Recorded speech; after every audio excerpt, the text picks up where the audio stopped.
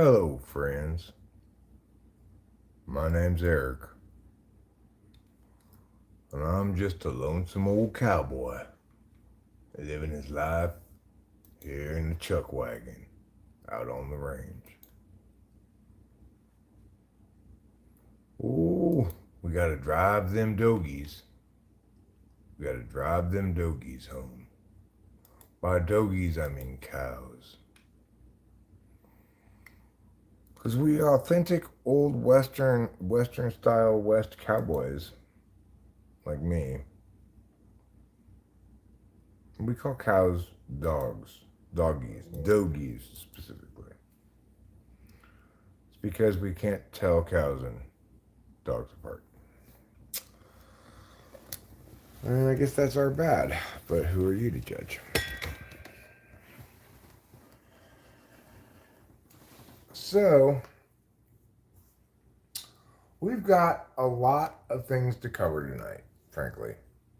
If you're an old town Western boy, yeah, I'm the chuck wagon, I'm on the lonesome chuck wagon, and I'm serving up ladlefuls of beans. That's what we eat. Even though we ranch cows, we mostly just eat beans.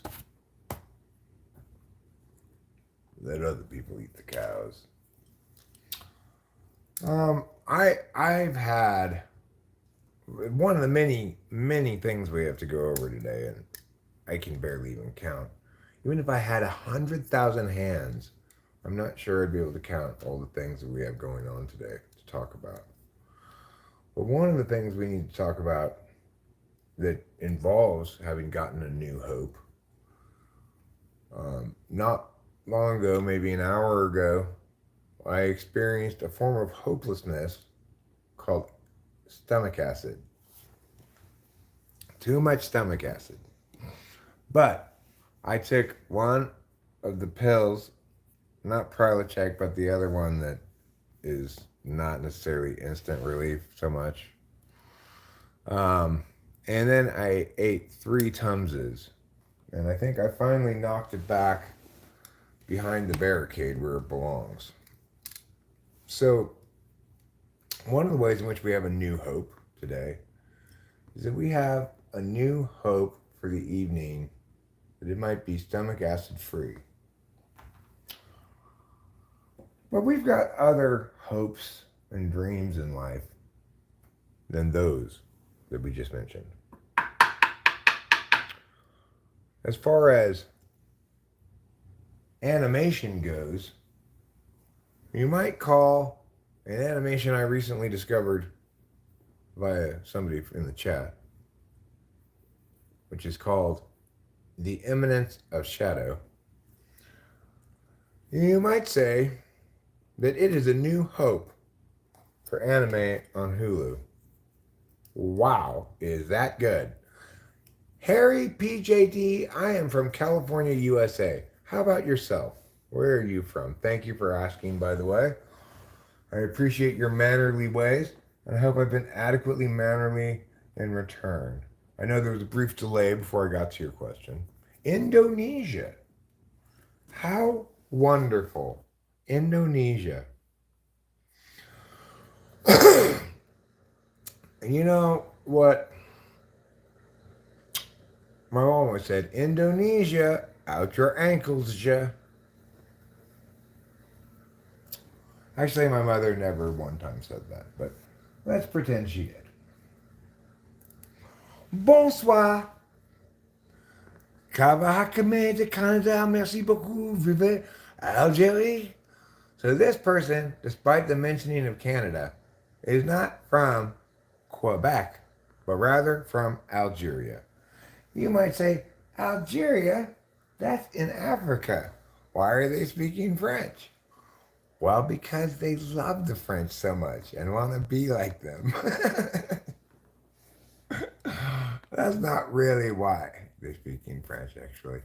Do you know any good PvP build for Shadow Priest in World of Warcraft? Jeff. I don't know who Jeff is, but I'm not Jeff. Nevertheless, I will answer your question. I do not know of any good PvP build for Shadow Priest in World of Warcraft. However, I can almost guarantee you my daughter does. If Rachel wouldn't mind calling her up and asking her, because I'm on my phone obviously right now, then maybe she can type in the answer. I never played World of Warcraft. Just my daughter did. And my name's not Jeff, it's Eric. Rhymes with Derek. What's my favorite bird? It's not the peacock. I really dislike peacocks quite a bit. I used to have to live in a city where there were peacocks all around. They shit all over everything. They won't get out of your way when you're driving. If you feed them once, you've got a pest that's going to bug you forever. Never feed a peacock. That's good. Next time a young person comes in and says, do you have any advice as an older person? I get that periodically. I'm going to say, never feed a peacock. Mine's the European blue tit. Small, chubby, colorful bird. Well, I'm glad to hear it. Everybody likes tits.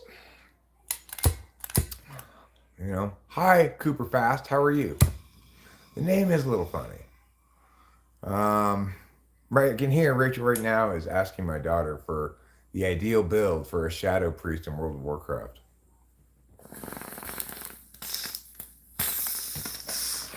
Let me go get you an audio reply.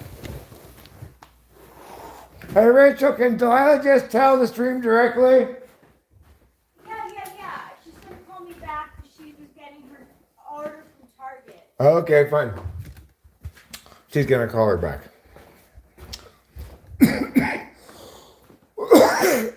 And then my daughter, who is 25 years old and has been playing World of Warcraft for a long time. Yes, I'm propane torching the weed. But Oh, don't worry about it. oh, here she is. Your dad has a question for you. Yeah, sure. Delilah, you are currently on the live stream, by the way, just to warn you. Can you please inform us of the ideal PvP build for Shadow Priest in World of Warcraft? Well, is talent build? Is that what he's talking about? It says PvP build. Yeah, so the talent build I know right now is Halo focused. It's a very Halo focused build. There's the I don't play Shadow Priest very much. I have one at max level, but I don't play it very often. So for the talent build, I know that Halo's it's like all built around that with like the new hero talent things as well. But since it's like a giant like talent tree, I wouldn't be able to tell the entire. If we're talking about like a gear build, I think the question is referring to a talent build. So that I can't like I don't have to like memorize. I'm assuming PvP means player versus player. Yes, correct. Okay. Well, thank you for the answer. Regardless, Delilah, we appreciate it. Yeah, no problem. But with what's it called? Shadow Priest isn't very good this expansion right now. It's not. It's like that's why I haven't been playing it mine much. So For PvP, so. Shadow Priest, there's your problem. Shadow Priests are shitty.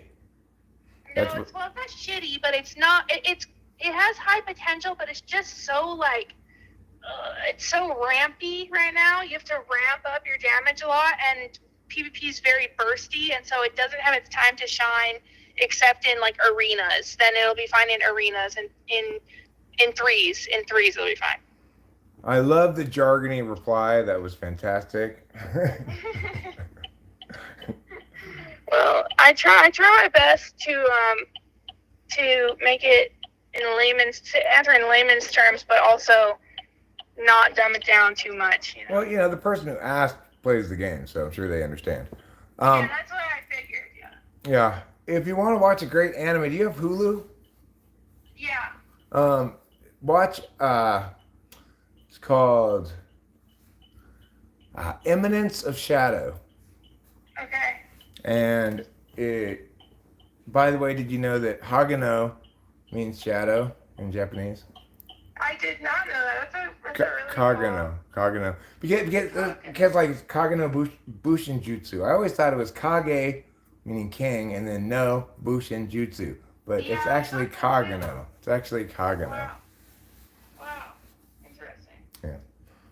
Okay. Well, thank you. No problem. If you have any other wild questions or whatever, just call me. Okay, will do. Love you. All right, love you guys. Bye. Bye. Mike is here. And this, what was I doing for the thumbnail? Yeah, This? yeah, yeah. Oh, that should be your picture, your icon. Yes, it should. It was for the thumbnail for this. Chris Chapin is here. Give us visuals for the camera. I did.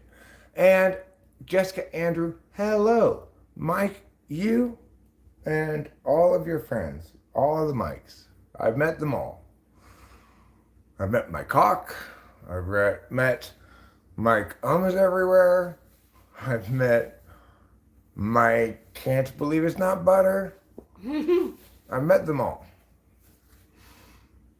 Thanks, Alec T. That's my goal in life, to be sweet.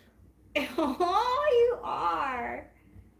I said I didn't know an Alex yesterday and was about to correct myself, thinking of you. And then I realized, no, he's not an Alex. He's an Alec. Which, if you believe the idioms, have a tendency to be smart. Actually, that's spelled with an additional K on the end that way. Smart Alec. All right. It's ALECK for that one. Hi, Simple Girl. Wonderful to see you. Hey, simple girl. May I strongly recommend for everybody who has Hulu,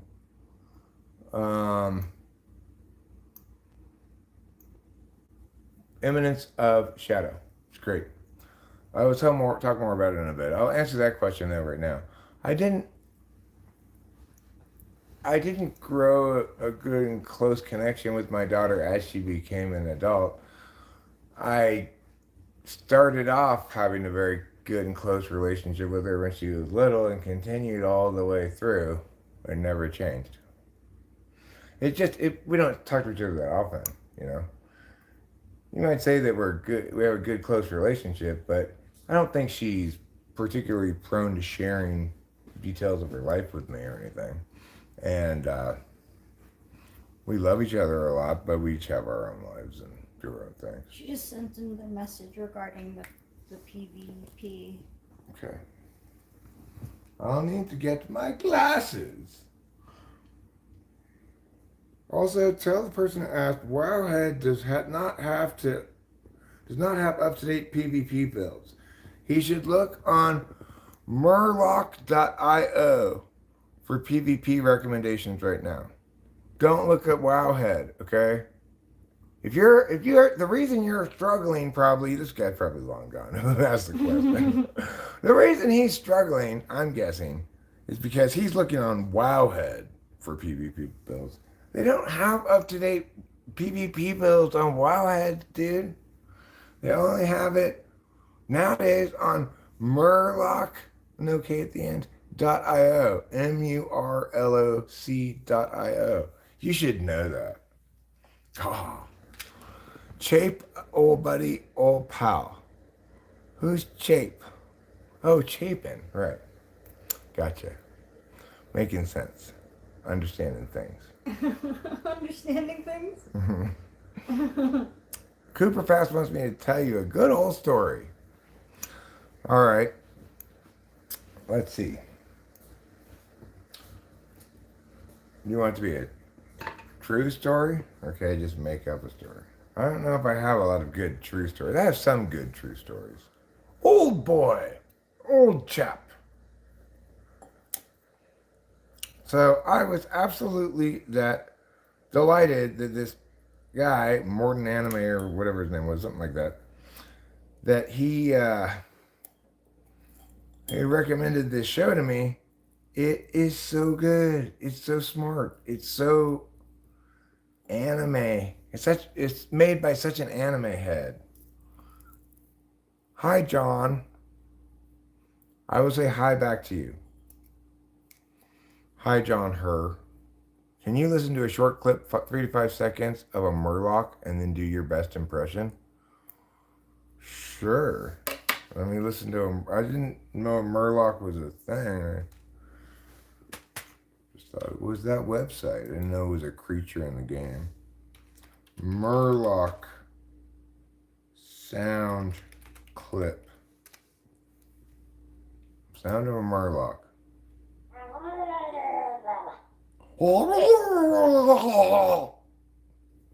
It's pretty good. I did a pretty good impression of just one here. Probably heard it a lot in the background when Delilah was a kid, you know. Your name is Adelina. Adelina. Adelina to this house. It's a stand and a two straight up. Like that.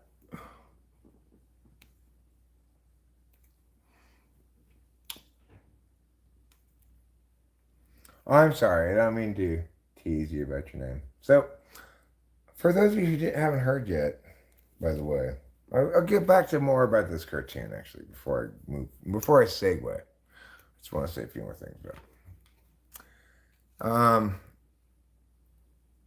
it.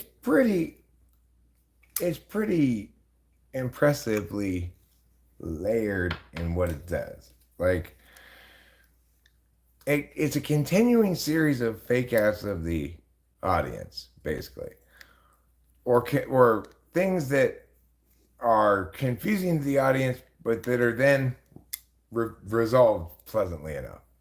You play hokey. I don't know what the game hokey is. I know about hockey, and I know about doing the hokey pokey, but I don't know about hokey. So, I'll give you an example. Like,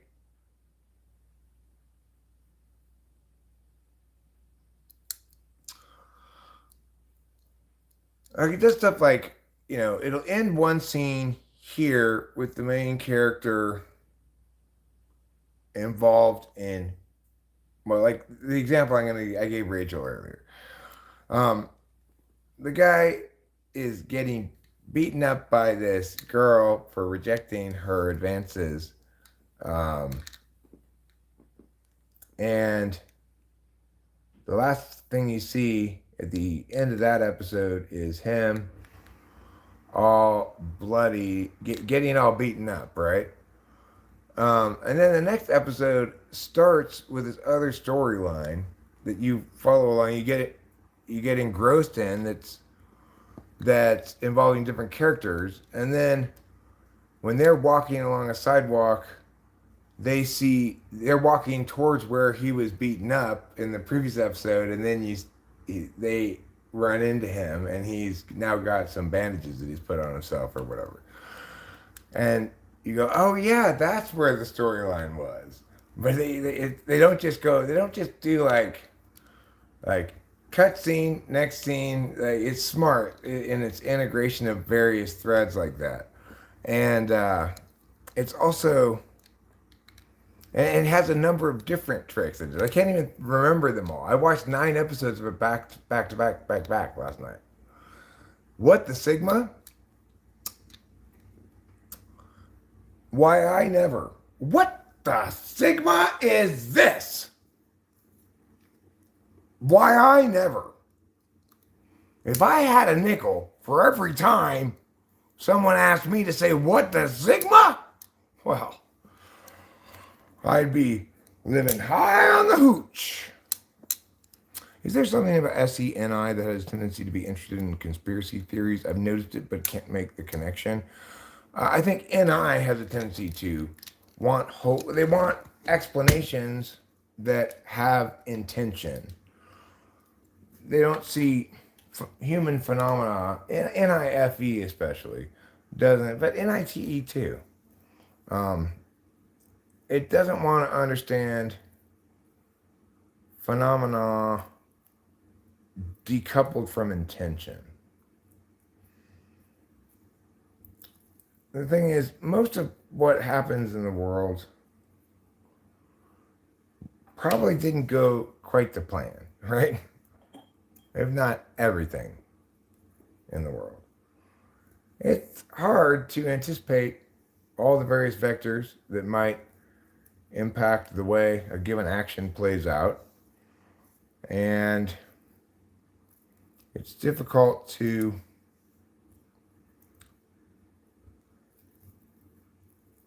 like when you walk into a room that has a bunch of shit thrown all around the room. It's difficult to say how it got that way. We're all going to be inclined to assume that probably somebody came in and tossed shit around, right? Maybe somebody was searching for something, ransacked the place. But then it turns out it was just an earthquake.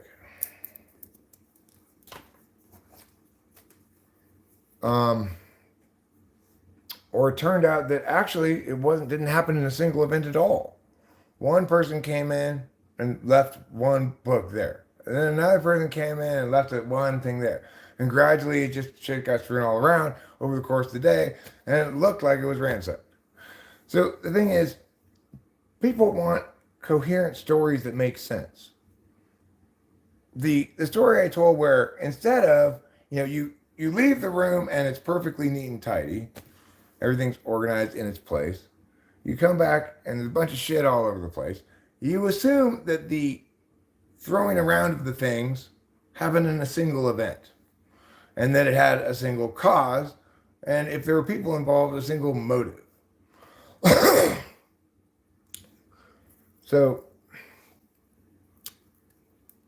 that's the strength and the weakness of NI, is that it wants to know based on what it can garner from objective data. However, there are many situations in which the correct position is to say and to, in fact, not know. I don't know is one of the best sentences in English.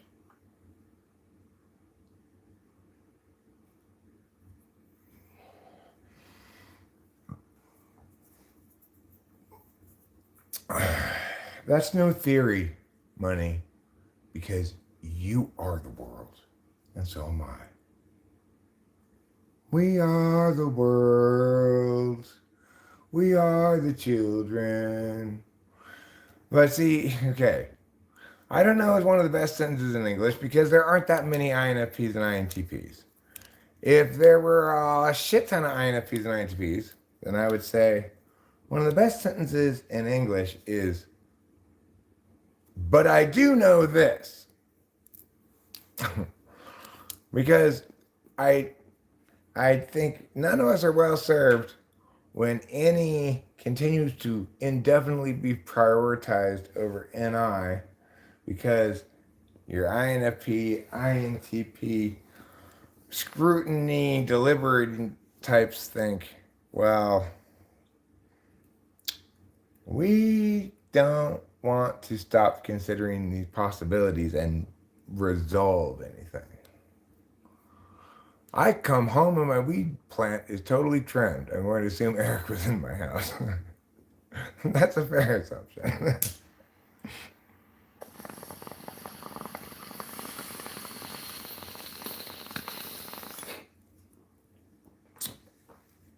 This is such delicious weed. It's like I've completely stopped smelling the cherry pie because I like this stuff better.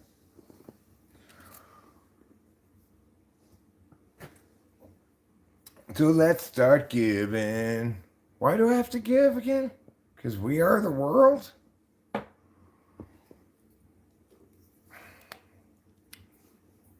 If we are the world, why do I have to give?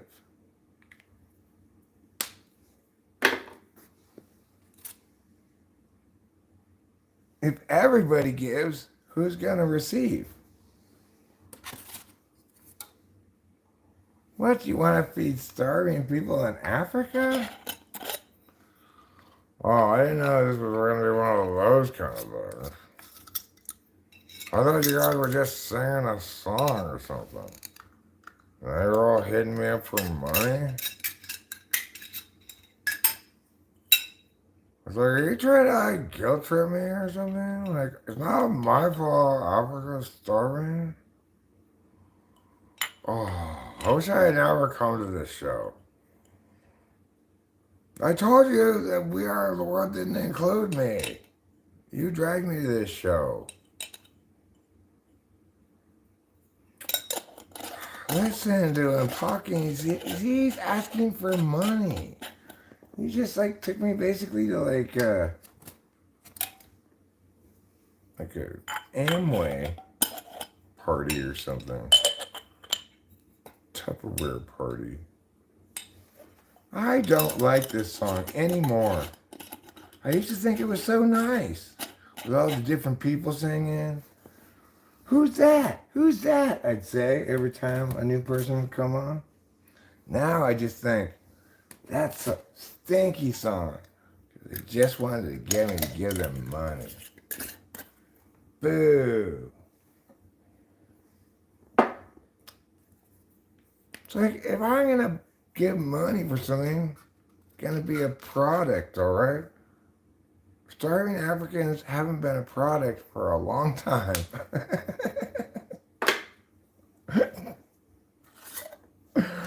What a great joke. Was that a meth pipe? What, you mean this? This? This, my canning jar? A fork? I don't know what you possibly could have seen that you thought looked like a meth pipe. Have you ever seen a meth pipe before? Maybe not. I have, I can tell you. Up close and personal. Oh yeah. Not in a while, granted, not in a number of years, but still. I don't think you even know what it looks like. Which makes you, what? Dorky. And me, what? Cool. That's right. In other words, I'm cooler than you. An old man is cooler than you. So, I guess get some aloe for that burn, Jimbo Slice. The quarterback gives, the receiver receives. Fair enough. Fio says, hello, mister. Hello, Fio. Trip Alone says, have you ever typed somebody based off how they interact with somebody else? I mean, casually posited that meow might be indicative of meow, but no, I don't expressly type people on inadequate data. Is this NI bad? NI. Guy looks out the window of an airplane, doesn't see the earth is round, says it must be flat then because it looks flat. No, that's not what happens with flat earthers. Well, the reason flat earthers have their position that they do is because they have a deep mistrust of authority. They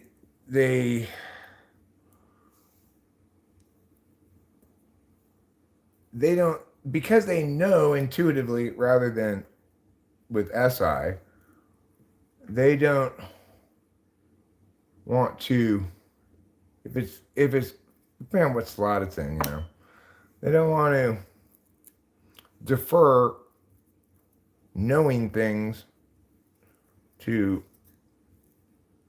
other people, or even if it's like with FI, if it's with FI tool, then probably they don't even want cogent explanations. The problem with flat earth is that it doesn't know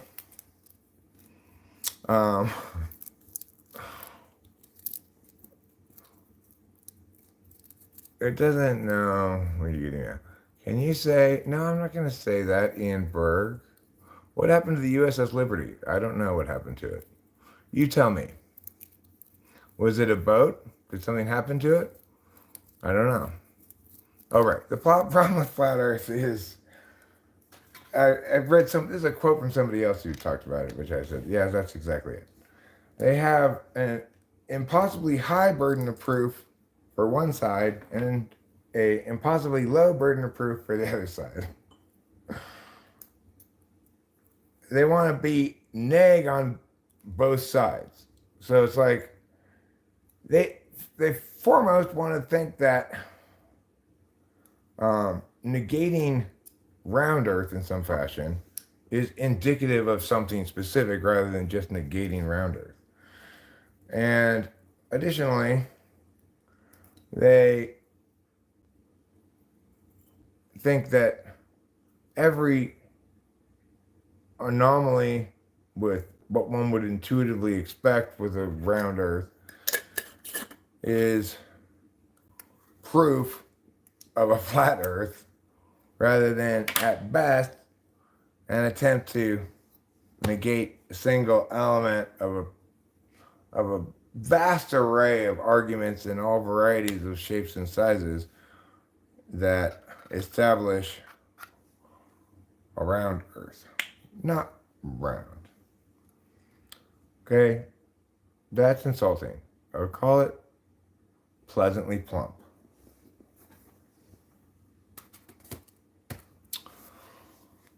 All right, now I need to get another jar. I just do. I'm sorry. There's no stopping us now. We have to get another jar. What makes you want to smoke? Curious. I don't smoke cigarettes. I do smoke weed. What makes me want to smoke weed is that I like it and have done it for a long time. Do I have a tampon? Yes, but it's obviously I'm using it. You can't borrow it or anything. Rachel went upstairs and said, I wish he'd stop rambling. No, that didn't happen. The problem with the flat Earth, it doesn't have any great vistas. Good point. Yes, it is. The thing is that what I particularly don't like about flat Earth, that bothers me, rather than being the thing that bothers other people, which is that they're persisting in their wrongness despite ample evidence to the contrary, right? If that doesn't bother me, I'm accustomed to that. That's standard operating procedure for most people. What bothers me is that they're providing the worst possible example of somebody bringing an outsider position that needs to be brought and creating this horrible thing that other people could point to and say, oh, that's the same as like flat Earth. So I, for example, negate evolution wholeheartedly. 100% doesn't make any sense. But I am not a creationist, and I'm certainly not anybody who's not willing to accept cogent arguments that make sense. The reason I negate evolution is because it doesn't present cogent arguments that make sense, not because I have any counter argument. I don't think that my negation of evolution proves anything at all, except that we should stop being attached to this word evolution and think we have an explanation for things when we don't.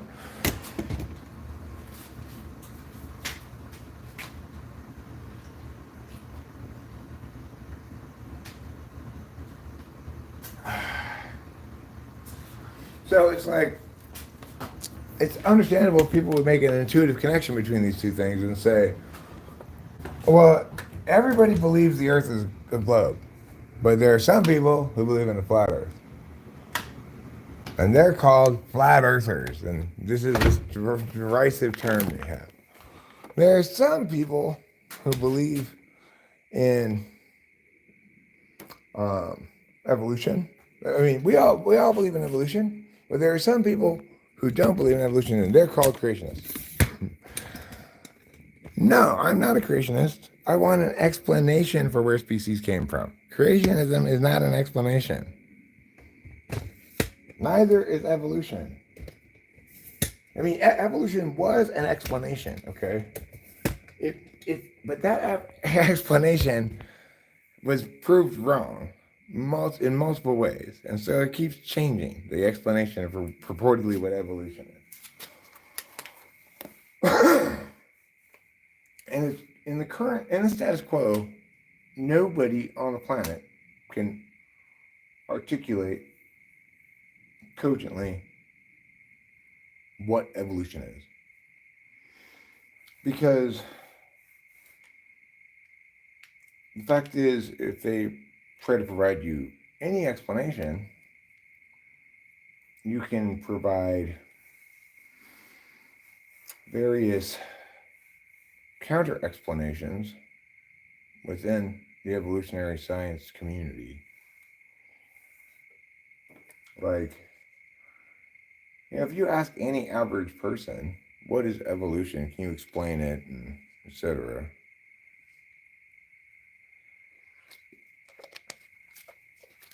They say sexual selection, mutation, change across time, the gradual.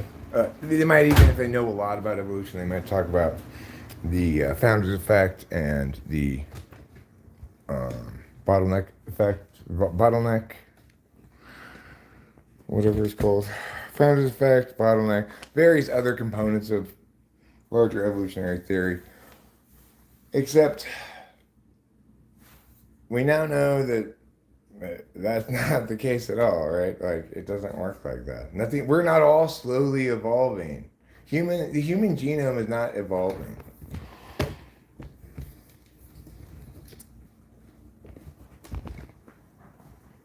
Well, I'm a little bit different today, I'm sure, than I am normally.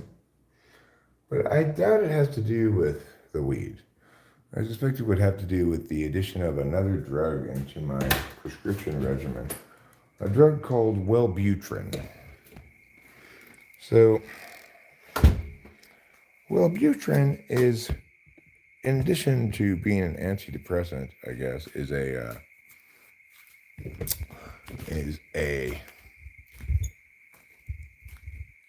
drug that they use to help people quit smoking. Here's a tour of the house. Starts from that side and goes all the way to that side.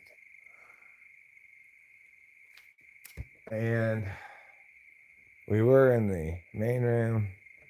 So there's the upstairs. There's some bedrooms up there. It's just a regular house. It's got bedrooms. It's got bathrooms. It's got a laundry room. It's got a garage. It's got a kitchen. It does have a kitchen as well. And this lovely patio. Deck, or whatever you want to call it. Lanai. If you were in Hawaii, you'd call this a lanai. If you were snobby, maybe. You'd call it that outside of Hawaii.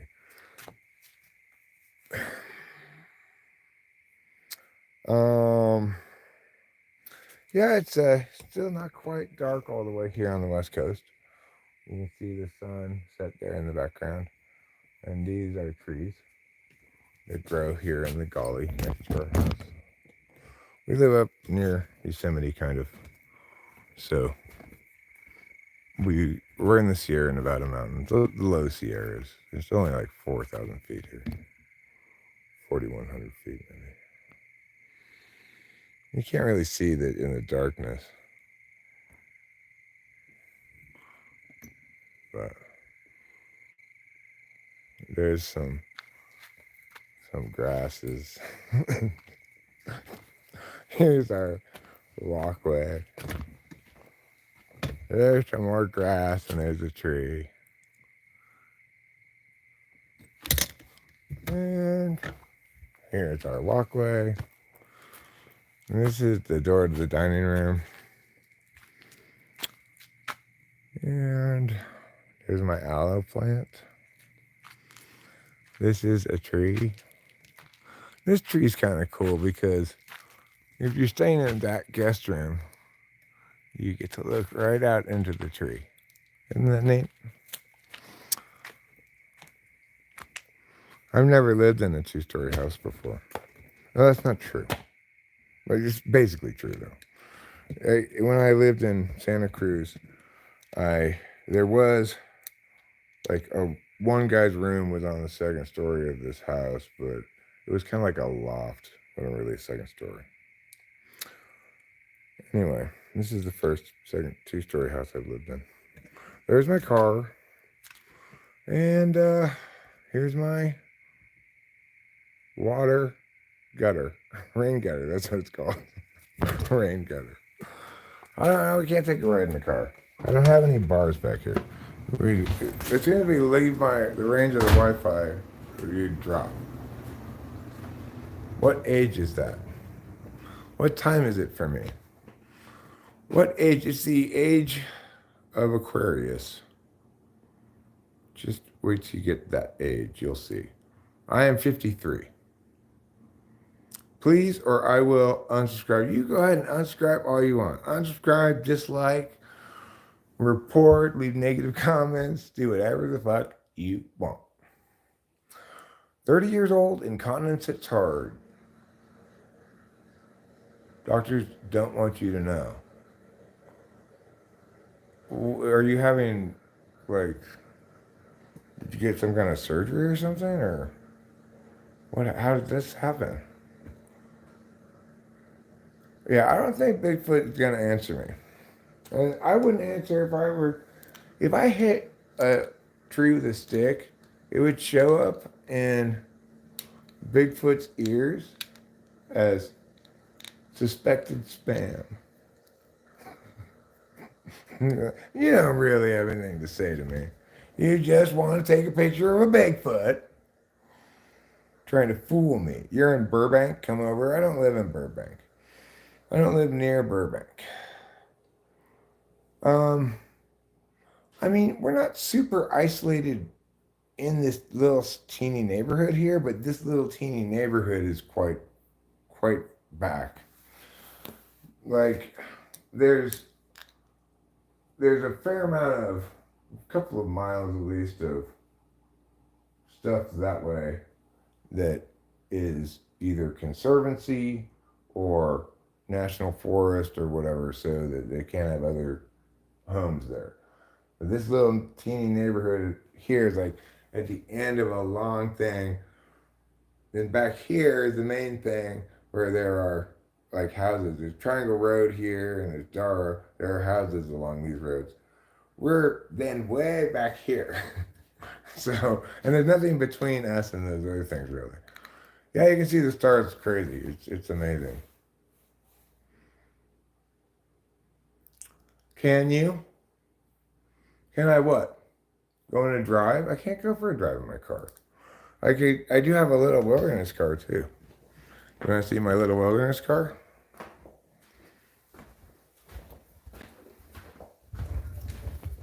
I will show you. This room here that we're about to go into is called the garage. And I've got this little wilderness car parked in here. See?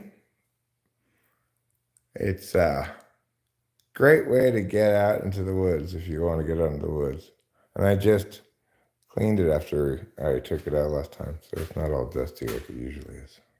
Not as dusty. It's some of the dust, after you take it out a few times, some of the dust gets like just kind of permanently stuck on it. Because there's a lot of red dust around here from the clay-filled soil. Thanks, Tech Tidbits. It's the Kawasaki Mule Pro FXT Ranch Edition. So, and it's E6. It has low, high, neutral, and reverse gears, and it has 4-wheel drive or 2-wheel drive. It has locking rear differential, which it's something that I heard from a other YouTube channel. I watch this YouTube channel. I don't do much of this kind of stuff myself, really, any of this kind of stuff myself. But I watch a YouTube channel where this lady drives around in her van and like goes camping places and stuff. And after she got really successful as a YouTuber, she got a new van, a new sweet new van. Can you like read my messages? I can read your messages. I did read your messages. Can you? Oh my God. That's what you've said so far. Can you like read my messages? Sad. That's what you said so far. Okay, well, thanks 876186 6T86. I will probably I probably actually will start trying to stream horizontally going forward. But I'm hesitant to do it for sure because last time I checked, I've tried it on multiple occasions, or at least one occasion. I think more than one occasion, 2 occasions, I think. I've tried it since I started doing vertical streaming. When I started doing vertical streaming, it was because YouTube recommended it. And when I did start doing it, I had massively more traffic than I normally do. Now, they've stopped promoting that so much, right? Amy Mom is a fan. Good for you, Amy Mom. Oh my God. Oh, you're God indeed. So anyway, I have not gone back to horizontal streaming because, if in fact horizontal streaming gets consistently less traffic, less opportunity for new eyes to see it, as I believe is the case, then even though I don't like vertical live streaming as much as horizontal live streaming, and I understand others don't like it as much either, it's hard to get Rachel and I both in frame, etc. I will continue to do it anyway if the numbers continue to show that vertical streaming gets on the shorts feed, but horizontal streaming doesn't.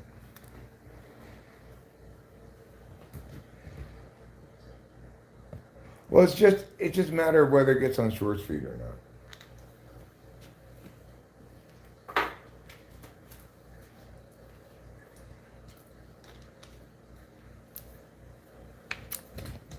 You want me to go upstairs? It's not that exciting or anything. It's just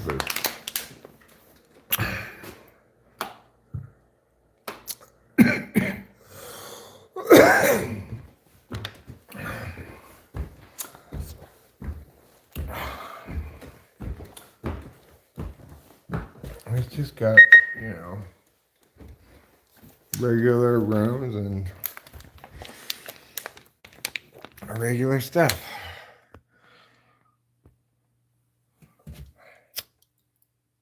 Turn around, yo. This is the blue room. Rachel uses the closet in here. Maybe those drawers too, I think. She's getting some clothes ready to take to the thrift store to give away or something, I think. And if you look out these windows, all you see is darkness. I can still see some light in the sky. You can now too, a little bit, right there in the corner. You'll be able to see some light in the sky out of this window, probably.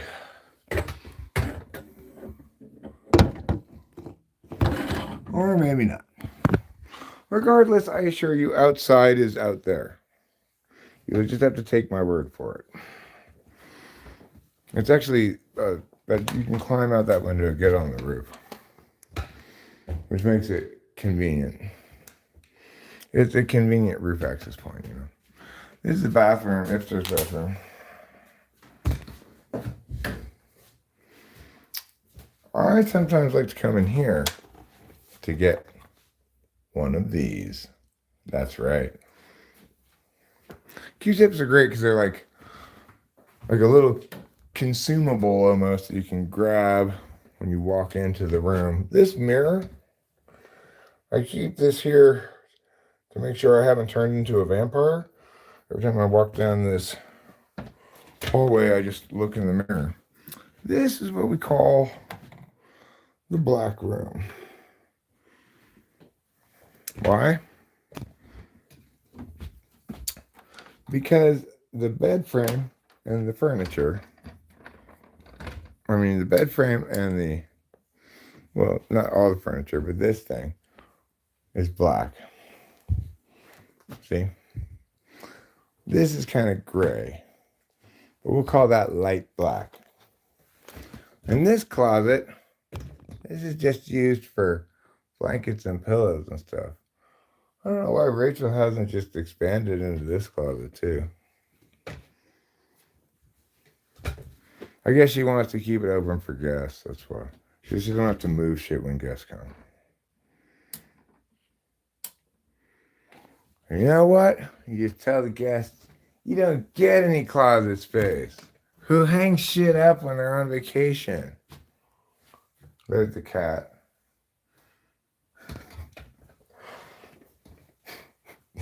This is Rachel's room.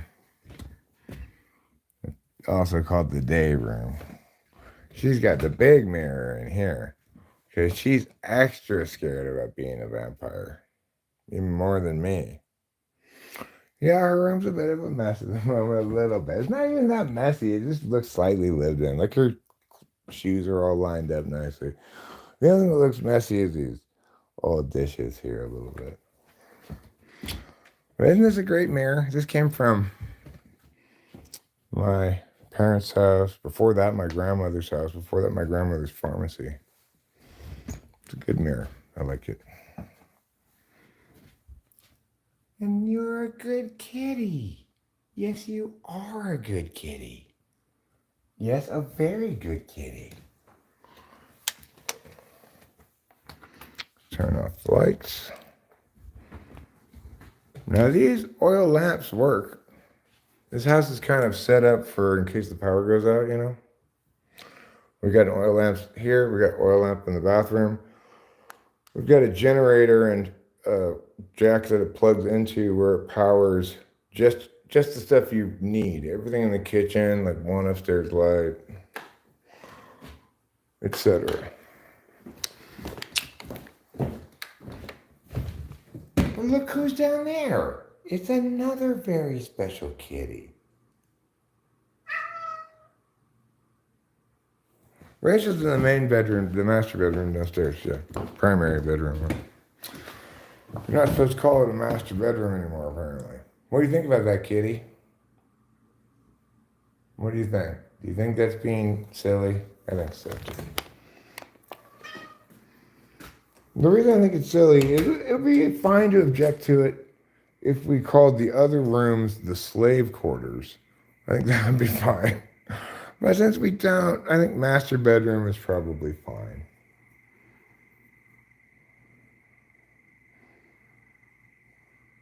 I am the master of this bedroom.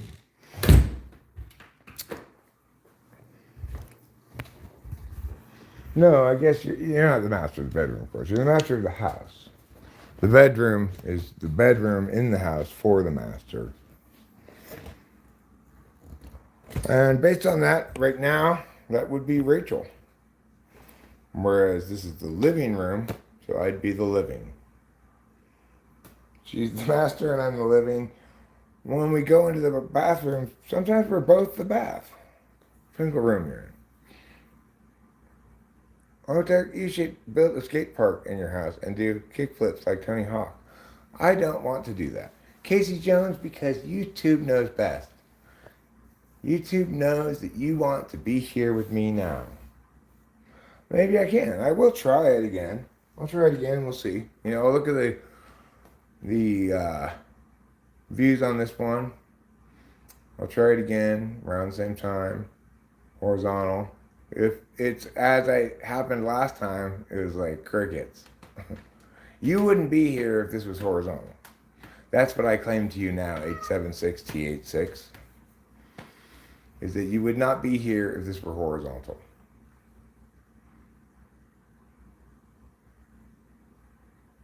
Oh yeah, my parents are dead. My parents died. Got rid of that house. Got this house. Nick, your name is designed to be offensive. You're trying to be provocative with that. And I don't think that's very nice of you.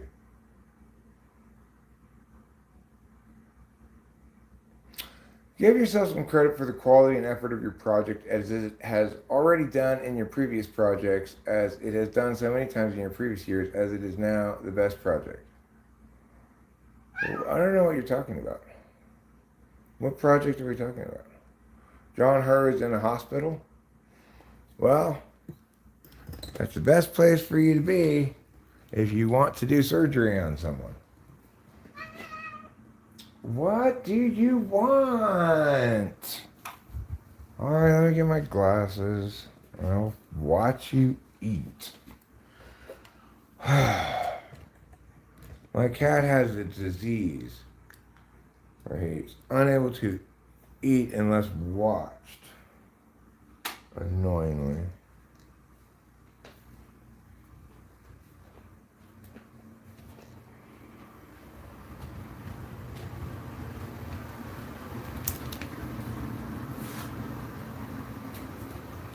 I mean, I think Nick is definitely not a master name engineer. The biggest problem would be the abject and completely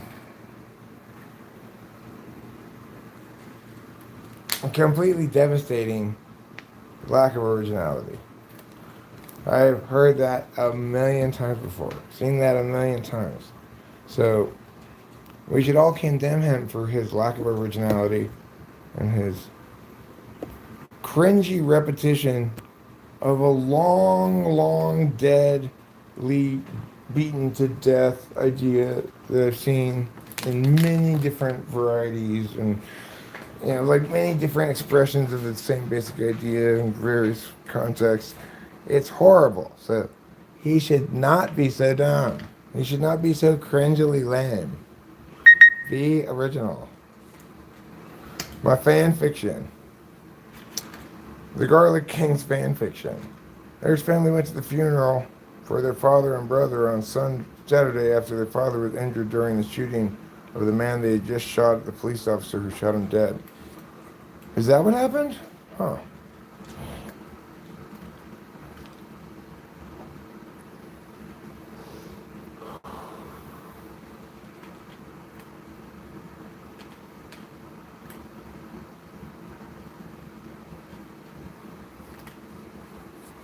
Eric's cat looks exactly as it does to his own body, and the fact that he's not even the one for you doesn't help.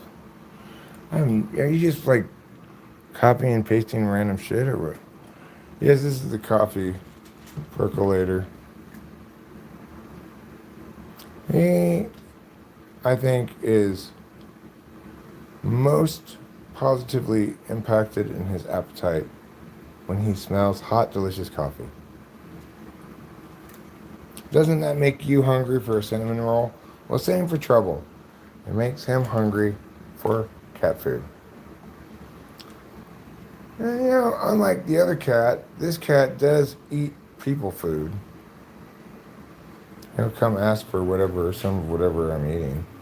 And he'll eat a surprising amount of different things. Kitty, meow, meow, meow. I don't have to watch you eat now. No, I don't. I don't have to watch her eat because why? Because she's not insane. Unlike her brother.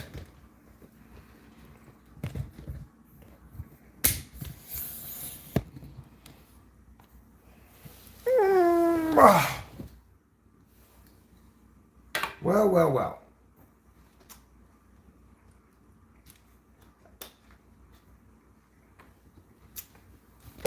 What's going on tonight? I feel like I was just starting the stream, just beginning to discuss some of the important things I needed to discuss. and pretty much everything I need to discuss is important. Has he ever jumped onto the stair rail with his socks and grinded down? No, I never have done that. Oh, I see. At 876T66 and his family were at a memorial to their loved one on Sunday when the plane went off at about midnight in a nearby town of the southern.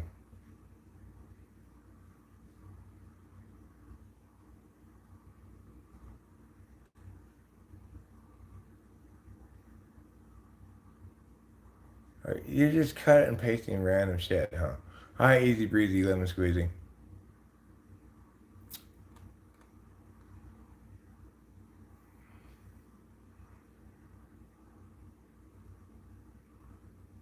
Thanks, 876T86. You peace out.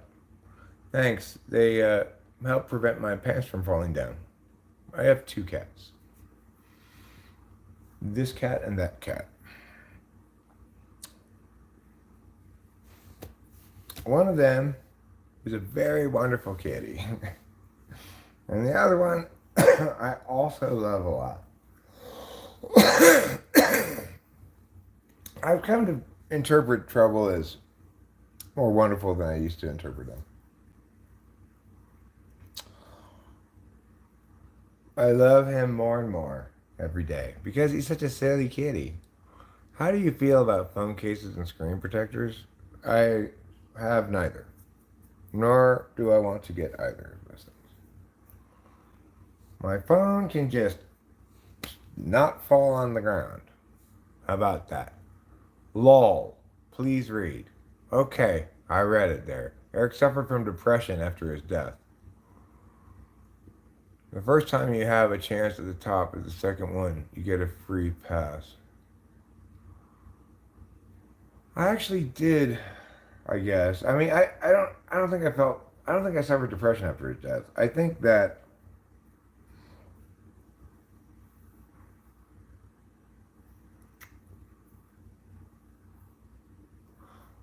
that I suffered depression more recently than that, you know? The moon in your area looks insanely yellow and large at the moment.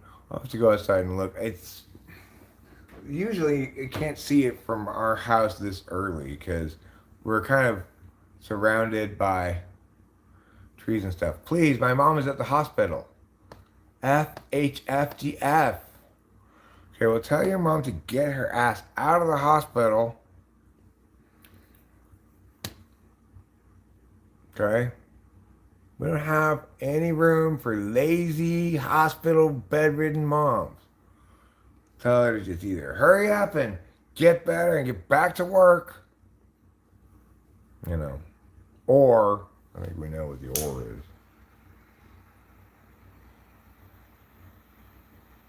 Cat is mean. One cat is mean to the other one. It's exactly the situation. I thought you were talking to be. I thought you were talking about my cats, but that is in fact my cat situation. One is mean to the other one. Very territorial. Eric's is suffering from an addiction to drugs. Eric's what? My mom? My mom is dead.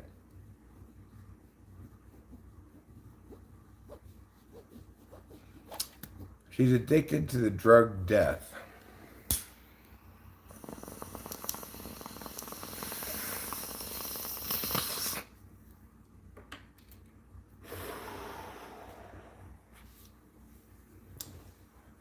What do you mean death isn't a drug? How do you know? Only dead people know whether it is or not. You might call it wishful thinking.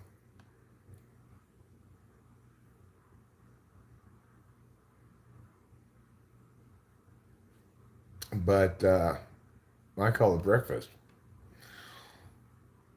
Let me go check outside in a little bit for the moon. But I'm quite confident it's not going to be visible quite yet. So what did I want to do this evening here? I do feel a little scattered. Somebody asked for a song. Eric is a very bad actor who has been in a bad situation for a long time and has been a terrible person to watch his own country for the past 2 decades because he has not seen his country. That's, I, Girl King, just can you stop just writing random shit, please? I'm gonna remove this. I'm gonna remove this. None of these things, neither of these things are about me at all.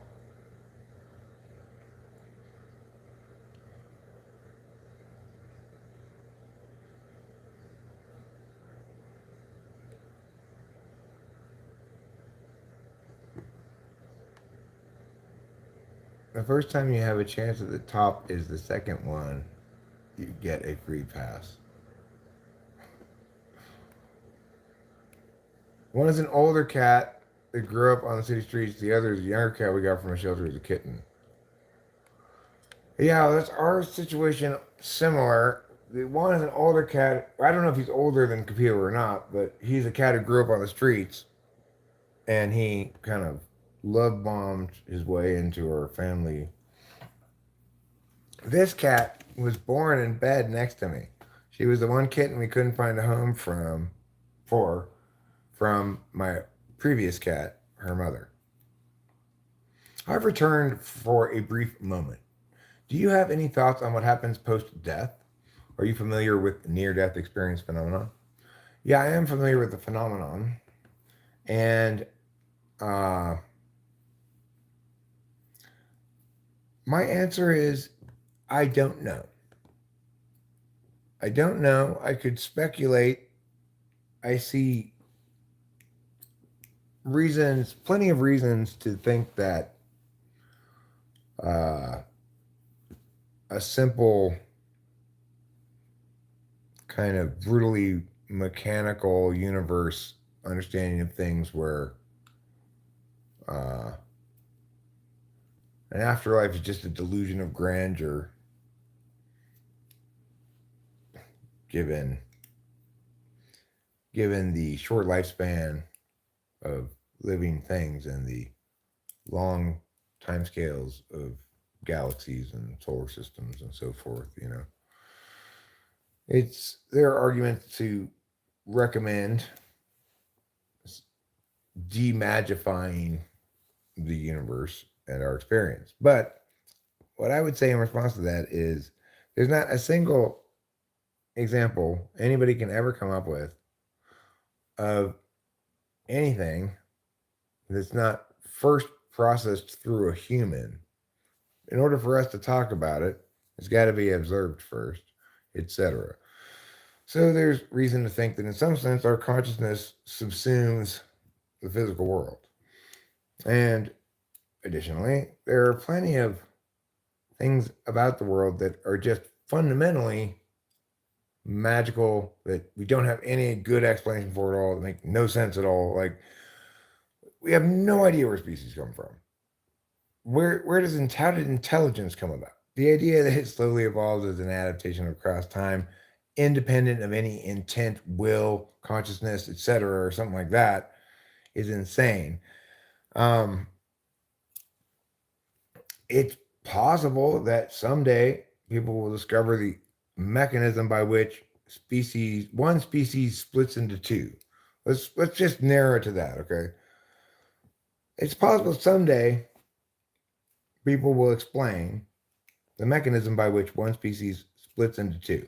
And then we'll all go, oh, we get it now. Now it makes sense. In the status quo, we do not have that explanation. So that, to me, smacks of magic. Why are there all of these species suddenly appearing within a 10 million year frame in the Cambrian explosion? Why? I thought species gradually evolved over billions of years into, yeah. Well, that's not true, right? So we have to go back to the drawing board on species, the origin of the species. Since we have to go back to the drawing board on that, in the status quo, it's very easy to understand that something that's at least currently beyond human understanding and smacks of magic underlies the phenomenon of life itself. So, in that regard, it's easy to conceive of any number of possible afterlife outcomes. Nobody who's been dead and stayed dead has come back to tell us definitionally, right? So, in that regard, it's a hard ceiling, no matter what near death experience reporters might convey. Um, it's it's eyewitness testimony at best, right? What was it like before I was born? It was so much better. Back then, I could get a hamburger for a nickel.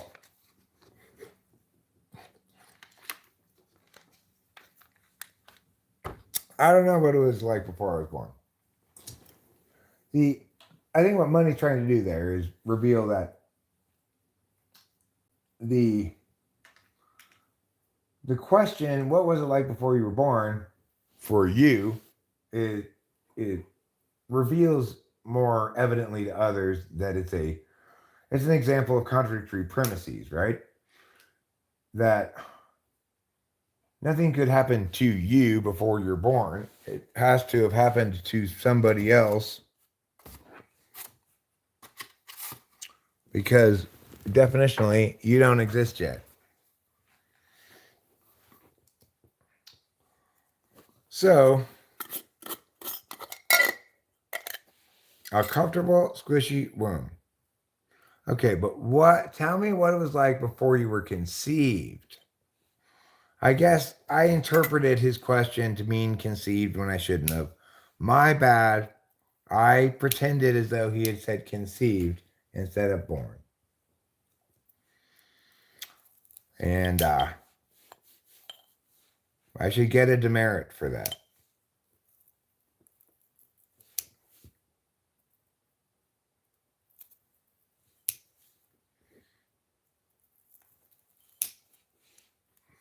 Okay. This is going to fill up this jar just about perfectly. And I'm going to need another jar for the remaining branches. Maybe even 2 other jars. So I'm going to write the number 2 on this, as it is on this one, so I know which weed is which without having to open the jar. I have smoked DMT. I like DMT a lot, actually. If I could still get it, I'd probably be smoking it right now, bro.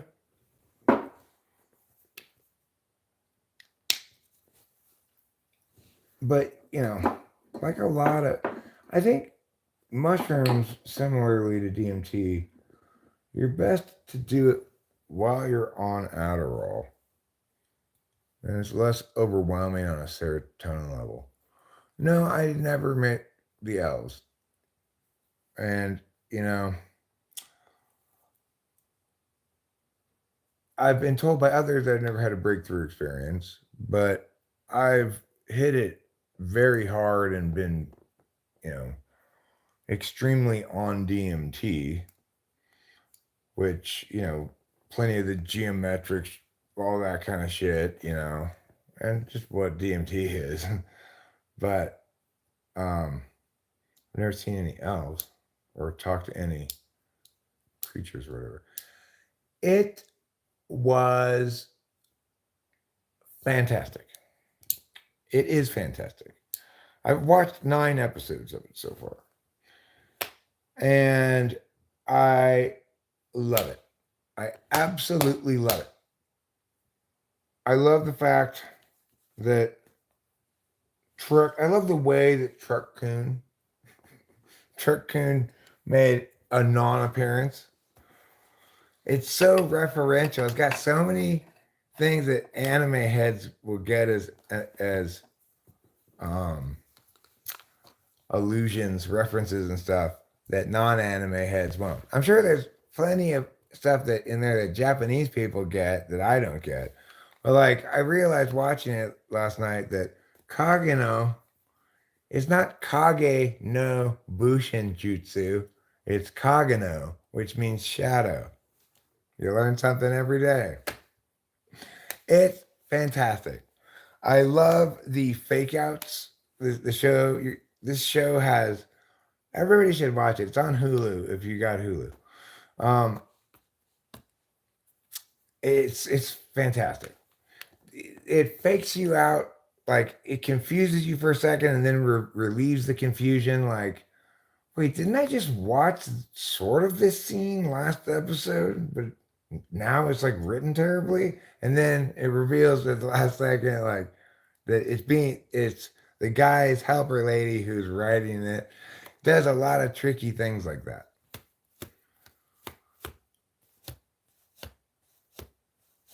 Well, I mean, I don't have access to it. 876T86.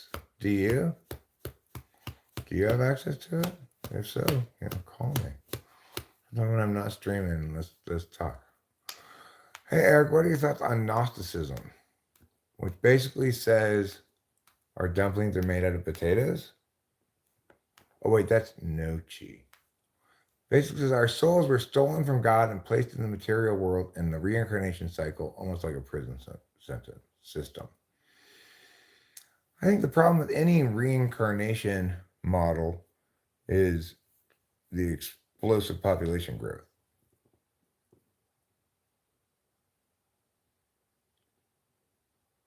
You know,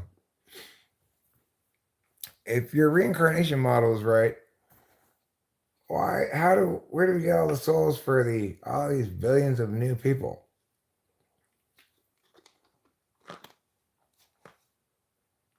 Hey, that's another person who liked it. You mean you haven't heard of a lot of people liking the show? Do people not know about this show or something? It's fantastic.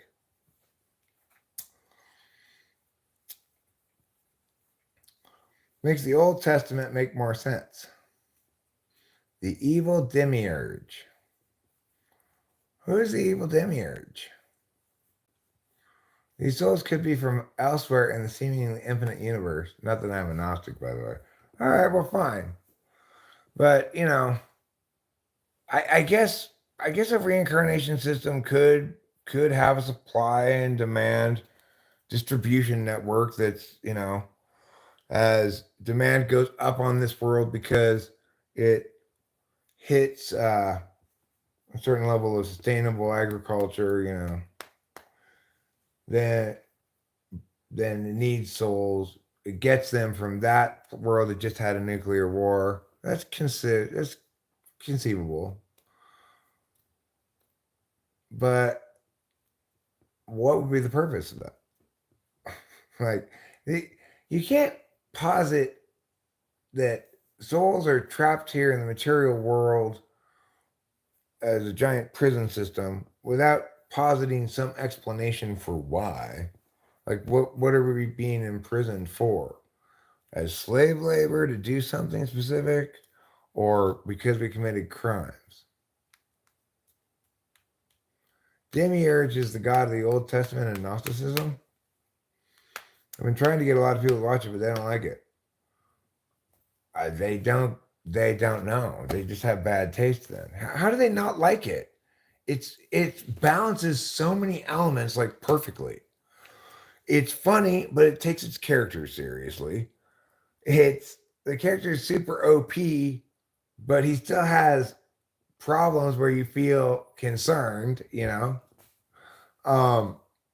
got the class. It's if you aren't intuitive enough, you might mistake it for a Swiss Army knife of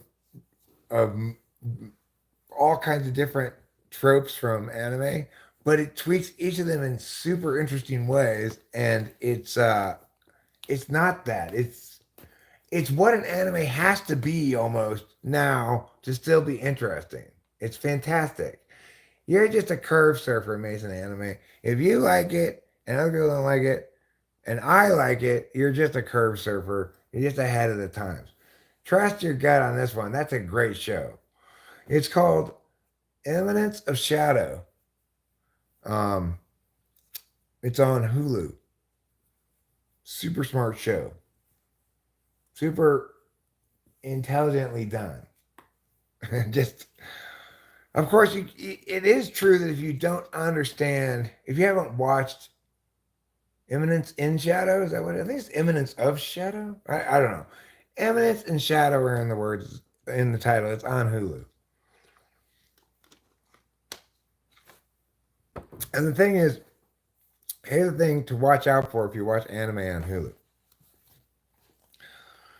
Hulu, at least on this anime, and I think at least one more I've seen on there because they do have a couple of animes there. Um, they use yellow subtitles, which might make you think this is old, um, an old cartoon because it's got yellow subtitles. It's not an old cartoon. It's I think it's brand new, like 2022, 2023, I think. Hey, I need some people to give me some names for new characters. Do you got an idea? Yeah, I got lots of ideas. You can name a character in the show. I got so many names. I had to think of something for a second. I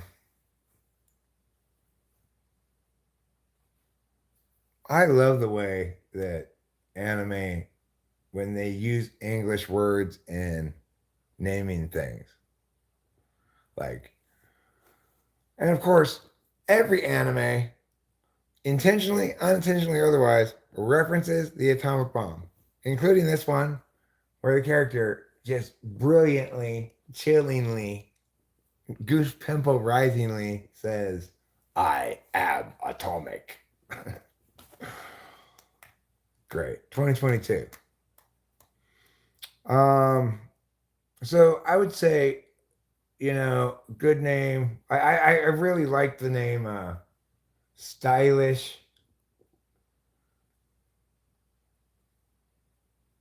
What was it?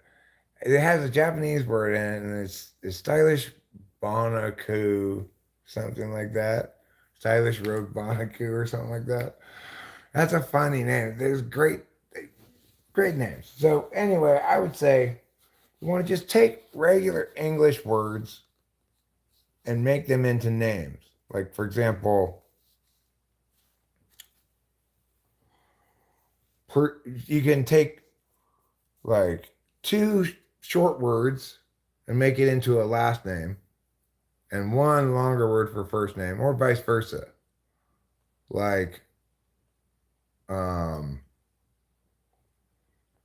like,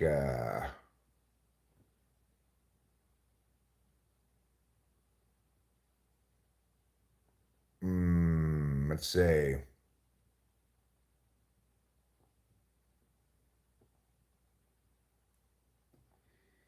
like,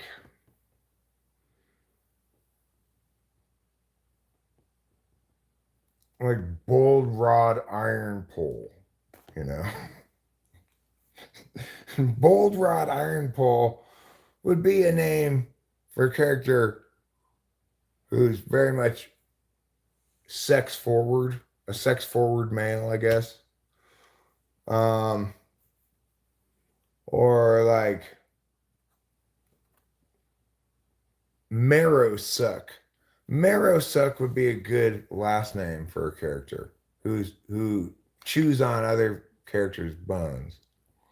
Like uh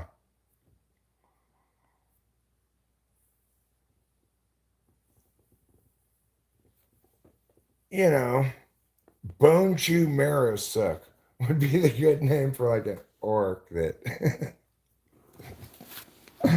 chews people's bones. Bone Chew Marrow Suck, I think is a good name.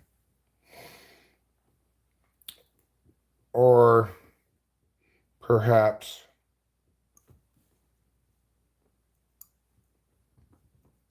persimmon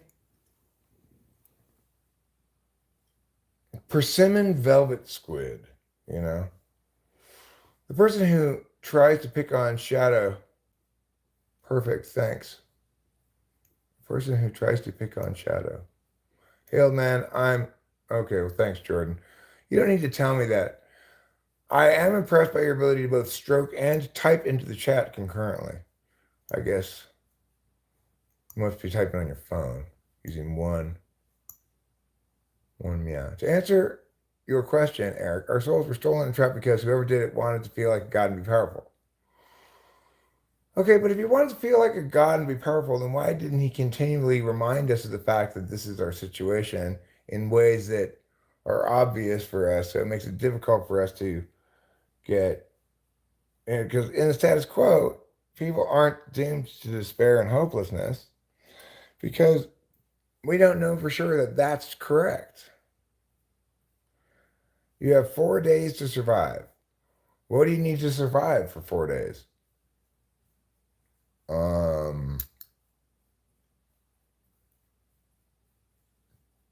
President's Day weekend in Vegas? Please at least say bye. I have read everything you say already, John. Hurry, just say hi. I'm not just going to read that. Jesus. What a fussy pussy you are. I think he does remind us by the amount of evil and suffering in the world, including disease and natural disasters. Well, but then he's not reminding us. He's reminding people who have shitty things happen to them. Like, don't forget, I'm wrathful. I mean, it is true that death happens, as far as we can tell.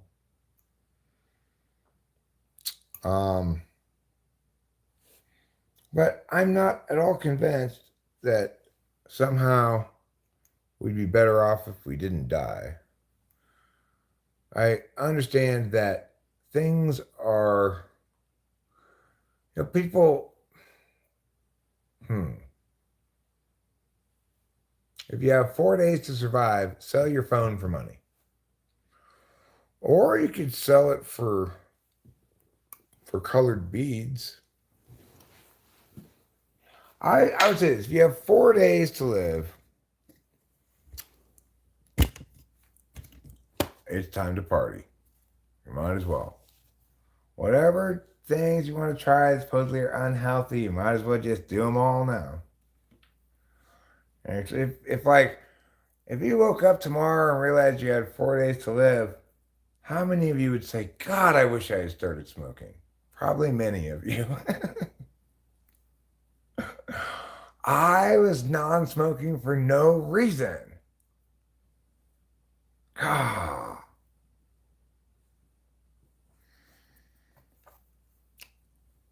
DP, says Christy Chris.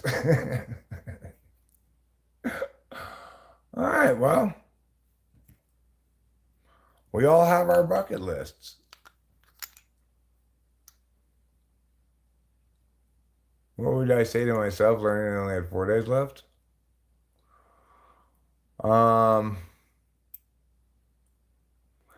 Did you really make that anime, Mason Anime? Like, was it made out of a manga first, or was it made directly into a anime? Or are you involved with converting the manga into something?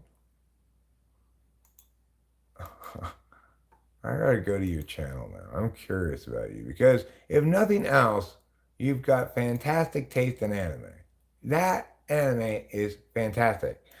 Anybody who does not think that anime is fantastic does not know good anime. In fact, I before I started the stream, I was like, starting episode 10, I was like, no, I can't watch this much of this episode 10. So I kept having to rewind because you have to pay attention to this anime. You cannot not pay attention to it. It's got too many fun things going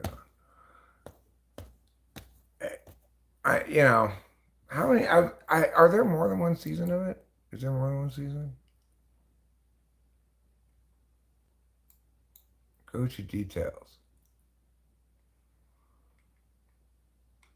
Season. Oh, there is season 2. Ooh. There's season 2. That's wonderful. I was assuming this was just going to be a one seasoner, and I just had a couple of episodes left. I assumed, like, oh, okay, try to save some of it because you're on episode 10 already. You might only have 2 episodes left, maybe 3. There are 2 seasons of it. Wow.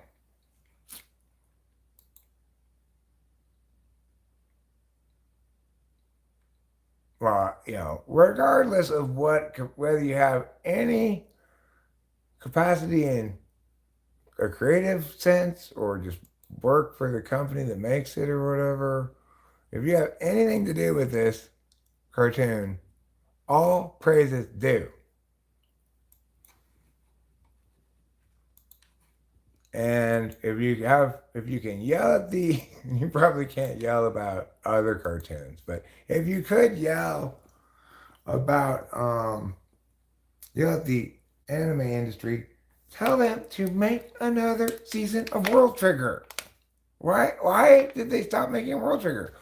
Why did they stop making Fire Force?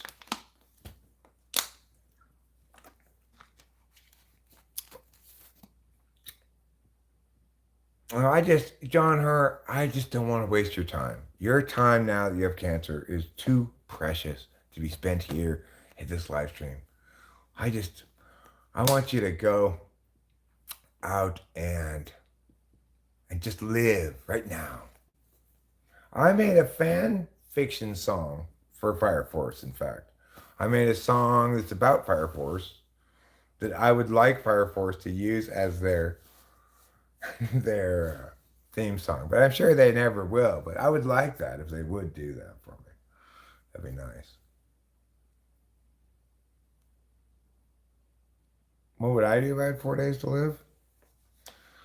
I mean, the problem with having 4 days to live is you're going to be, you have to make a decision about, whether or not you're going to tell your loved ones. Because if you do, then your last days are going to be doomed to poignancy the whole time. You're not going to be able to have fun. If, on the other hand, you don't tell them, it's going to be hard to explain why all of a sudden we're doing this crazy shit for 4 days straight, right? I mean, you're going to have to try to... no, we really need to go now to do this. They're going to be like, well, can't we go next week? And you have to explain why. Yeah, I know, Mason. I was just joking. Obviously, just because if you happen to be somewhat involved in the anime industry does not mean anybody in the anime industry is going to listen to you, me, or anybody else about whether or not Fire Force and World Trigger should be given another season. I really liked World Trigger. The guy who wrote a capybara. How could you go wrong with that? Well, those are tears of joy, John Her. So good for you. Contact the CIA to do a risky top secret mission.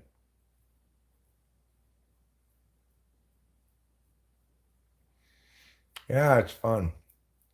It's a fun one. But obviously, Hulu's a good streaming service. So if that cartoon is on Hulu, it should be able to... I have it going in the background. We're going to pull up the tab. It starts playing again. So we should get a good amount of people to look at it, to watch it here on Hulu. 2022. It's 2 years old. The problem is Hulu is not a good service to have your anime on because people don't expect to watch anime on Hulu because they don't have a lot of anime. And the anime they do have is just shit that other people already have, like Shield Hero. Like, Okay. Hulu, you're not even trying if the only anime you have is something as old as Shield Hero. Now, they are coming out with a new season of Shield Hero. But I'm not impressed that you have Shield Hero Hulu. They have Shield Hero. They have. Like I have to click multiple times to find another cartoon. They have. Is it wrong to pick up girls in the dungeon? Oh my god! How old is that? How much has it been on every other streaming service already? So Hulu needs to do you a favor and not get good anime because it's not anime fans don't look for Hulu for anime. It's got fucking Shield Hero and is it wrong to pick up girls in the dungeon? Come on. You call that anime? You call that an anime collection? What's this? Ara Futra or whatever that one is. I think that's on Netflix. What's this one? It's like Dream. Oh, how real is to real the kingdom? I actually just rewatched that on Crunchyroll. Again, old shit, old Crunchyroll's old leftovers. That's no place for this fine cartoon to be languishing in obscurity. Eminence and Shadow needs to be on Crunchyroll where people will see it. It's better than anything on the new Crunchyroll season. It is. It's if this were included in the new Crunchyroll season, it would be my favorite cartoon of the new season. So, you need to tell them, get out of here, Hulu. You can't buy my cartoon. Another one that I'm making is probably going to come out around 2025 and 2026.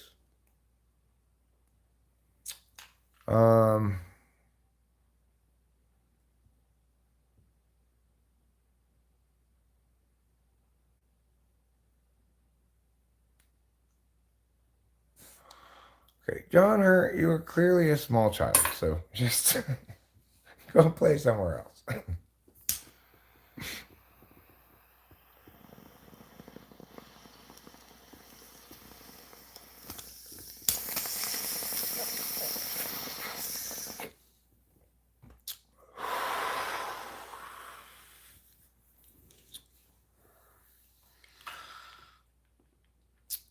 John Hurt is probably, I'm going to guess, under 12 years old.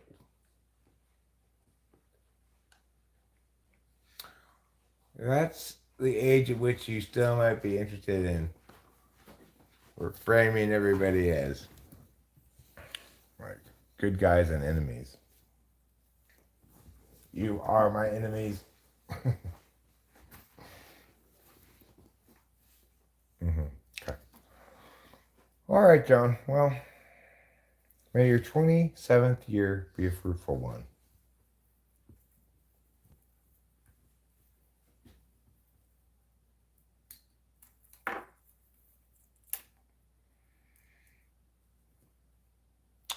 So, do you know what the next one you're coming out with is going to be called? Yet? Or it doesn't have a title yet? Who wrote that? It's really well written. I don't care so much about the pictures, the drawings. Although it's well animated too, but I mean, well drawn or whatever you want to call it. It's well written. Snappy.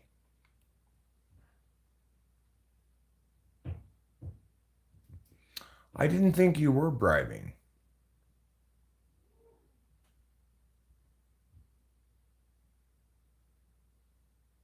Nobody accused you of bribing. So you don't know what it's going to be called yet. Well, maybe you should call it Grandma's Come to Live Here. It could be an anime about a family with, like the teenagers, your quintessential teenage protagonists. And grandma comes to live there. And the rest writes itself, basically. Grandma obviously turns out to be a headhunter for isekai recruitment firm. And she's trying to prevent her grandson from being recruited by the isekai recruitment firm because she thinks it's too dangerous. But little does she know her granddaughter is already working for the isekai recruitment firm in a different capacity as a field agent. They didn't run it by her grandmother, of course, because her grandmother's not her parents.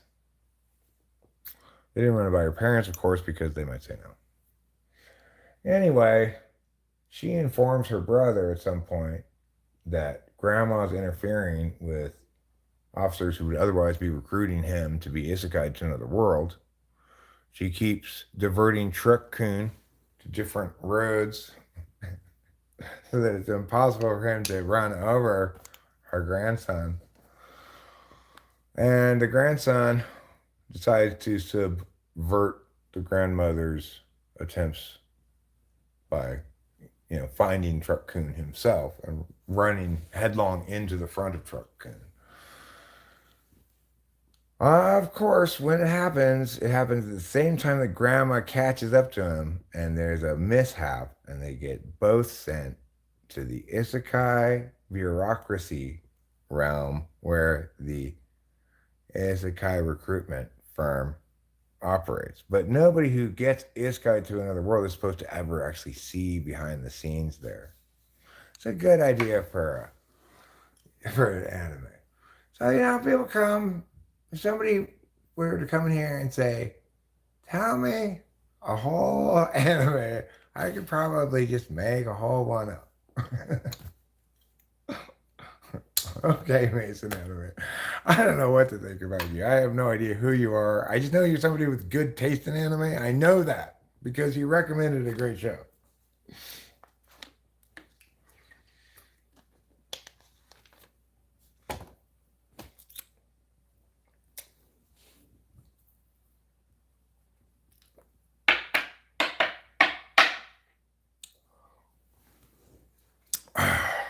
But I tell you what I am. I am a guy who loves anime.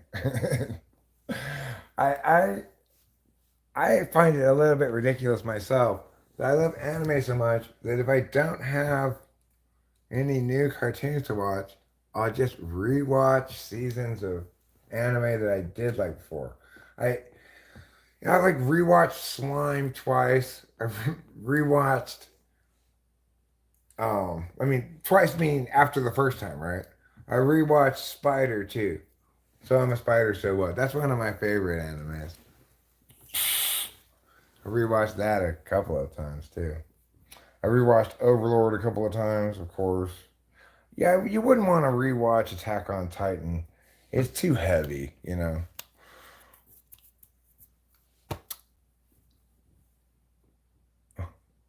like Slime? Yeah, it's great.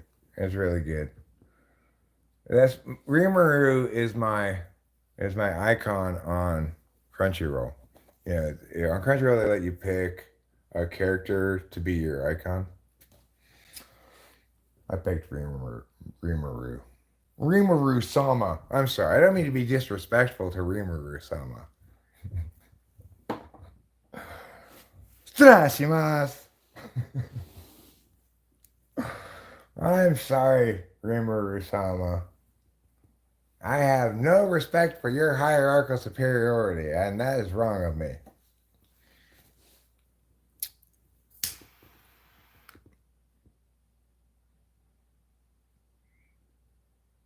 Who's Henry Mason?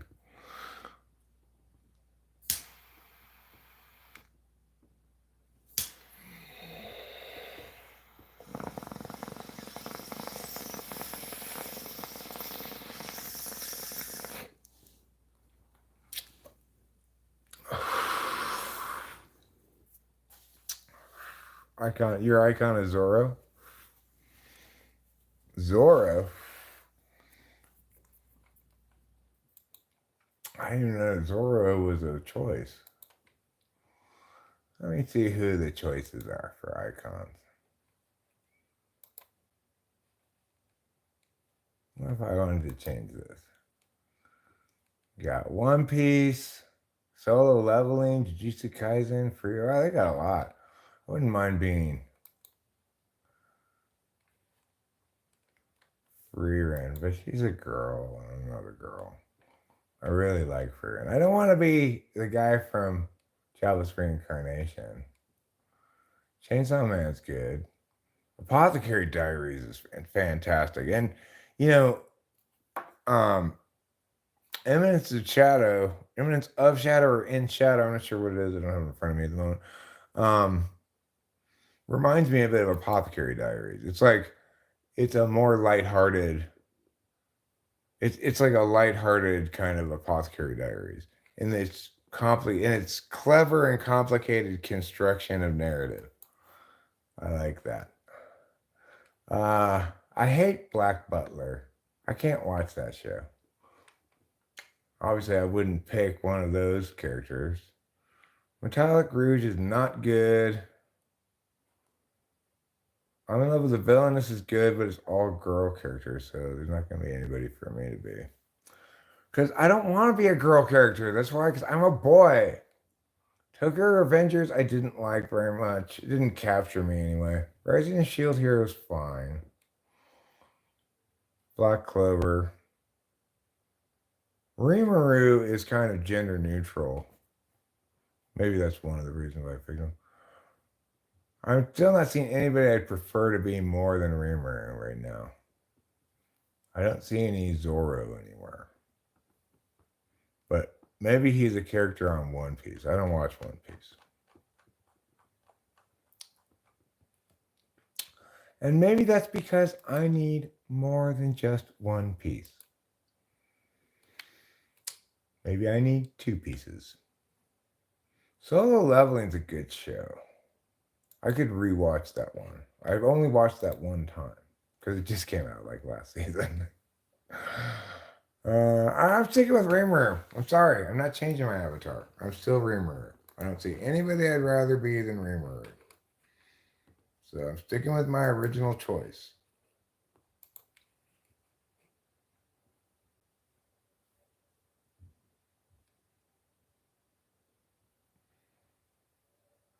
Have you seen Bacillus or Speed Grafter? I've not seen those, no. All right, see you later, Mason. With a happy ending there, this thing will write itself. I swear all we need is some trick photography. Forgot one thing about the guy who gained the ability to fly. It was actually only for a foot or two and only an inch or so high. Well, that's fine. Anime Mason statue. One Piece Yamato. Anime Mason. Studio X Toei. Toei, or however you say that. That's fine. I don't know what all that's about, but the thing is, probably this guy, I think he said he likes One Piece. So probably it's a One Piece guy. That's one of the big popular ones that I actually don't watch.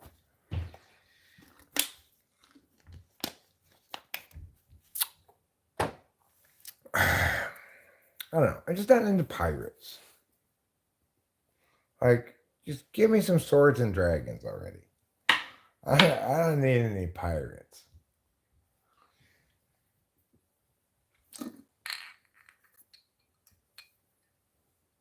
Well, my daughter says like ridiculous things like, once you get past episode 200, it gets really good. It's like, okay, you have a lot more patience than I do. If you're willing to give something 200 episodes before it gets good.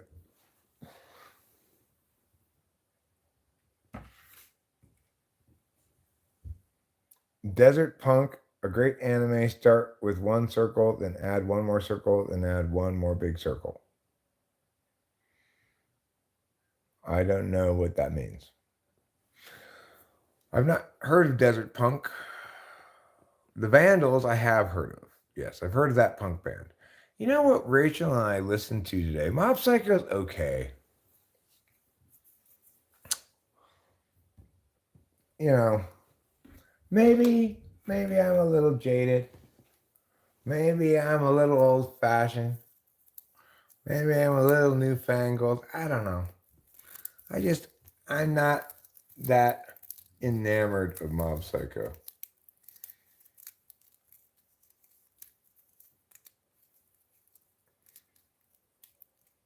Ah, well, show me to you. You are like my daughter in that capacity. My daughter doesn't like to take weed edibles more than 5 milligrams. Fire Force is the last anime. I like Fire Force a lot. But there's been a lot of good anime since then. Lots of good things to like. I made a song about Fire Force. It basically explains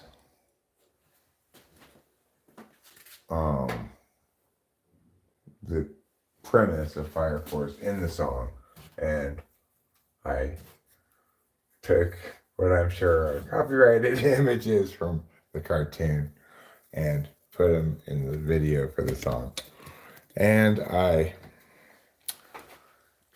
sampled the show. A character saying "Latum," and I put that in the song too. I could play it, sure. I didn't get in any copyright trouble, so I guess because I didn't use any video from it, I guess I got away with it.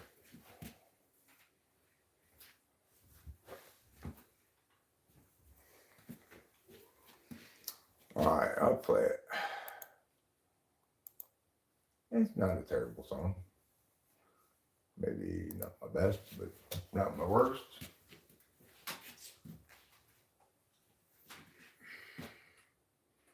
Fire Force.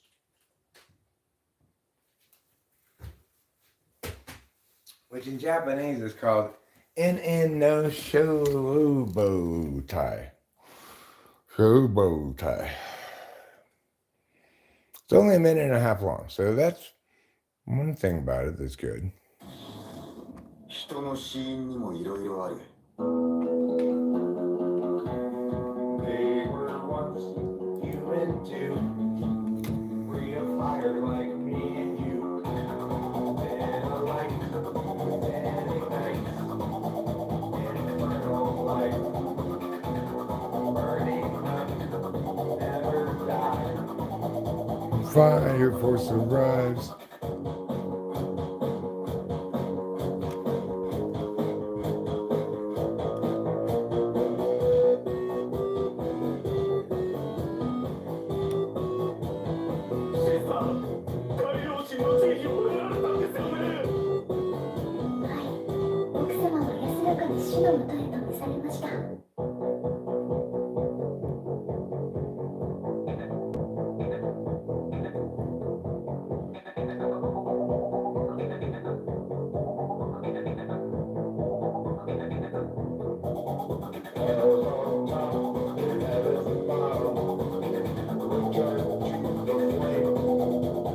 Hell's on top, then heaven's the bottom. Return to the flame. If hell's on top, then heaven's the bottom. Return to the flame. Heaven's on top,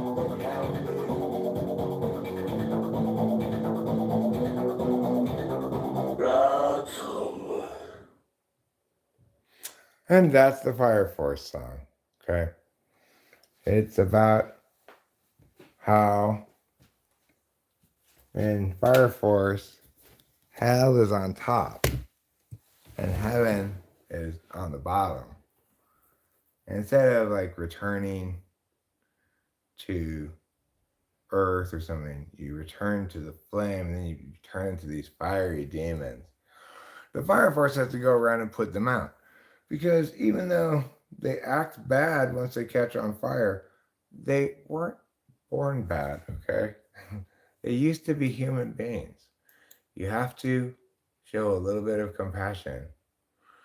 You can't just treat them like monsters just because now they're on fire all the time.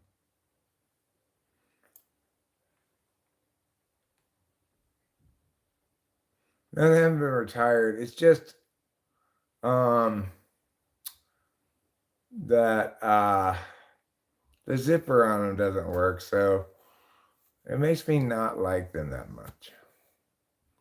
Yeah, the lyrics aren't very loud in that song. I don't know if they're written down anywhere.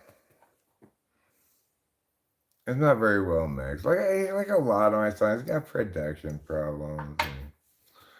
And, I'm a little bit like raw about the whole time. I guess I should get another jar now. Is what I need. Out of jars. It may be the case that I am a little bit extra high tonight. I'm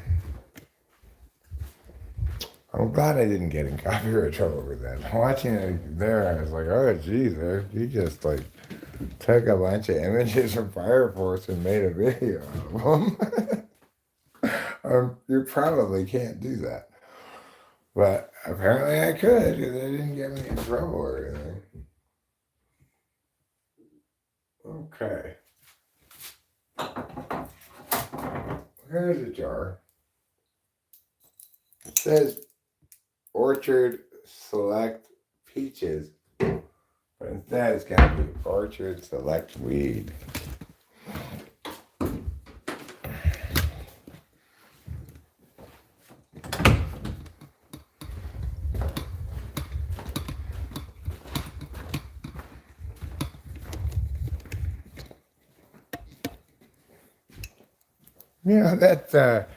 That idea that I came up with on the fly earlier, which was, I took the title from some joke I was making yesterday about a show called Grandma's Come to Live Here.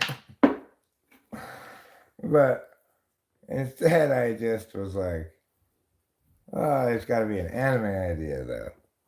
So I just came up with one on the fly. It's a pretty good plot for an anime, right? Grandma's Come to Live Here. There's an isekai recruitment firm that wants to recruit this lady's grandson, but she works for them and she doesn't want your grandson to have to die to be isekai, And then he succeeds in getting hit by a truck at the same time that she succeeds in saving him, kind of, and somehow they both end up in the back rooms of the isekai bureaucracy, where she works and is in big trouble for interfering.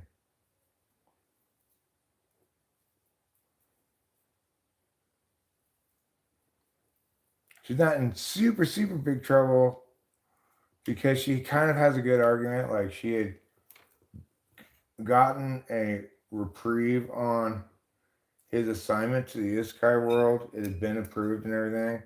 But then something came up and they had to revoke what they had to change their mind the last time. That'd be a good addition to the idea.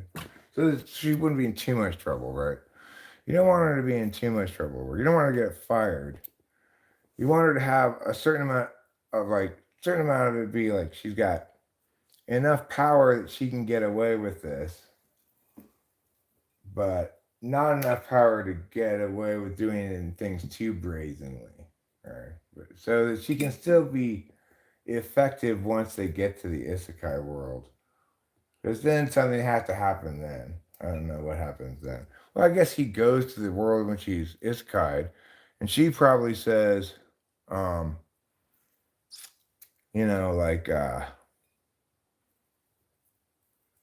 they come to a compromise where she's allowed with him to the isekai world, which he doesn't want, of course, because who wants your grandma to go with you to the isekai world?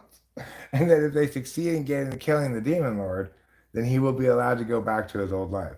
They'll make a one-time exception. Normally, it's not allowed because obviously normally you have to die to get isekai, but in this case, they subverted that order of things. It's actually a very good idea. Trust me, I watch a lot of isekai. I know which ones are good ideas or not. It'd be pretty. It could be a good humor thing, right? Like, you know, the kid wants to be isekai because he wants to be the hero and everything, but now he's gonna have to have his grandma follow him around all the time. Oh, poor kid. But on the plus side, he didn't die. And I guess it'd be like, have one or two seasons of it and have the whole thing wrap up and have him go back to the original world. Although they could be like, he ends up staying there, she ends up going back, and then his parents are really mad at their mother for leaving their son in the isekai world, which they don't even believe in.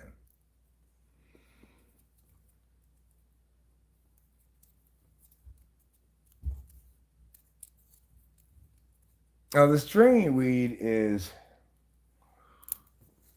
if you're talking about why that weed was stringy or something, well, that was from this one branch that accidentally broke. That is not the ready weed.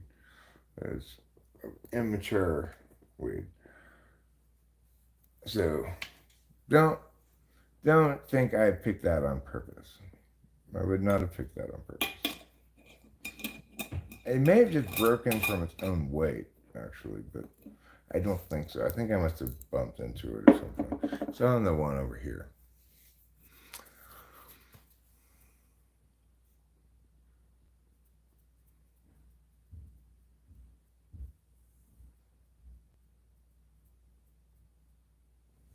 Does Chrissy Chris have stringy weed? Some weed is meant to be stringy. It's just naturally stringy.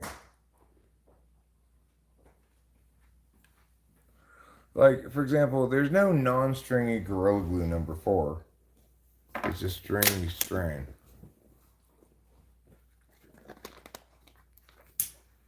Sativas in general, not the Gorilla Glue number 4 is a sativa, it's a hybrid, but sativas in general tend to be a little stringier, and outdoor is always stringier than indoor. But these are nice fat buds. Look at this. This is the good stuff too. So this is how much of the number 2 we got. A little bit more than I had hoped, actually. That's all the Northern Lights, Rachel. Look at that. Wow, that's good. So not too bad. No. Right? Not a shit ton, but it's enough for... It's not that...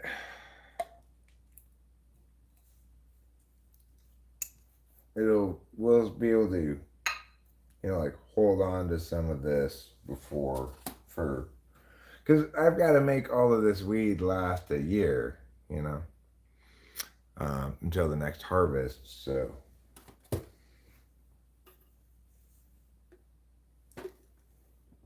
we got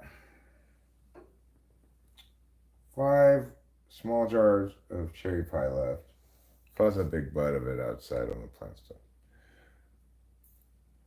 And then we've got 4 small jars of Northern Lights and 2 big jars of Northern Lights. This is more of a big jar than, well, I don't know, they're both, this is all the best buds from the colas on it and stuff. So that's pretty good. I'm pretty pleased with that. Put that all right here for now, but I'll put them away at some point.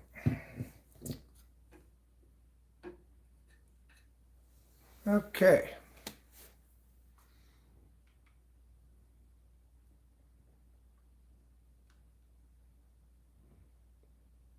Let's see here. I don't know if he grew this, I can't remember, but I'll mention it to him. He gives me stuff his uncle or dad's friend grows sometimes too. Yeah, it did last quite a while. No, I don't. No, we don't have a pound here yet, I don't think. I would guess that.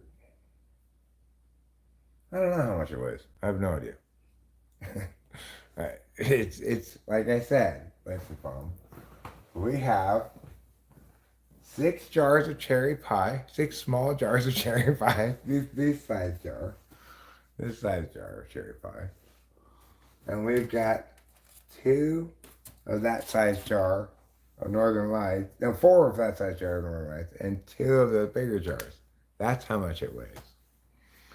It's impossible to weigh it because it's inside of jars. The jars are too heavy. You wouldn't get an accurate result.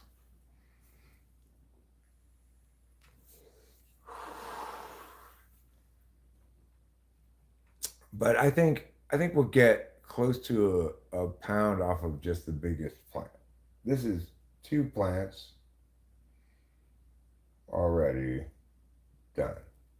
Harvested, manicured, dried, packed. Bam. Pretty good work. I feel like a real farmer. I'm gonna smoke this immature Jack. Are you still feeling icky? Show me the you sicky. Yes, Winston's mom. I was joking. Obviously, I could manage to weigh it if I had a scale. I don't need a scale because I'm not selling it.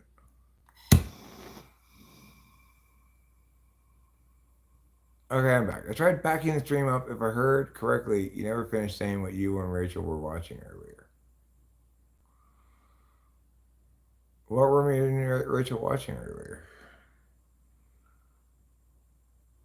Oh, I mean, we watched Only Murders in the Building, episode 3. Episode 4 is out, and we haven't watched it yet. But then I started watching episode 10 of Eminence of Darkness, and then I realized, no, I should stream now rather than some other time, like later. Listening to It Was Music. Okay.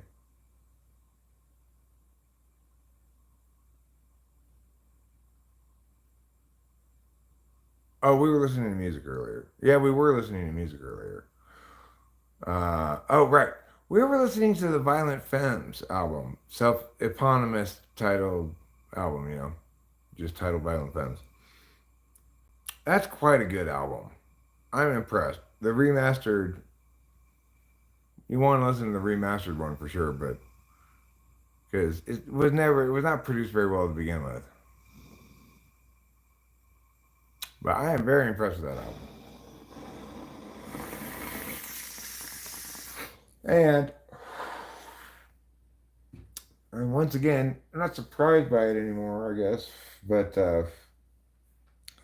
once again, I listened to a song I haven't heard, an album I haven't listened to I haven't listened to that album since I was probably 20 years old, or I don't know, maybe 25, but I doubt that old. I haven't listened to that album in 30 years. I can still sing along with every song on it practically. Some of them I can sing like almost maybe all of the words along with it.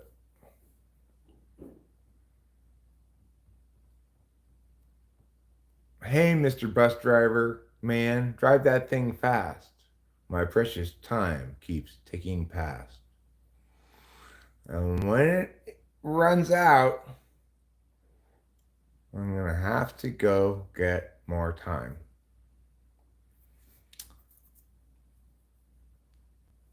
You know how expensive that can be.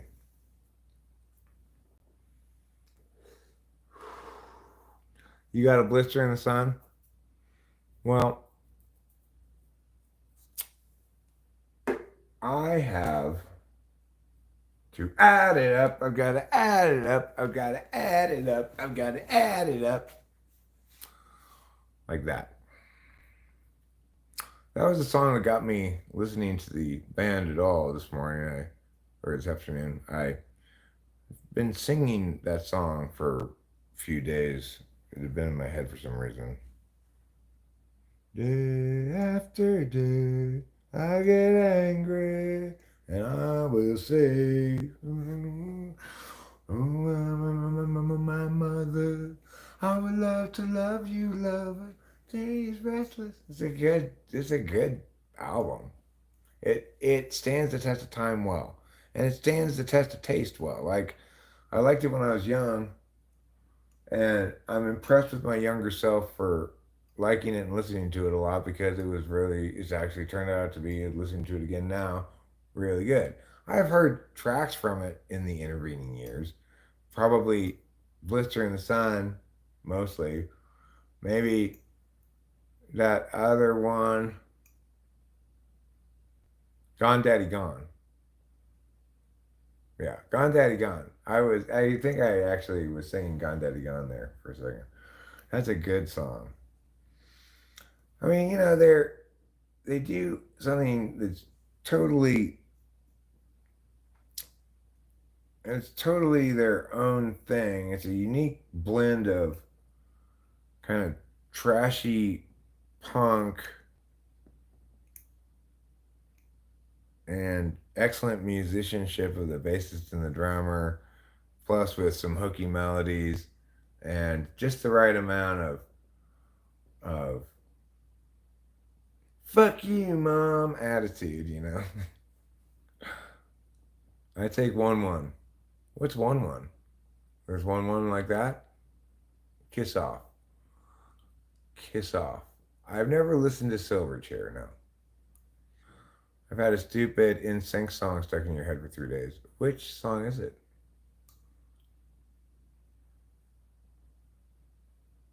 Strawberry Thief.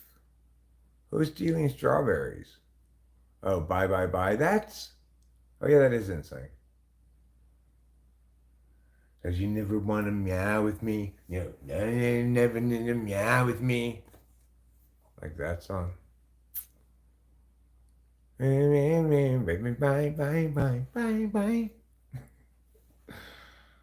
That's the one where they're on puppet strings in the video, where the NSYNC boys are just being treated like puppets by this lady.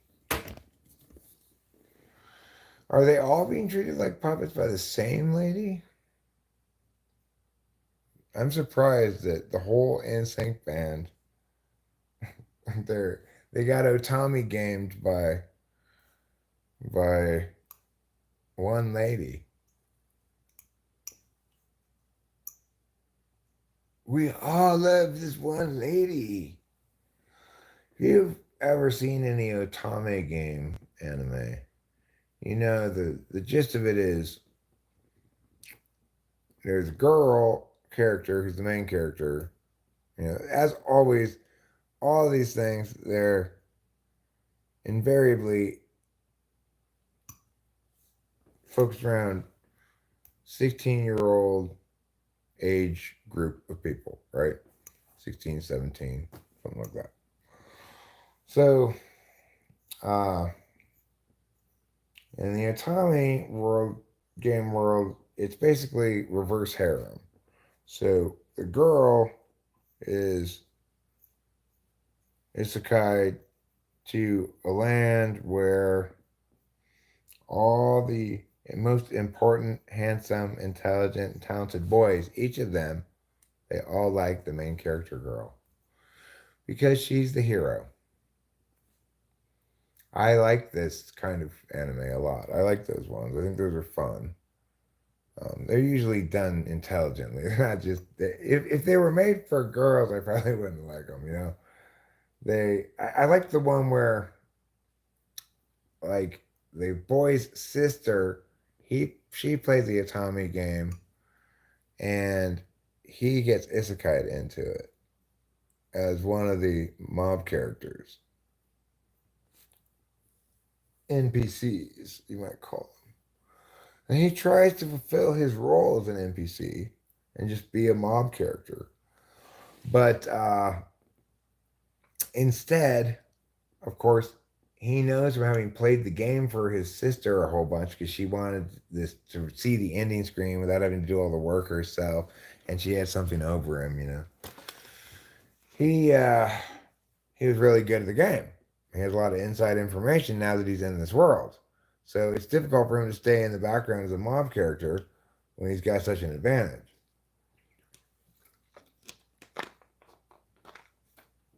He's got to displace it with a different song. I would suggest perhaps maybe Jonathan Earl. You should replace it with this song. My sex is on fire. That song won't do. Don't replace it with that song. It doesn't even have a melody. You can't get stuck in your head. It's just horrible. It has some kind of melody to it, but it's not a good one. All right, so let's pick a different song for you to get stuck in your head. Songs that get stuck in my head all the time are regular visitors. A lot of Beatles songs tend to get stuck in my head. Like yesterday and today, I've had periodically the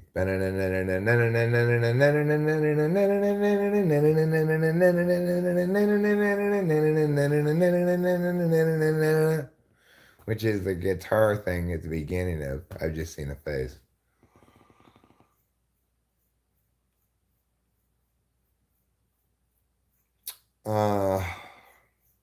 But the Beatles song that I think is probably the most frequent one for me to get stuck in my head or be in the mix of different things that are periodically playing in my head is probably Is there anybody going to listen to my story?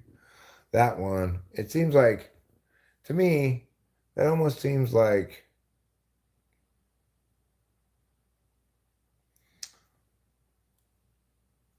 my childhood lesson of what songwriting was or what a good song was. Because you think about it, you might think like, well, the girl part of it's not that great. Girl, you might think that. Wouldn't I wouldn't totally shit on that notion, you know. But what I want to remind you of is this part. She's the kind of girl who puts you down when friends are there. You feel a fool. That part's so good, you know. I want to feel what love is. So shut up and be with me. You know what? I really prefer you not tell me to shut up. Shut up, girl. Yeah, it's all physical. I don't need your words, just your holes. Okay,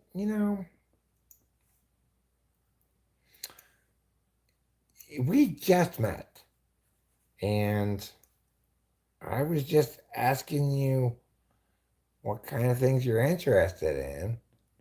Now I can tell you your chances of accessing those holes has gone dramatically up, sir. Let's go. I am exactly the whore you're looking for. So grab my ass and ride me out of this bar and back to your apartment. Let's get physical.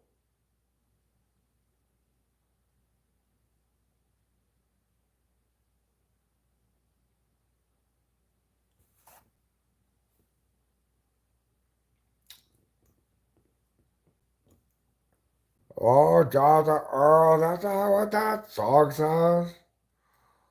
That song says, let's get popsicles, popsicles. I want to get popsicles.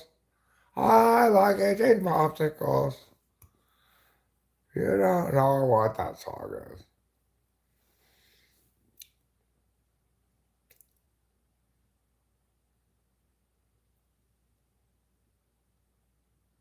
Oh, you know what I should do instead of streaming right now? I should wrap this stream up. I should try to make more shorts, and I'm kind of have an experiment going on, which is I want to see how well, if any of them do well of these excerpts from a previous stream.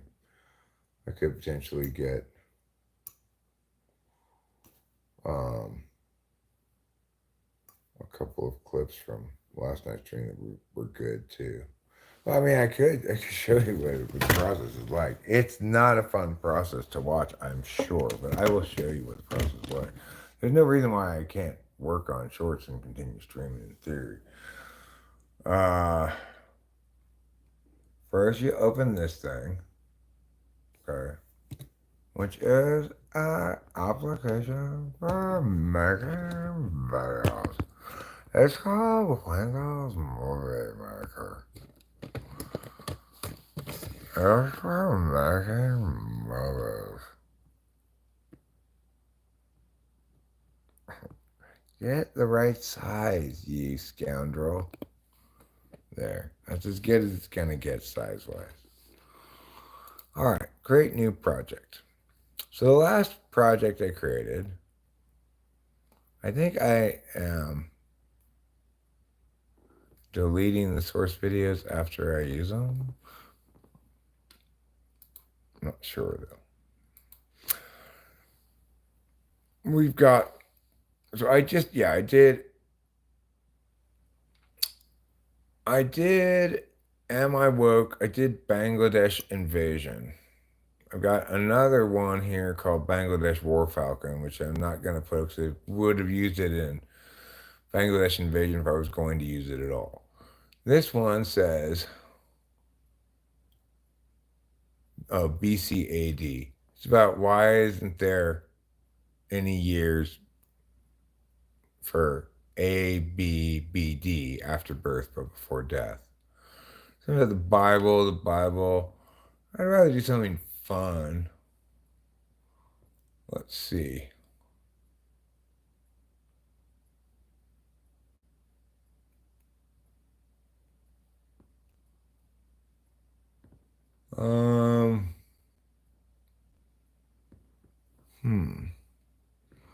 I'll pick something decent. Well, I tell you what we'll do. I will do this one. Or I could do something about papayas. But let's try this one.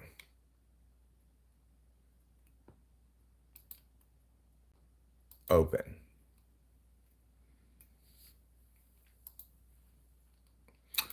All right, so we're going to have to clip the video, split it, into different pieces.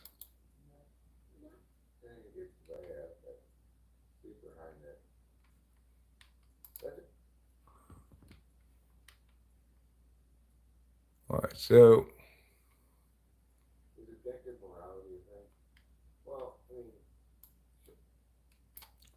that's the question.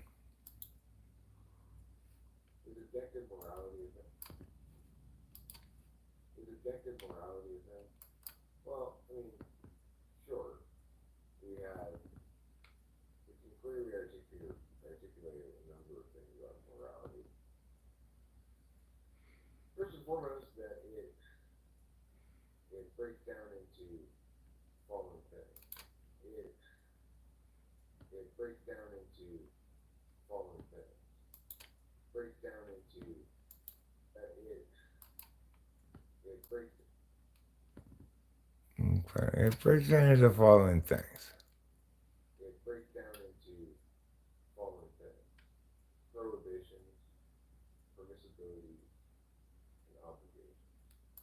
So true.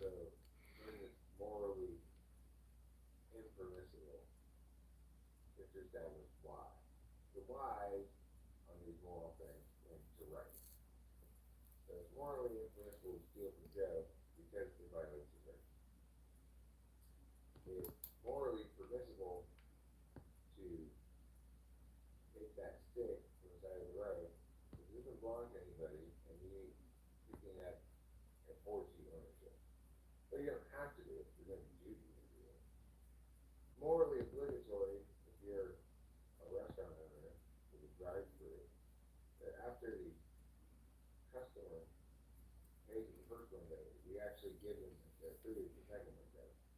Because you don't violate a positive right. Positive rights are contractual. We can choose to occur. The thing is, we can articulate all these distinctions and explain what distinctions are with operationalized definitions. And we can articulate all these distinctions.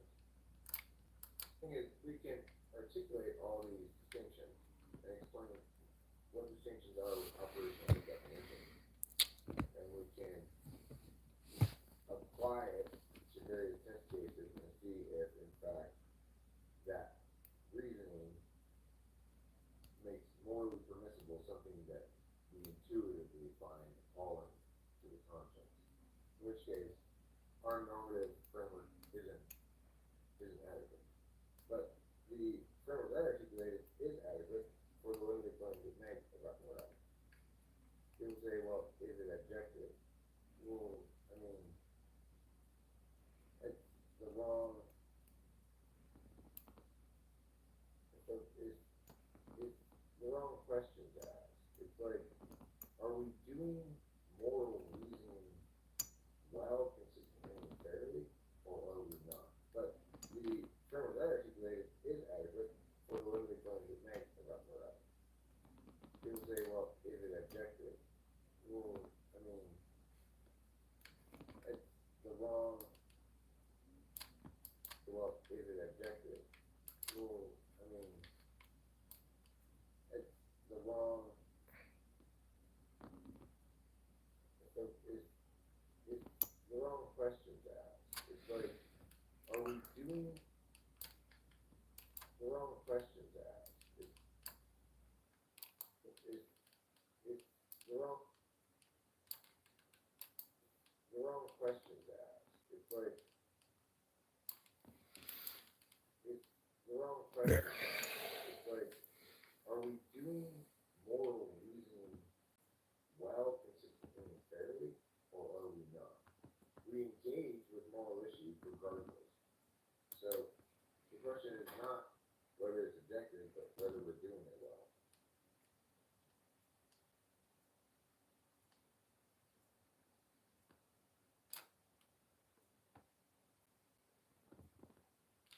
Okay.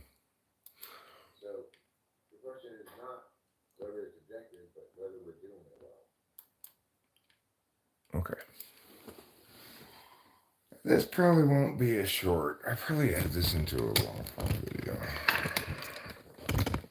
But maybe I can make it into short. Let's see.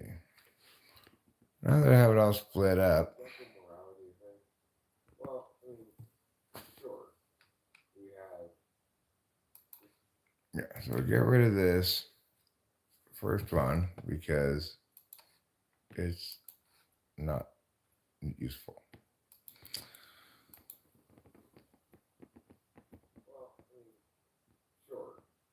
We can clearly articulate a number of things about morality.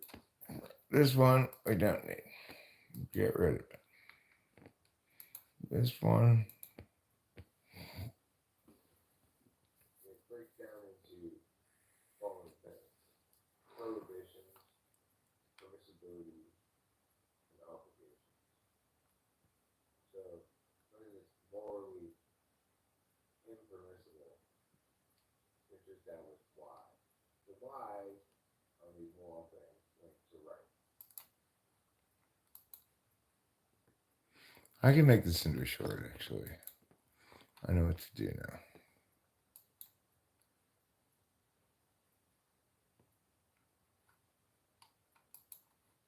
So, something that's morally impermissible is established why. The why is established why. The why are these established why. The why is established why. The why is established why. The whys are these moral things linked to right. So it's morally impermissible to steal from Joe because it violates his right.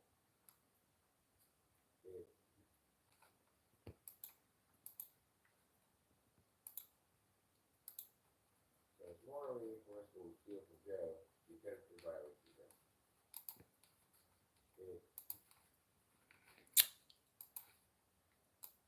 You scoundrel, scoundrel.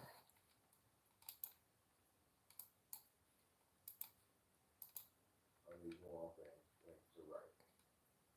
So it's morally impermissible to steal from Joe because it violates his rights.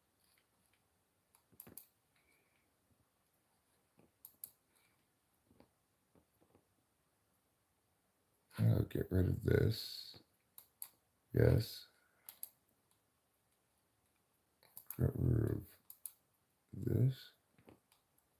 We can articulate all these distinctions and explain what distinctions are with operationalized definitions.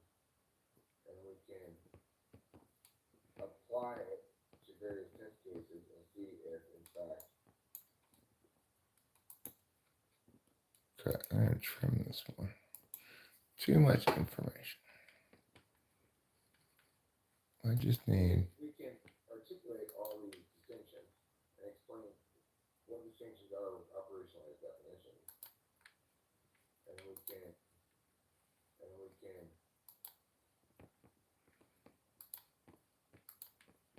That's how little of my commentary you actually need. Well, I mean, it's the wrong.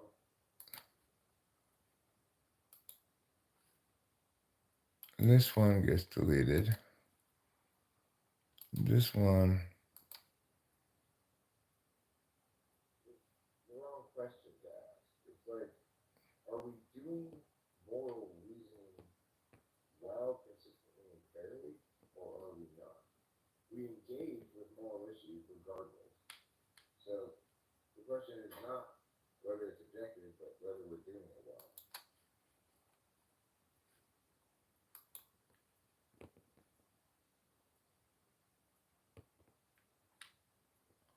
Get rid of this one. Then. So the question is not whether it's objective, but whether we're doing it well.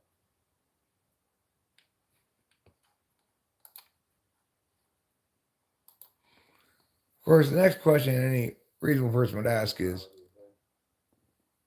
it breaks down into following things: prohibitions, permissibilities, and obligations. It's established why. The whys are these moral things linked to right. So it's morally impermissible to steal from Joe because it violates his rights. The thing is, we can articulate all these distinctions and explain what distinctions are with operationalized definitions. Well, is it objective? Well, it's the wrong question to ask. It's like, are we doing moral reasoning well, consistently, and fairly? Right, I see here. Let's delete this. Right. We can articulate all these.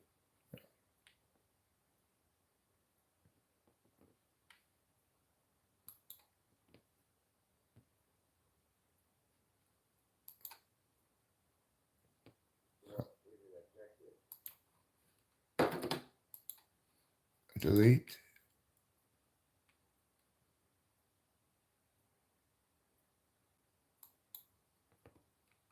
What does this say?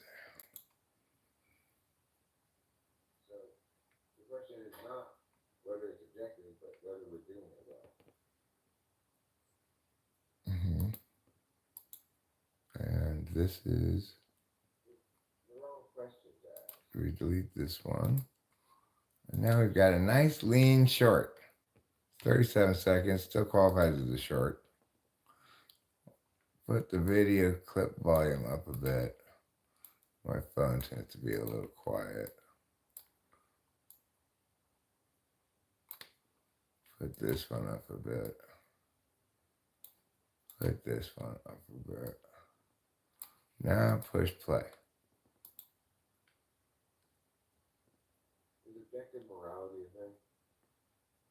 It breaks down into following things: prohibitions, permissibilities, and obligations. It's established why. The whys are these moral things linked to right. So it's morally influential to steal from Joe because it violates his right. The thing is, we can articulate all these distinctions and explain what distinctions are with operationalized definitions. So the question is not whether it's objective, but whether we're doing it well. Wow, what a clean short now. That's so much better. Took all of that 5 minutes. You only need 37 seconds of it. Okay, save video. No, I don't want to save the current project.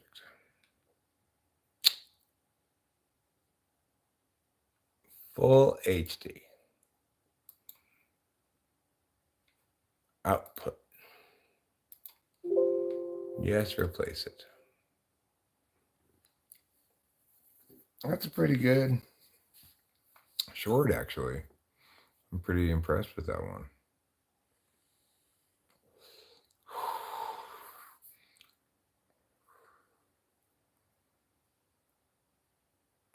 It's good. It's like you want to answer the question, is morality objective in 37 seconds? I think that's a pretty good job. 36 seconds even.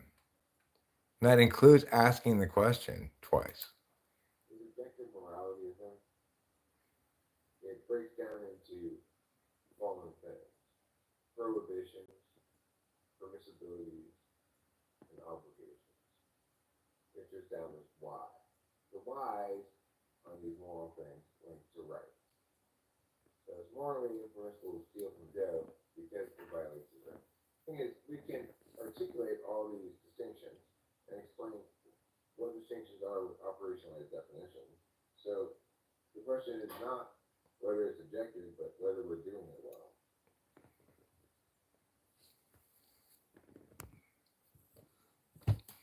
What a great chart. I like that one.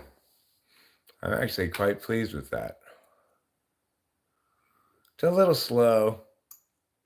I could go back and I could speed this one up a bit.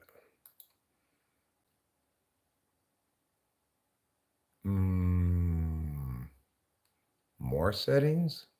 I guess so. More settings. It breaks down into following things: prohibitions, permissibilities, and obligations. Yeah. I just need to make that one a little faster.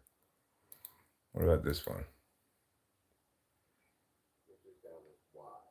The whys on these moral things linked to right. So it's morally impermissible to steal from Joe because it violates his right.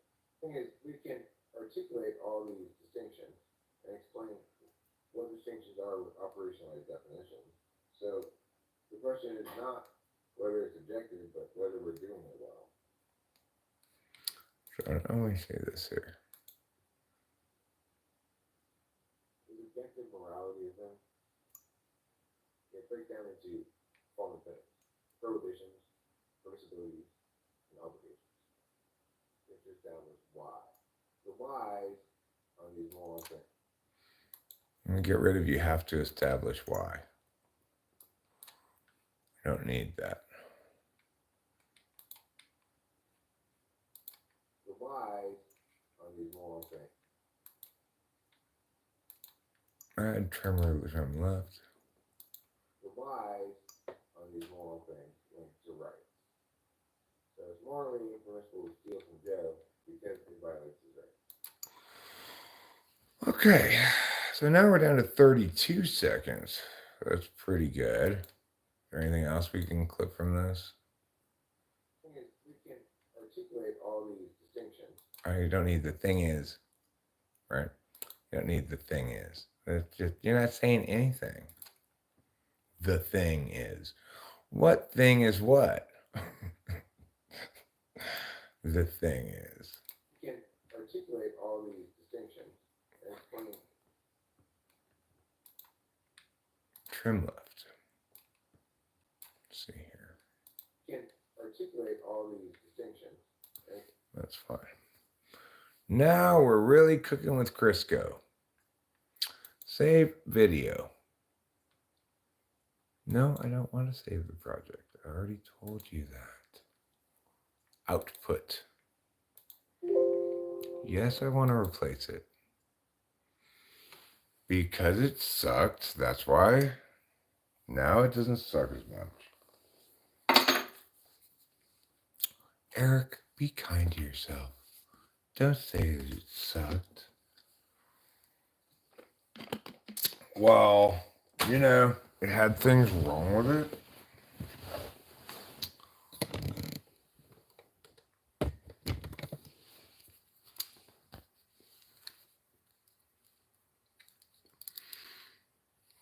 Take a bong rip. Too much to explain, WM. I'm sorry to hear something happened.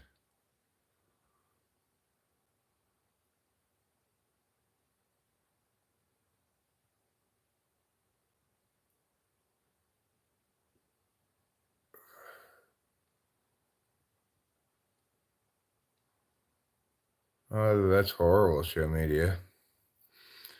Sorry to hear that. Take a bong rip. I will. Take one. For sure.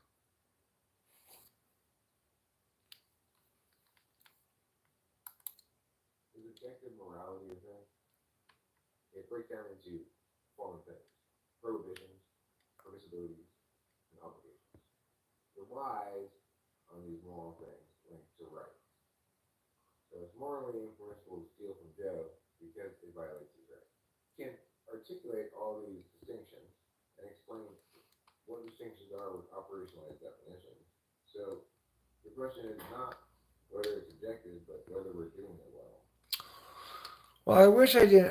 Okay, I'm gonna go back again because I don't want the following things in there.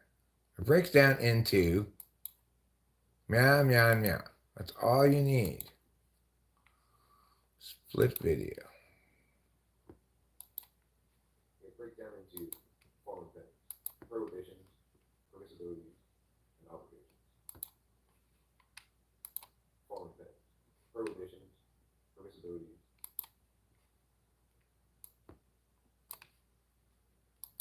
Following things: prohibitions, permissibilities. Well, you can get rid of that one. Delete it.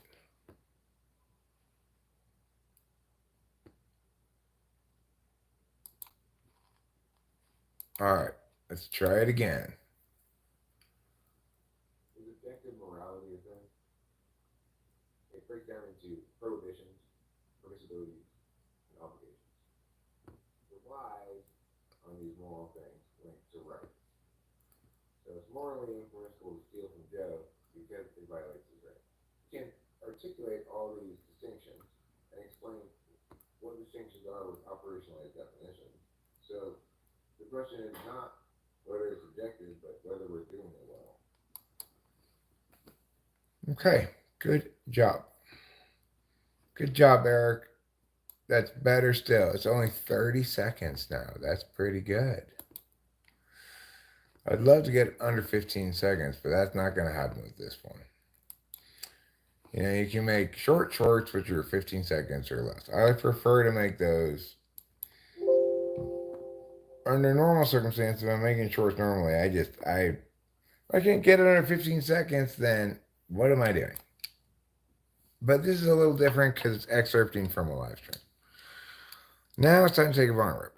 Boxers or briefs? I have boxers on some days, briefs on some days, and then some days I wear no underwear at all. I don't ever wear boxer briefs, but that would probably improve on my currently disgustingly stained button huggers. Because, I'll wear my same button huggers for days and days and days. And by the time they get in the washing machine, they got a lot of drips of pee on them, needless to say. Some days I briefly wear boxers, and sometimes I box for a long time in briefs.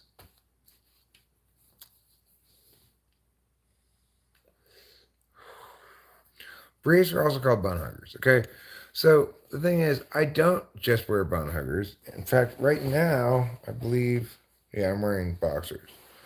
I have both, and I change it up. Sometimes I don't feel like being hugged. I don't want my buns hugged. My buns are feeling like, hey, that's too much touching. You once wore silk boxers. Hmm. And while you were wearing them, did you think about the poor worms that were exploited to make your boxers? That's right. Worms make silk. I don't trust anything that worms make, okay? That's why I won't eat at Wendy's. It's owned by worms. I will eat at Wendy's, actually.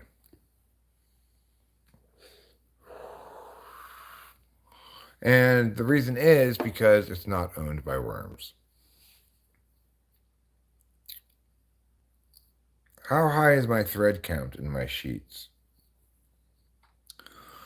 You know that my sheets have a thread count of 100 trillion? How much better is that than your sheets? Yeah, I actually don't have anything against Wendy's at all. I just picked a random thing.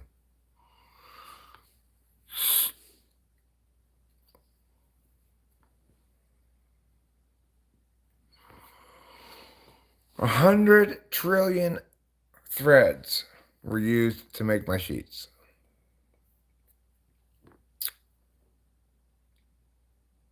And you know what? I just slept on them one night, and then I said, dirty now, throw these away. Get rid of these old dirty sheets. I need some new clean sheets.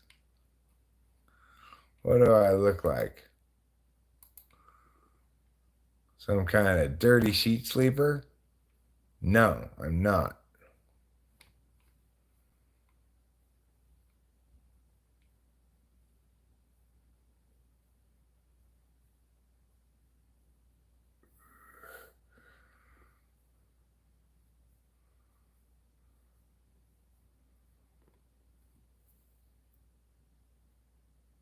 You've been spelling lackadaisical incorrectly my whole life? Sorry, I think it was black with gold stripes, lol.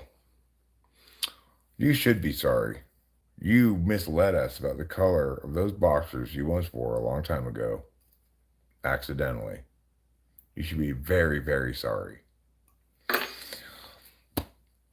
Now let's smoke a, what they call a, it's called a, bong rip.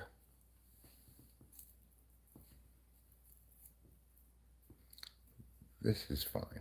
This will do fine. Let's smoke that bong rip there. Here's the lighter that you've been looking for all around town. Hi, Deshaun Green. Welcome to Eric's Friday farming class. Yes. I've tried silk boxers, sure. But I want the silkworms to make the boxers on my body. And I need them to spin their silk into boxers quickly because I'm not going to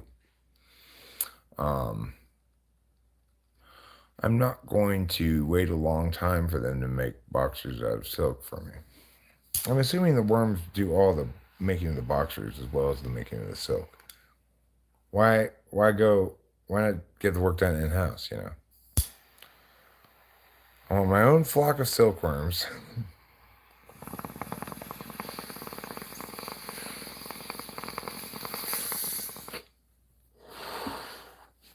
Who can make silk out of their butts so fast they can make me new garments on the fly, on the move, as I'm walking around. And ideally, that'd be genetically modified silkworms so that the silk that they weave has the has the strength of Kevlar. That's what the ninja outfits are made out of, probably, the ninjas. As we all know, Japan doesn't admit it, but they do have a secret governmental organization of ninjas. That's their version of Mossad, whatever, except they're much more hard to notice because obviously they're ninjas. Nobody notices ninjas. And contrary to popular belief, most ninjas do not wear those black outfits except during the nighttime. They don't wear those during the day. They wear the equivalent kind of outfit. Looks the same, but it's all white. That way they blend in with the sunshine. And hopefully they genetically modify any thoughts of unionizing the moss. Oh, yeah. We're going to genetically modify collective bargaining right out of that genome. I wish we could engineer it out of the human genome, too. Which one of your former lives were I a ninja? I was never a ninja, actually. I was a samurai, which is, in my opinion, much less appealing. I never got to be a ninja. I was a samurai named Hashitori Togalaki from Edo's period, and I was from the town of, what was the capital back then, which is, of course, what's that city called? You know, the one with all the temples and shit. What's that city called? I'm drawing a blank right now. Regardless, you get the gist of it. I've not had too many past lives. Which of my former lives were a fry cook? I had plenty of former lives where I did equivalent jobs. I wasn't called a fry cook. I was called like a mutton greasing wench. Go fetch the mutton greasing wench. And they wouldn't get me. My name's Mary. Just grease the mutton. I had to grease all the mutton before they put it on the fire. What did we grease it with? Mutton fat, of course. More mutton. We ate a lot of mutton in that life. Putty cat. Show your expression. Well, reader, you ask strange questions of people or give strange commands. Samurai, was I also a sumo? I was never a sumo wrestler, but I only had one life in Japan. So just the one time I was a samurai. I was killed at a very young age in battle. And unfortunately, they lost my body. Or is to say, they didn't look very hard for it. The rest of my samurai friends who were working for the shogun along with me, they, one of them said, I did see him get killed, but they made only a cursory search for my body. I went back to the shogun. It was raining, so I said, we couldn't find it. The enemy must have run off with it. My body rotted there until about 6 months later when a passing grain merchant happened upon my decomposing remains. He reported to local authorities, but nobody ever put two and two together. Why?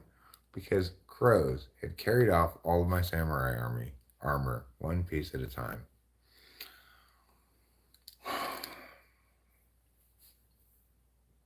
None of my lives were in Home Alone. Mutton greasing. Johnny Cats. Eyeball G. Look me up. You'll love my cat pics. Is there somebody here named Johnny Cats? I don't see anybody named Johnny Cats. Well, now what I've got to do is I've got to upload to the Goofo the short that I made on the computer.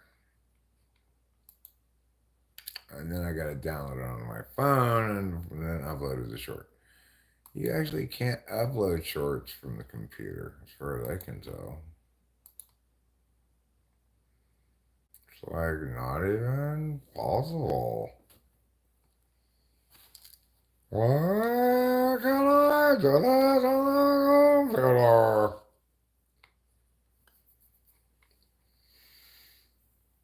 So I did back up one item. Well, unfortunately, I can't access that right now because I'm using my phone for something else, namely this. You got steampunk cats? I see. Steampunk cat, I think, is really gonna pull a woman in two directions. On the one hand, it's a cat. So she's gonna be like, oh. On the other hand, it's steampunk. So her vagina is gonna shrivel up. I'm sorry if you're a steampunk fan. I don't want to hurt any steampunk feelings out there, but I'm not a fan of steampunk. I do tend to make fun of it a little bit. Hi, Marcus Aurelius. Your nickname in real life is Johnny Cat, huh? I haven't seen any cat puke anywhere today. I did vacuum earlier. And Cash Law Cats, you won this round autocorrect. Oh, yeah, Johnny Cash. Johnny Cat makes more sense than Johnny Cash for you because Johnny Cash, I don't know if you're aware of this, is actually a famous singer. So it wouldn't be a good nickname for you any more than David Lee Roth would be a good nickname for me.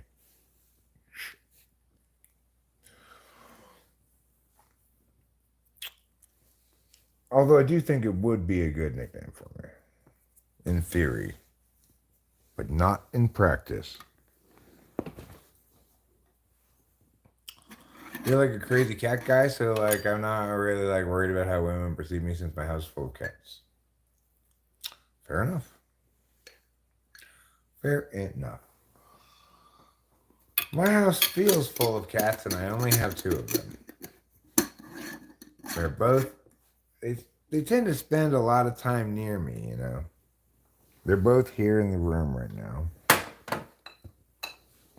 Capillo less so than Trouble. Trouble is, I feel like I got a stalker with Trouble.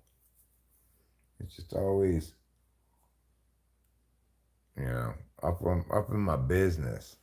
How many more will be connected with Diddy? Bieber, Leo, and who else? Well, I think Bieber's being connected with Diddy as a victim, as is Usher, I think. I don't know about Leo. I haven't heard about that.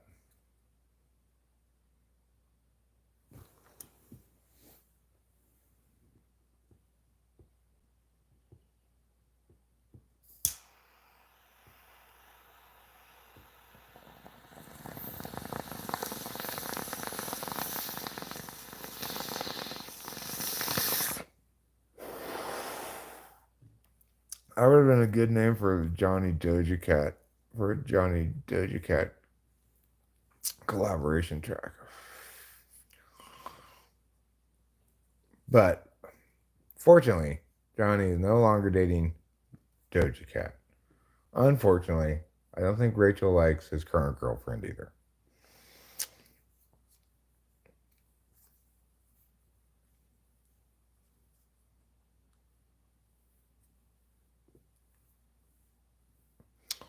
Have you heard AI Johnny Cash? I would prefer if it was SI Johnny Cash, but people wouldn't know what I'm talking about. I've not heard AI Johnny Cash. Sure, it's fine.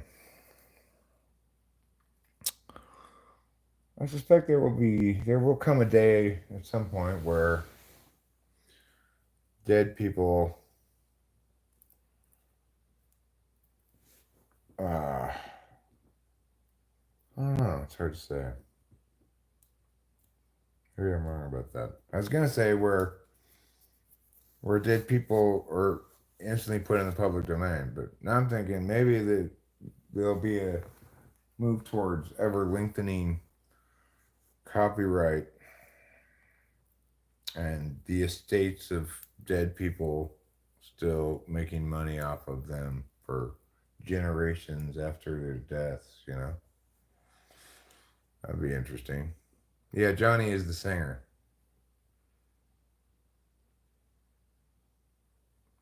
Johnny, as in the singer, I mean, the relationship he had with Doja Cat was going to end since they are both open in that relationship. I didn't know that was the case with them.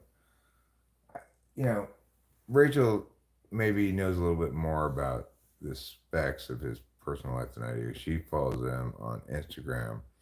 I, if I used Instagram at all, would also follow him, but I don't use Instagram.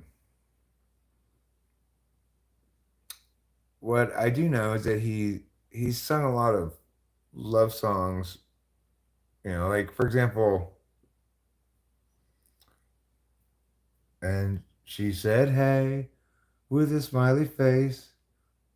With a one rainy day in the day, I just want. That's like about maybe about that relationship where she booty calls him in the middle of the night, but he wants her to be his girlfriend. So now he's dating somebody else. I don't know who he's dating. Some lady. Uh, I don't think Rachel likes her much either. But unfortunately, despite the fact that I would be open to it, Johnny has not asked me to pick a girlfriend for him. I would be open to do that job. Imagine the movie they will make about Diddy and the Freakoffs someday. It would either be depressing or romanticizing something it shouldn't romanticize.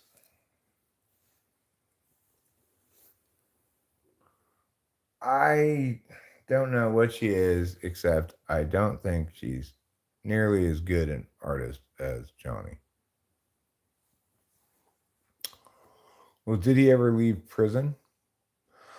I mean, it depends how much prosecutors have, where they have it, sort of in terms of where on the criminal law landscape they have it. Like, are they going to charge him with RICO statutes? Are they making a federal case of it? What's because that'd be making a federal case of it for sure. If they're charging him with RICO statutes, those are federal statutes. So she's fine. It's just that they drink a lot together. Oh, who's a famous female NTP? Uh Probably the Strangers with Candy lady, an NTP, ENTP, I think. But yeah, probably she is. In theory, it's possible she could be an ENFP. Racketeering. Oh yeah, it is in federal court. Wow. So the thing that everybody should note here is that Diddy's up on federal charges. That's a you got. I mean that's very different than being up on state charges. Whitney Cummings, is that really her name?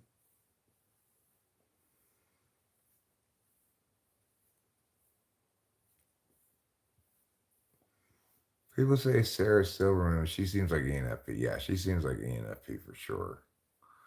But I think that lady from Strangers with Candy and BoJack Horseman Why can't I remember her name right now? I don't know.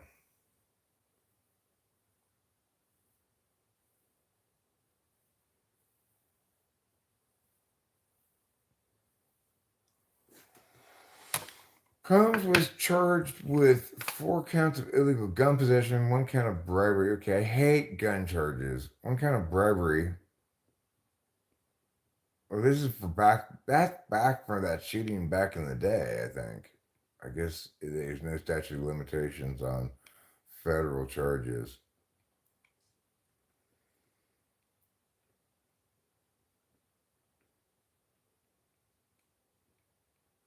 Charged with sex trafficking, racketeering, and transportation to engage in prostitution.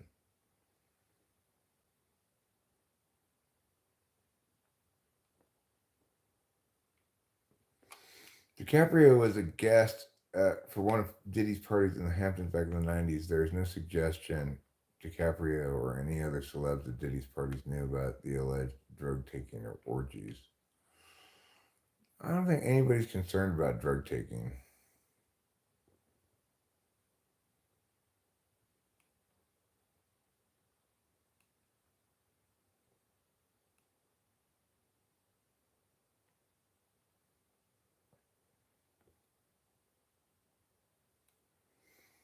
Amy Sedaris, thank you for the name, Rachel. He was arrested by Homeland Security. Isn't that the FBI's job? To arrest people on federal charges?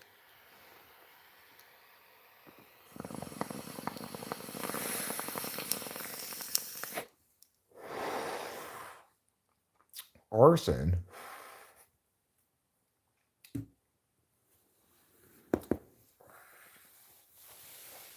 And a lot of sexual assault civil lawsuits. Wow.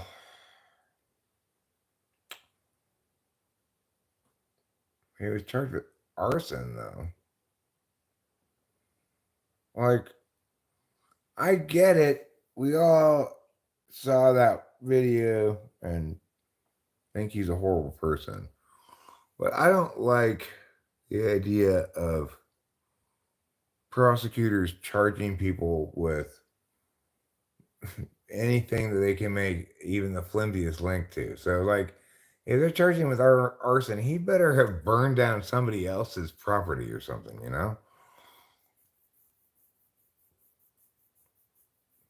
Yeah, we don't need Homeland Security. That's what we already have the FBI for that stuff.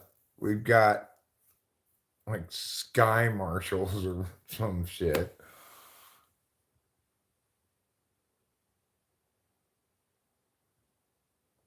Weird shit was starting to happen. Celebrity guys effing each other. There were back bedrooms, and it was like the inner sanctum.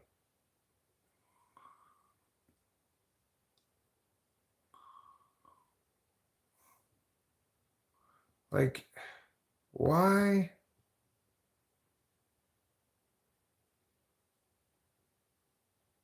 Why do people treat sex like drugs? They should not treat sex like a drug. Drugs are for partying, not sex.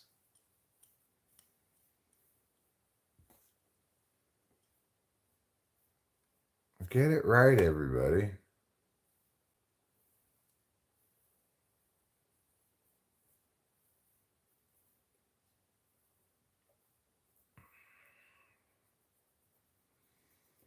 But most of all, what I think is most important is, you know, people, everybody's sexual energies, etc., should be a naturally occurring phenomenon woven into the flow of their life according to their whatever. So it's like, you know, take any random Joe or Jane and they go to they're in their late 20s, they go to some party, they're drunk. There's some percentage chance they're going to end up hooking up with somebody. It's like I saw this video with Kevin Hart where it's like they're trying to manage the party such that that's kind of like a mandatory activity obligation that you have to go to the party. Like, you can't come to this costume party unless you're in costume. You can't come to this party. If you're here at this party, you better be ready to have sex with somebody. Wait, do you not understand what the definition of a party is? Like, um, it's not.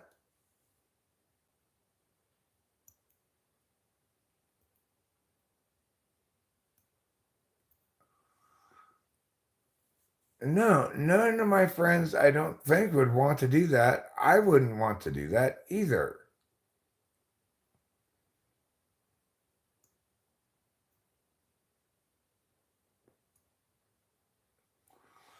Wow, that's great, Pretty Cat. I'm glad to hear that one. NYC's former COVID czar was caught on a hidden camera boasting about having drug fueled sex parties mid pandemic and admitting New Yorkers would have been pissed if they had found out at the time.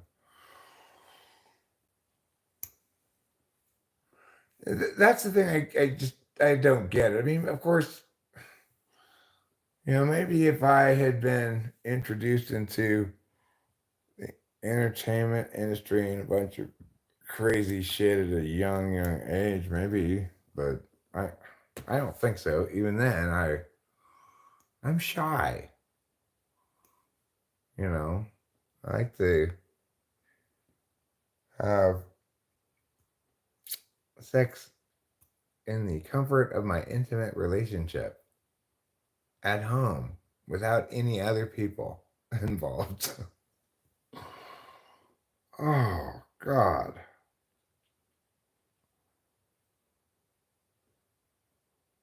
Trouble was having sex parties too. That's how he got cat AIDS. And yeah, he did a lot of blow.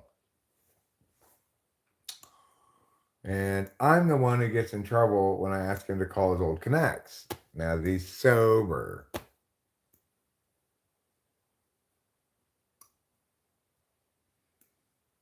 What am I thinking, dopamine? I always get those confused. Oh,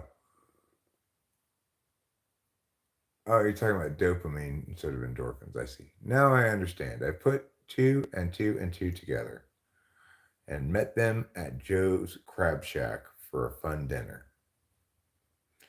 I'm gonna kink shame you all of the time.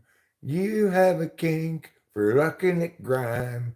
You have a kink that I don't like. Shame on you.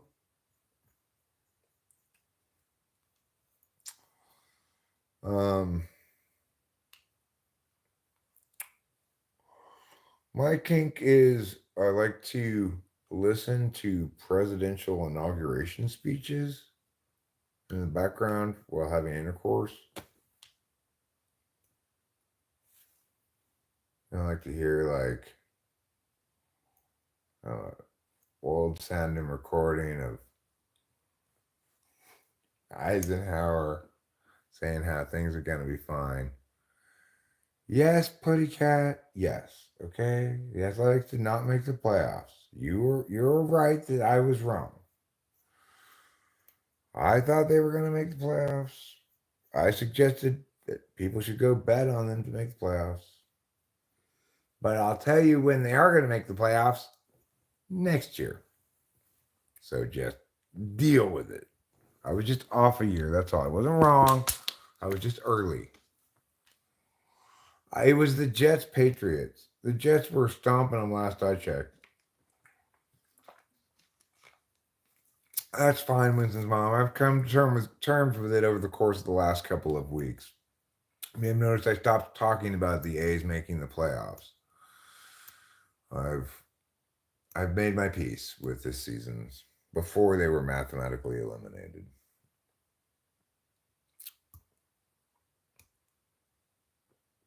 The Jets won. Spoiler alert, the Jets won.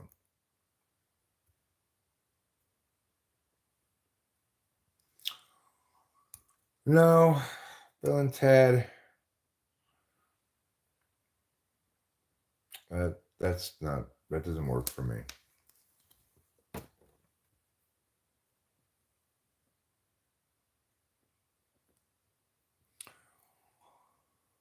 Well, I could put on like a video in the background of some lady reading a Susan B. Anthony speech about women's suffrage. And I just feel like, oh my God, baby, you have the right to vote. Tell me you're going to the voting place. Tell me you voted today. I voted today.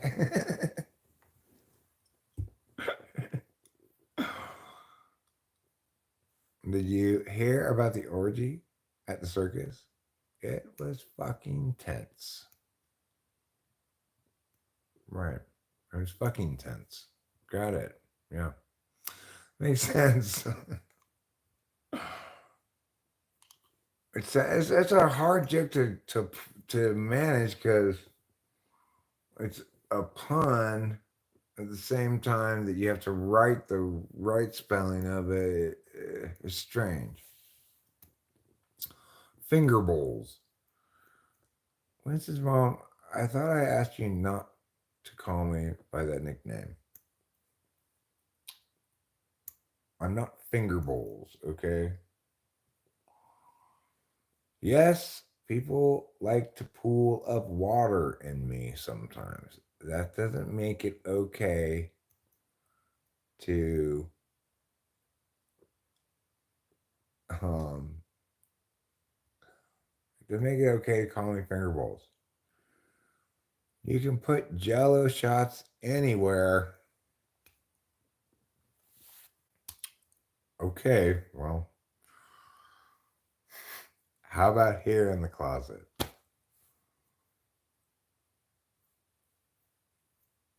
Finger bowl. I've got finger bowls, finger bowls. I've got to get finger bowls. I like having finger bowls. Wash my hands with finger bowls. Rachel can call me finger bowls if she wants to.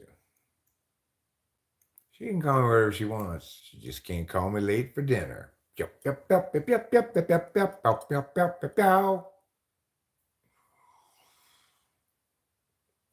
Put a jello shot under each armpit before leaving for work in the morning to ensure a fresh and fruity smelling day. What are your thoughts on narcissism? I think it's probably a term that I'm not sure what the distinction it's making is from other forms of toxicity. Like, I would rather have a term that is expressive of something specific, like accountability avoidant. I even prefer dark triad as a term because I think that there is a category of thing called toxic, and people behave accordingly, and there may be different causes for it, but toxicity always takes the same. It always has the same engine: failure to be accountable, inability to take accountability. Can't say I'm sorry, can't admit you're wrong, that kind of shit. That is the only mechanism by which toxicity actually persists, right? Because toxic people can only persist among people in their toxic behavior when dealing with people who can't or won't hold them accountable. I mean, toxic like behaviorally, engaging in behaviors that are comprise unacceptable treatment of other people. It comprise abusive behaviors, whether it, there are many forms of abuse, but and you could also say one quality that's kind of universal to all narcissistic behaviors is that they operate in bad faith. If you think the term bad faith should mean anything, then I think it's fair to say that there is a category of people who operate in bad faith and who categorically have this sort of like pathological avoidance of accountability.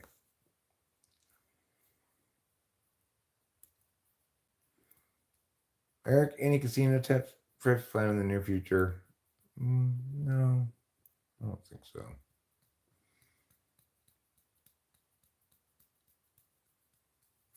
I mean, maybe I'll go towards the end of this month. I'm waiting for money to clear right now.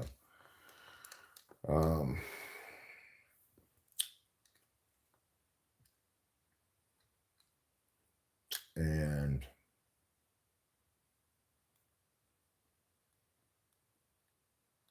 that's fine. You know.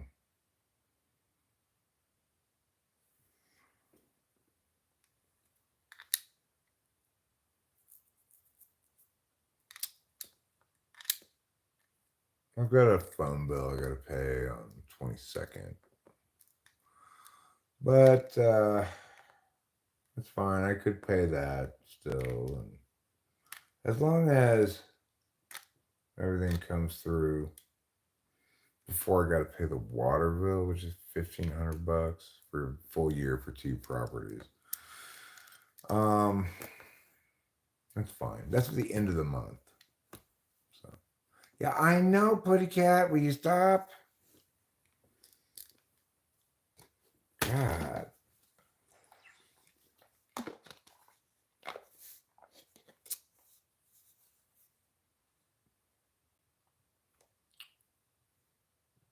Well, yeah, object constancy refers to the cognitive trick picked up by babies where they learn to anticipate the world as though they were the only agent in it.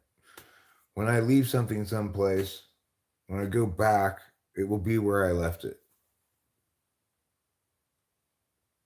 It's SI, proto SI is what I call object constancy. And I don't know what introjection refers to, but the alternative to object constancy that I have talked about is object permanence and shape constancy.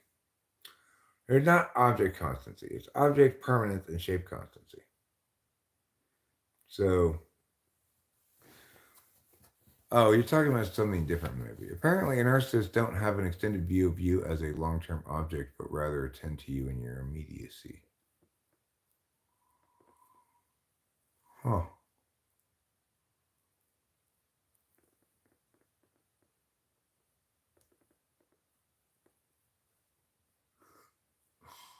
No farting in my house except for me. You have that sign up in your house to make sure that people know when they arrive that they're not allowed to do that. So, not like the chick from Riverside whose blood hitting the air people to the hospital.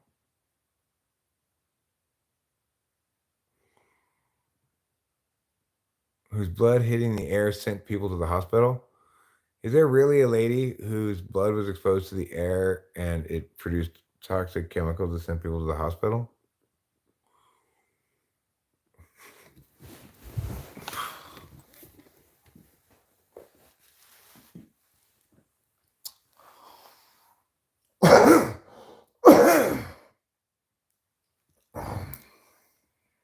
The SPs are a live for the moment type of personality. Kirsty has a chapter where he explains that family is not their primary priority. It's about seizing the moment.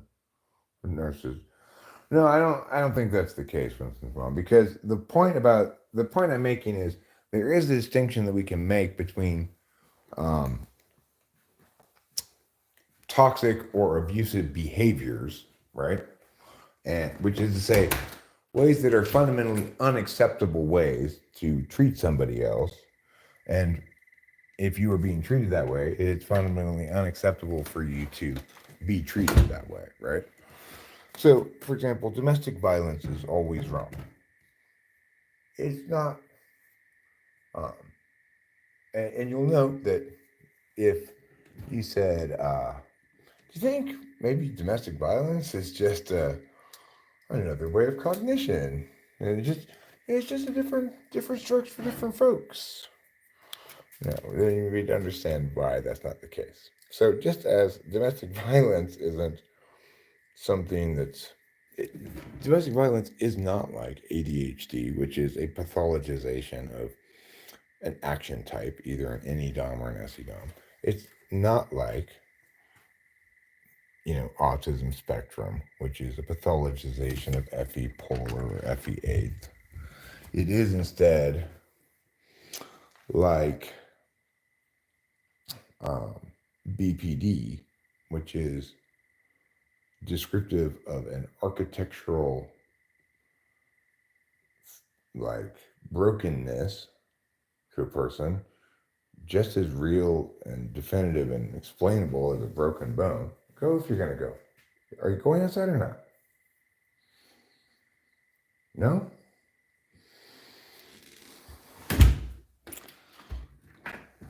Indecisive cat.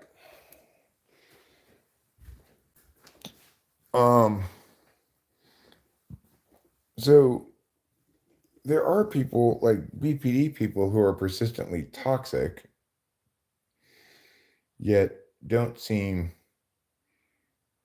as malevolent in general as some other people, right? So, but because BPD people are only persistently toxic to their significant other, usually the person who's most important to them,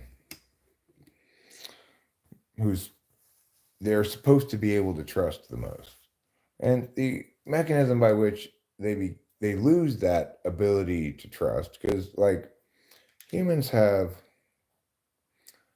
a interesting kind of normal relationship with trust, which is demonstrated by that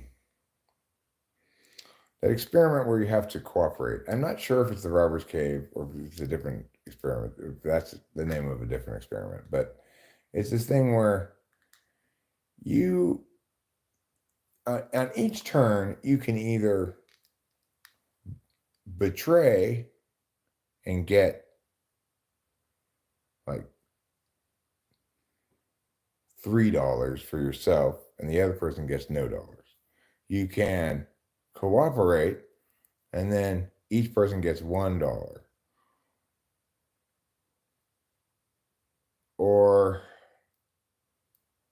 I think that's it. Or maybe there's some other thing. That the thing is, what studies have shown is that BPD people, for example, this is just one. I'm picking this specific subset of toxicity because it's useful to show how we can differentiate between kinds of toxicity. BPD people, they specifically have a inability to trust that plays out like this. Normal people, if we're playing this game and we both cooperate, we both get $1. We both cooperate, we get $1. Then you betray, you get $3, I get no dollars. A normal person will then betray back.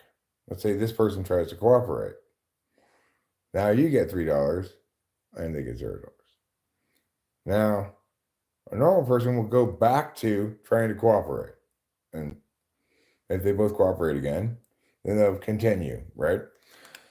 But BPD people, once they've been betrayed one time in the game, they cannot go back to trying to cooperate. They just try to betray every time.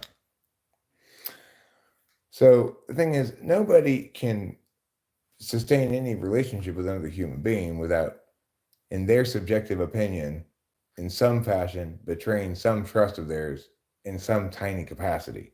Like, for example, the other day, I said something in my therapy session to my doctor that was something about Rachel that Rachel wanted to tell him herself. And I was like, oh, geez, I'm sorry. I didn't mean to betray your confidence. I didn't understand that. I wasn't thinking or whatever. I shouldn't have said what I said.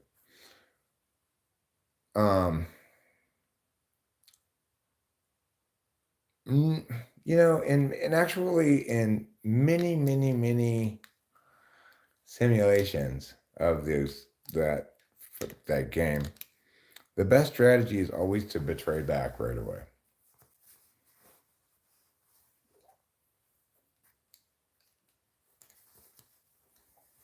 Because it both establishes that, you didn't like that. It sets boundaries, and it makes sure the other person doesn't think like you're asleep at the wheel or something, right? Maybe this guy's just asleep at the wheel here. I could just betray every time and get all the money. You won't get an infinite loop because you can never play the game for an infinite amount of time. You have to set an arbitrary number of turns.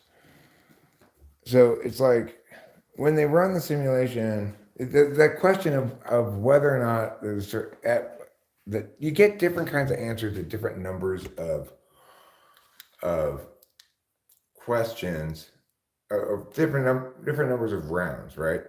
And additionally, you have to test specific strategies. So they articulate, I think, 5 or 6 different specific strategies that there was, like, the person who came up with this thing, they actually asked people to come up with, because it was programmed as a computer program, and they said make programs to go with it that, or write out how to program your strategy, like if this then that, right? And they determined he collected people who turned them into him, and he collected the submissions and he evaluated them, and he determined like a certain number of distinct actual theories, tested them all, ran them all, and you can see in his study like which ones do well at which number of turns. It's a tough question to answer what the best strategy is because of all these variables, right? But the overall best strategy is the betray if betrayed, then try to cooperate again strategy that I just articulated. I watched a whole video on this thing, and it wasn't that long ago, so I kind of remember it. You know what I'm talking about? Okay.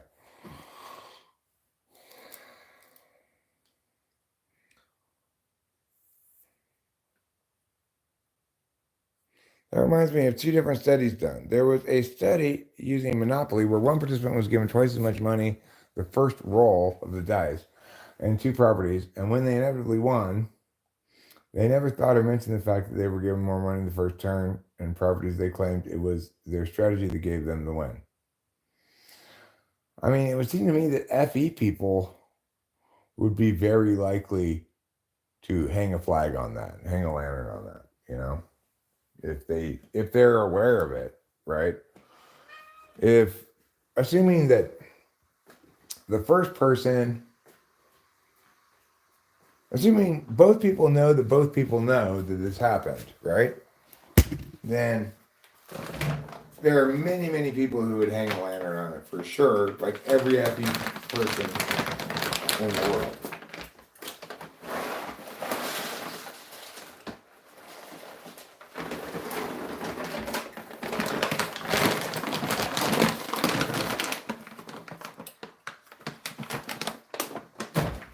Now, it's plausible that you get a higher amount of people who do that if you told them, if you made it seem like neither the researchers nor the other player were aware this mistake happened and you've just gotten away with it. Because once you've gotten away with it for a few seconds and you haven't mentioned something, then it gets harder to self-report on the situation, right?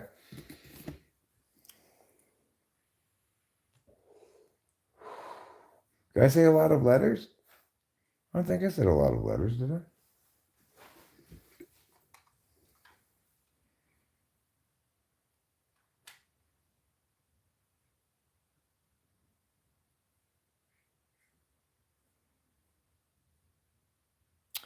I think the paper said that after a certain amount of betrayals in a row, to reduce the impact of noise errors where there is a genuine mistake which may be interpreted as betrayal.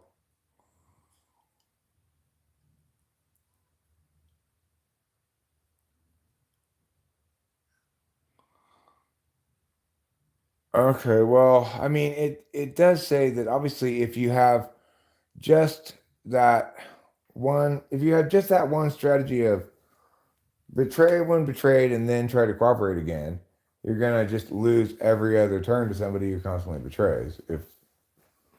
But I don't remember as much details as I don't know.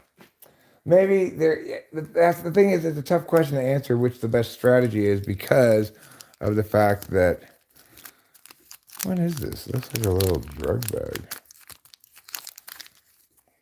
Oh, it's not a drug bag. It's a cheese wrapper. That's much less interesting.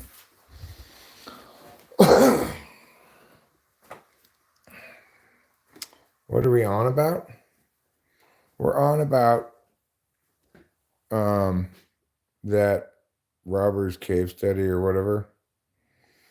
The relationship between betrayal and trust and how you can operationalize the definition of borderline personality disorder using the thing I just said, which is BPD people will, when presented with scenario meow, behave like meow. So the thing is, that's specific to BPD. Narcissists are supposedly different from BPD people. And I understand the difference somewhat poorly because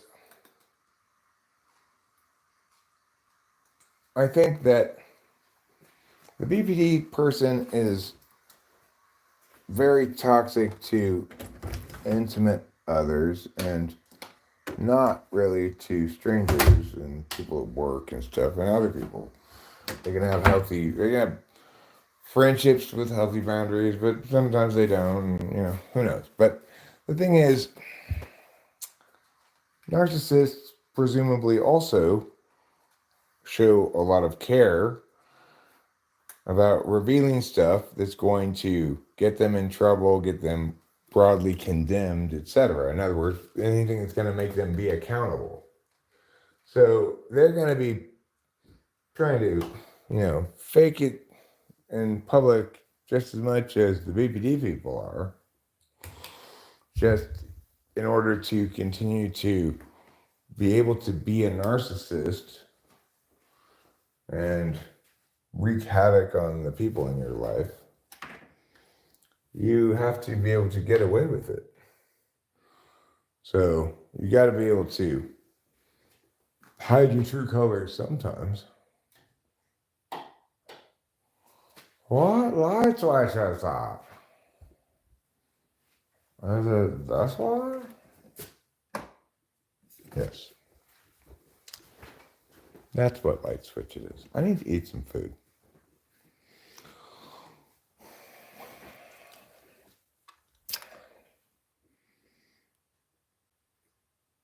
You go close your eyes, Rubenar. Close your eyes. Give me your hand, darling. Can you feel my heart beating? Do you understand?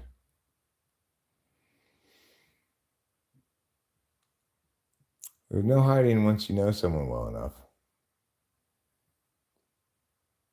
Right. I mean, so, the people, my point is that if the distinction between BPD and narcissist is purportedly that narcissists are toxic to a broader swath of the population than BPD people are toxic to their intimate others, that's not a good operationalized definition. Unlike my definition linking, but then you have to do a diagnostics with that. And if they are aware that that's what you're testing, then that ruins that test. But nevertheless, it's a better definition.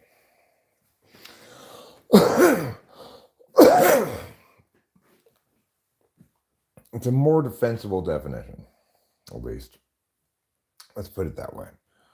So I do need to eat something. You know, it's weird. Are Trump and Kamala narcissists? I don't know. I don't know if they are or not. I don't have any reason to believe they are particularly. If I were to say yes, I wouldn't be able to give you any good justifications. It's true, I guess you could say that they try to avoid accountability, but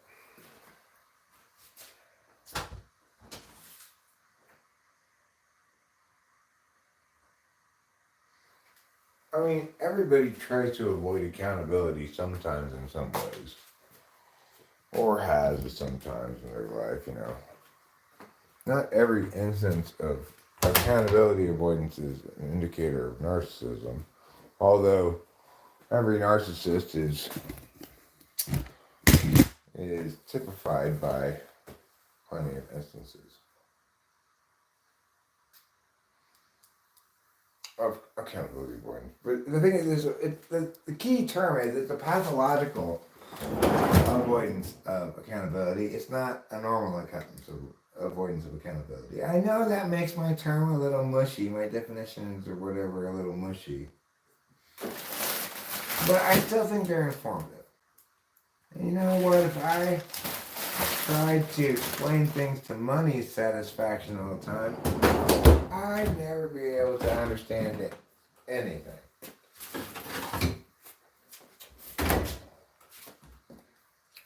I need to set my bar a little lower than that.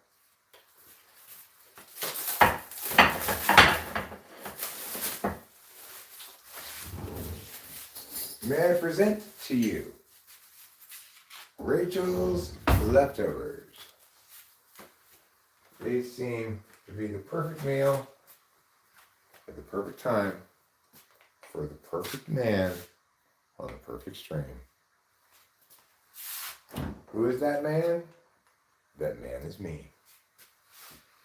What, Eric? If you were really perfect, you would have said, that man is I, and used the nominative case for the predicate noun.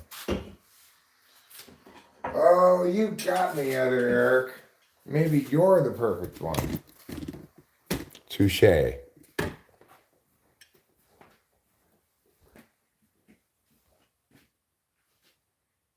Yeah, I agree with you.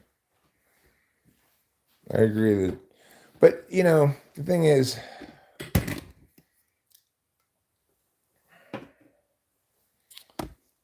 there are also mental illnesses, though, right? That is more has to do with psychiatry, I guess you could make that distinction, but like schizophrenia and bipolar, those aren't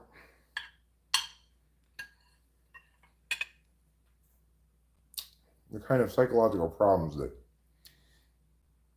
philosophy can solve. Pharmacology doesn't offer any explanations. So in that regard, we need it to be a magical science.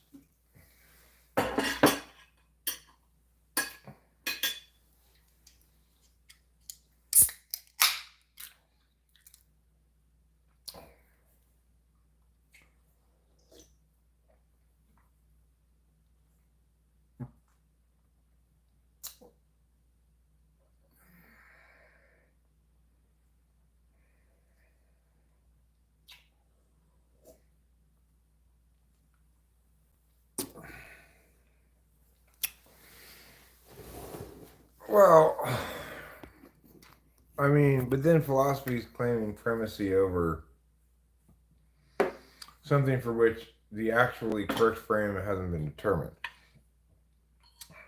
You know, if we tried to make philosophy in charge of who won the 100-yard dash, we'd never get an answer.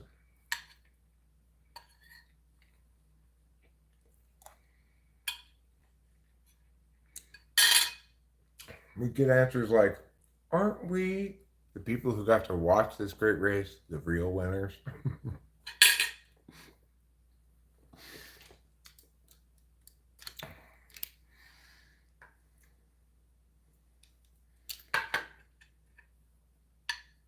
Because maybe it's a simple brain chemistry thing, right? If it's like a measurable thing, like let's say we're trying to figure out why there's so many bruises on someone's arm. And the answer is because this toxic person keeps hitting them. Bruises are a medical problem. But to say that the solution, they needed a medical solution, is wrong.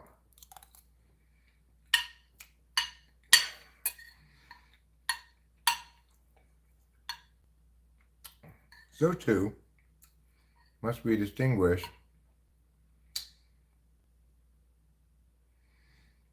and so too have we yet to distinguish whether something like bipolar or schizophrenia, which are medical problems requiring medical solutions, that can be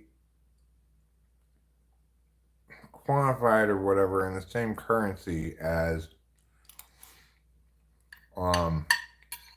things like BPD or narcissism or whatever. Bipolar and schizophrenia have medical solutions and are medical problems. But they're also like psychological problems, right? Narcissism is a psychological problem. I don't know if you'd call it a medical problem or not.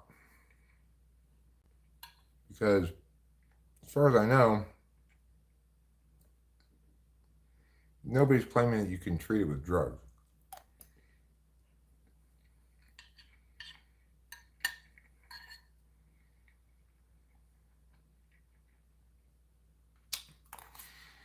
The thing is, I'm actually kind of shocked. Like, I very recently started taking antidepressants. Wellbutrin. But before that, I was taking Prozac. Rachel's Prozac.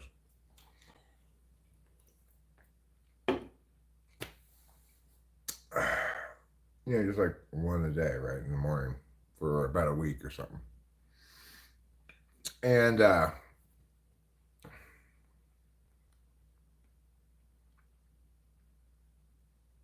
amazed at the impact.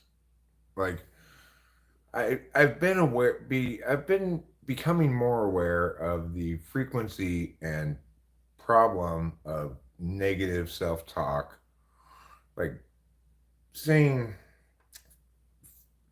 in my mind, saying, right? Saying things like, I hate myself, I wish I were dead, things like that, you know. But because I understand it as statements I make that I don't like making, I don't know why I'm making them all the time, rather than as my feelings, it's possible for me to notice just how that shit just drops off the radar completely. And it is something that I would still experience on Adderall. If I were just on Adderall, it would be not as bad towards the top of the cycle of the bottle, worse later in the bottle cycle, but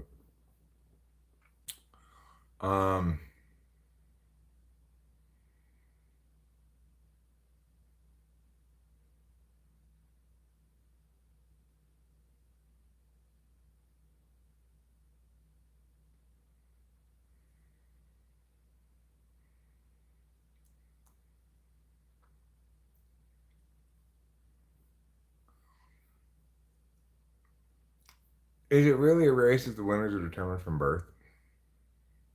When it comes to self talk, why do we apply that category of good or bad? I'm just a person, neither good or bad. I mean, when I'm not doing well in the past, like for example, when I was a drunk, I would say, I mean, when I say negative self talk, I mean, I say it out loud and stuff.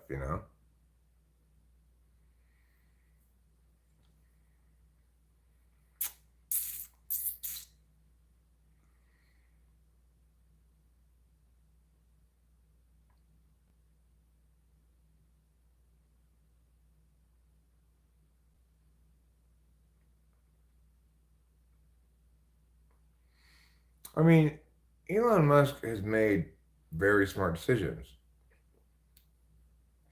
PayPal. He started off with PayPal.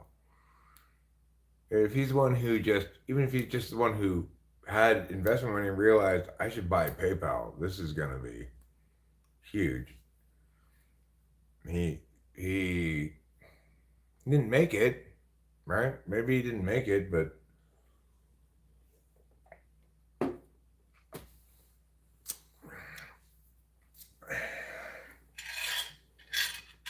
generally his NI's pretty good for TE stuff.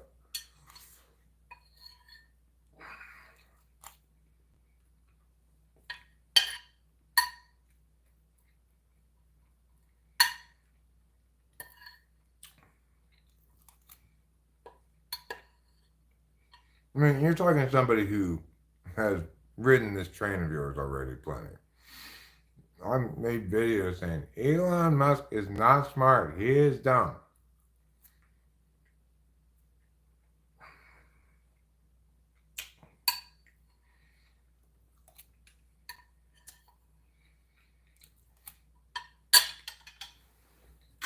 But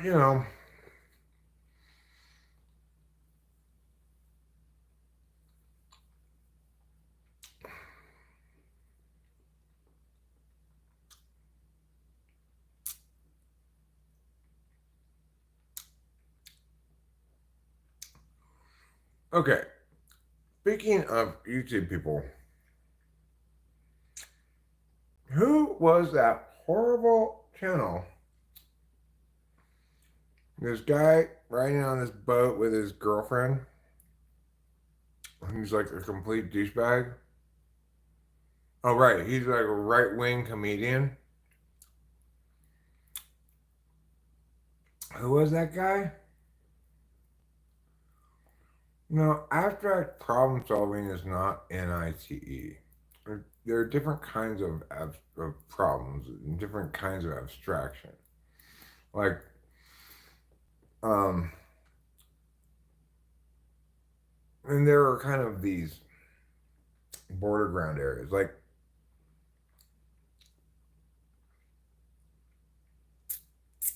a circuit, an electrical circuit is a rendering of TI for TE purposes. And TE has an equivalent thing too, which is, I was thinking about this earlier, but let's see if I remember what it is.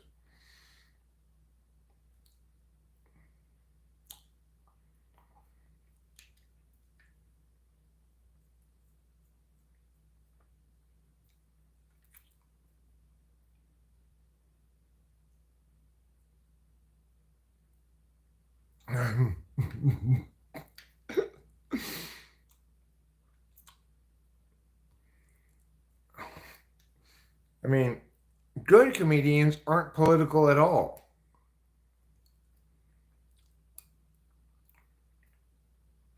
G, to correct you, for IQ, they correlate it to life outcomes in terms of wealth.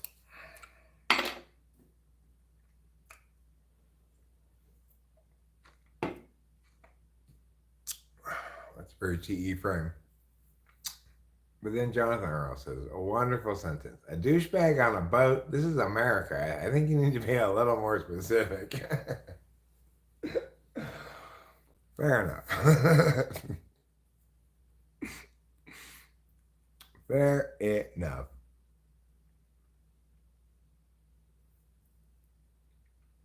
No, gee, that's not true. That's incorrect. Good comedians aren't considered right or left wing at all because they aren't trying to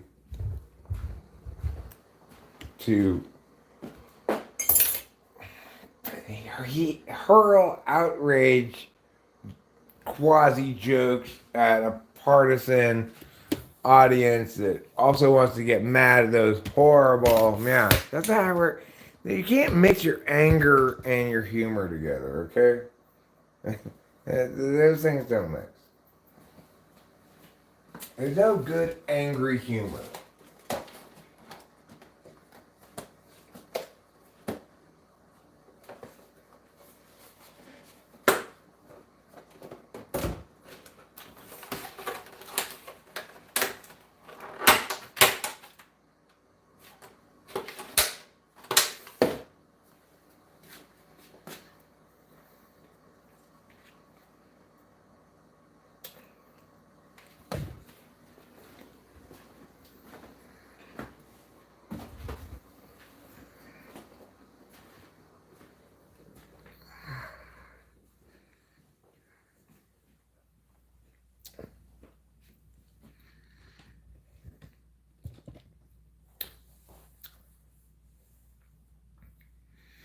Good political comedy is like good sounding car alarm. There are no good sounding car alarms. The only good sounding car alarm is one that's been turned off. Oh, thank God somebody turned that off.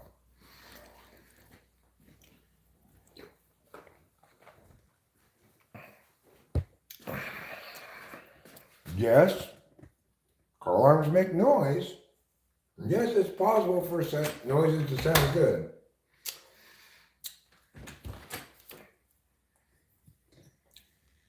Nevertheless, similarly, it's possible to do political comedy. But it's like trying to sing a baby to sleep with a car alarm. Just fundamentally wrong. As wrong can be.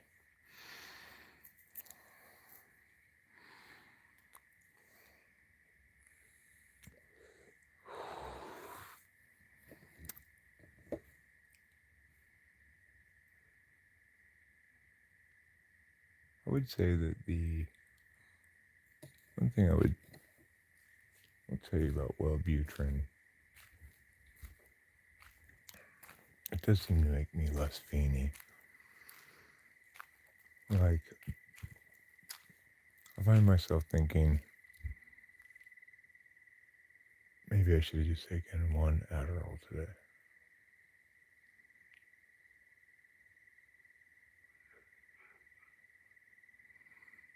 It's just the neighbor, okay.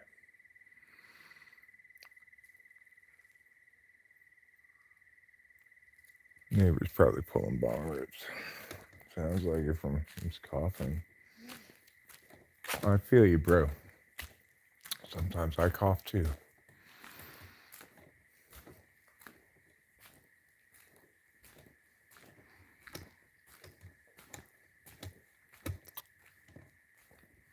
You know, when I was a boy, get taken to the doctor and they'd do that test to you where they hold on to your nuts and tell you to cough.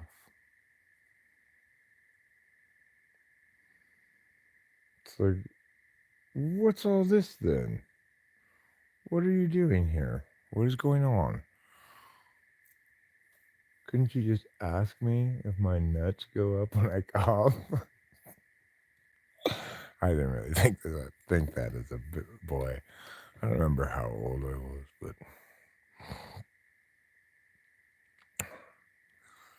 apparently they do that to make sure that your nuts retreat out of danger's way when you cough.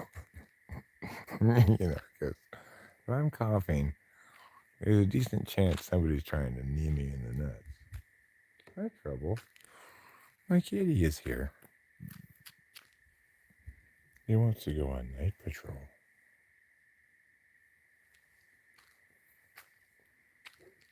But let me tell you a thing or two about life. Sometimes kitties don't get what they want. We're not going to go on very much night patrol tonight.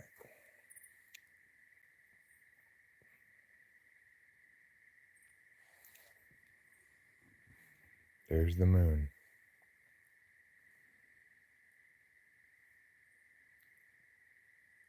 Is there anybody else here who is allergic to moonbeams besides me? So I got my long sleeve shirt on. Alright, a drone. Quite close. I'd get kicked out of Putty Cat's house if I were there right now, because I just engaged in a little bit of flatulence.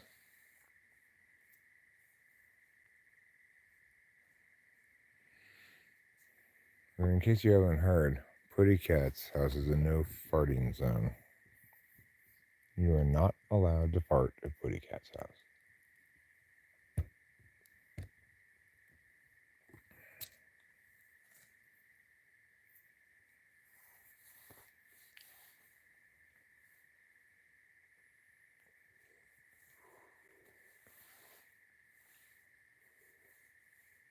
I guess it's a plane, maybe. Is it a drone or a plane? It's got a green, a red light, and then two white lights come on. It's like, left one is green, and then quick white blink. The right one is red blink, white blink, red blink, white blink. That's the plane. I can hear its engines now. You plane.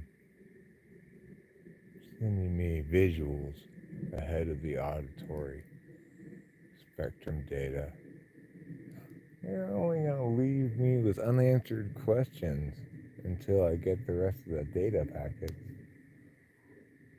Just as you did tonight. Well, I don't know. What do you guys think we should do? Should we speed up the speed of sound or slow down the speed of light? You be the judge.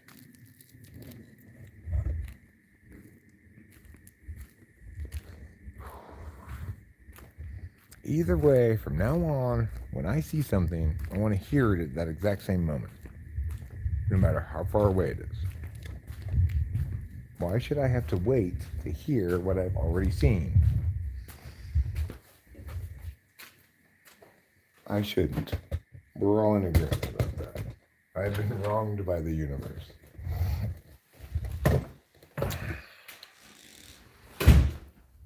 From now on, all visual things must be auditory, concurrent to each observer's experience.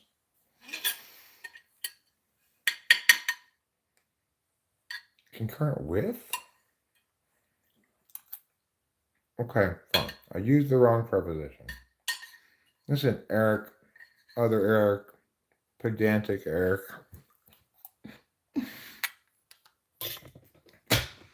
Gotta pay the weight tax. The constant values in physics make me cringe. No, because I'm not as smart as you, Mommy. I do get that we don't really have constants as they're circularly defined. Like, the speed of light is what it is.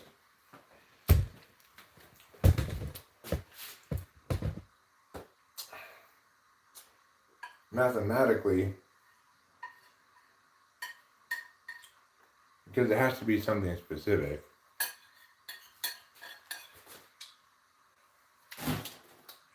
And that's about right.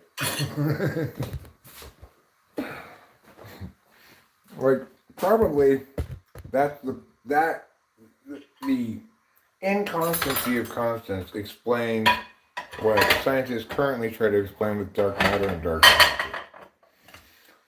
That's probably the explanation, right? There's already evidence that shows that extremely long distances, some of those constants seem to not be constants. So probably that will turn out to be the explanation for dark matter and so-called dark matter and dark energy, is just that the constants we're using are not actually constant.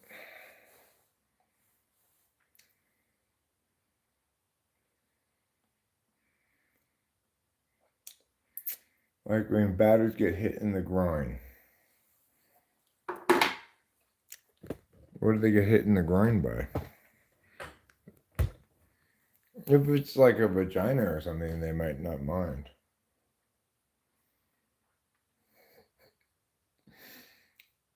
I got hit in the groin. Ouch. Don't worry, it was by a vagina. Oh, all right, congratulations.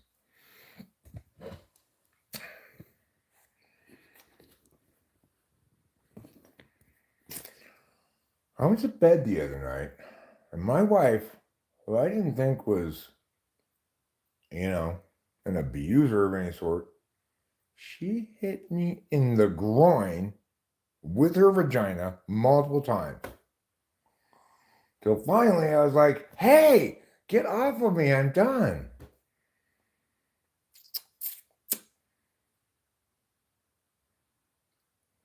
Ba-da-ba, ba-da-ba, hilarious jokes.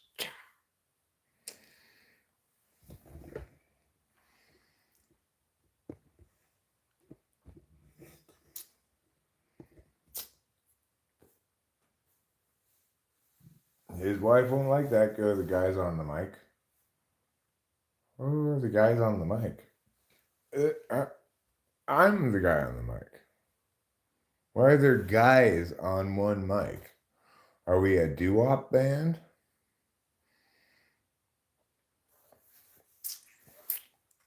Yeah, a man's vagina is attached to his woman. True that. And good for the goose, good for the gander. Rachel's penis is attached to me. Guys, listen. Sport. Oh, right. Color comment. You meant Mike, M-I-C. Mike is spelled M-I-C.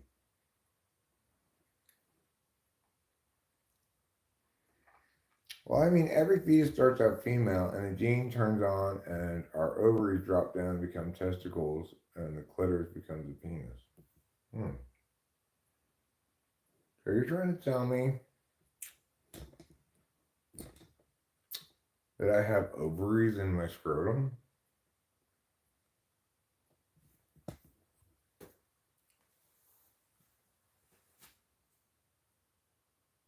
I still understood what you were saying, but the microphone part. No, my correction there was irrelevant. I retract my correction. It had nothing to do with my misunderstanding. I just wasn't realizing you were rolling with the previous thing about the batter being in the groin with a vagina. It's actually quite a good joke, G.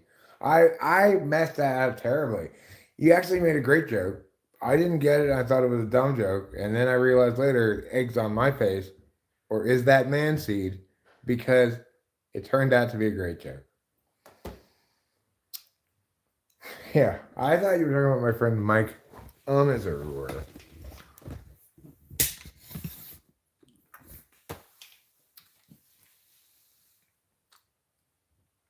believe Eve was made first.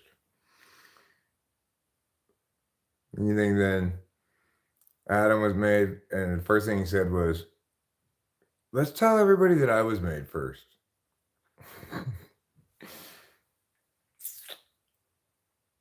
It's a very good joke, G.I. Impressed with it.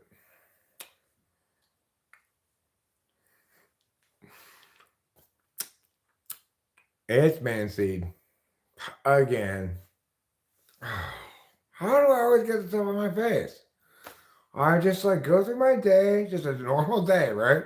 Like I go out, I do some gardening, I go to the store or whatever. And then at some point during the day, like in the afternoon, I'll go in the bathroom, I look at myself in the mirror, and there'll be a big glob of cum on my forehead. It's like, where did this come from? So I don't know. Maybe I have spent too much time hanging out with Mike. But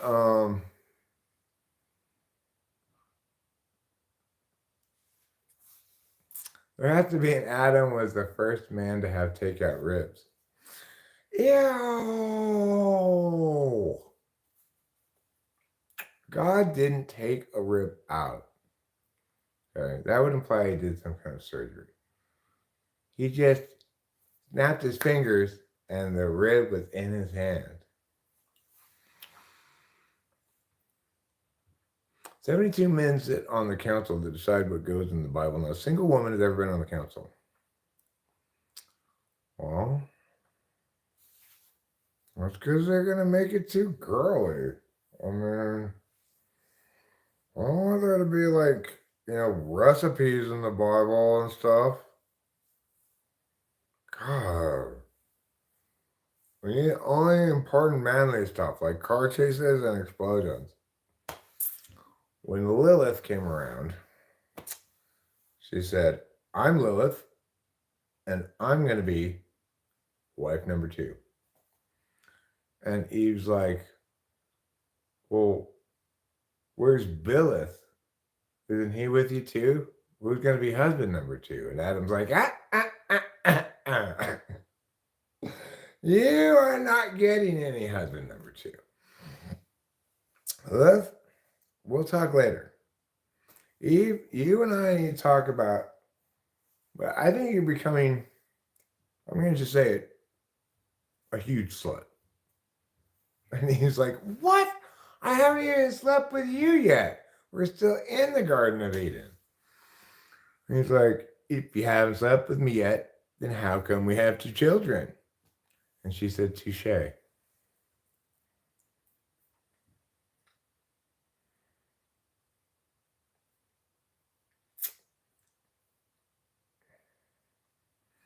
Yes, but if we look at evidence, who has the smaller rib cage? Who? Which sex is sometimes born with one less rib? Is it man? No, it is not. Is it? It's not? I don't know. I assumed that both people were born with the same amount of ribs, that it was just bullshit from ground up.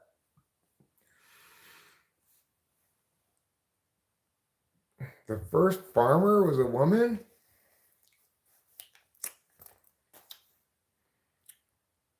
What was she growing? How could we possibly know who the first farmer was? Or what? Yeah, well, at some point along the way, obviously, chicks lost control of the reins of the cart here. Probably they were giving birth to babies. Yeah, Acacia. That's why you guys lost your lead. Early on, chicks had the lead, and the dudes were like, well, I don't know what to do. Let's ask the chicks. But then the chicks started having babies. And you know what happened? The dudes were like, she's busy having babies. Let's just make all the decisions ourselves from now on. And that's what happened. Liz would have never been deceived. She was not naive. Why wasn't she naive? Like, where would she have gotten all of this experience from? From what life did she garner perspective? Wasn't she just like brought around like by God? Like, here's another lady. I don't know the exact story, but I'm pretty sure it went something along the lines of, here's another lady. Now quit bugging me for more ladies.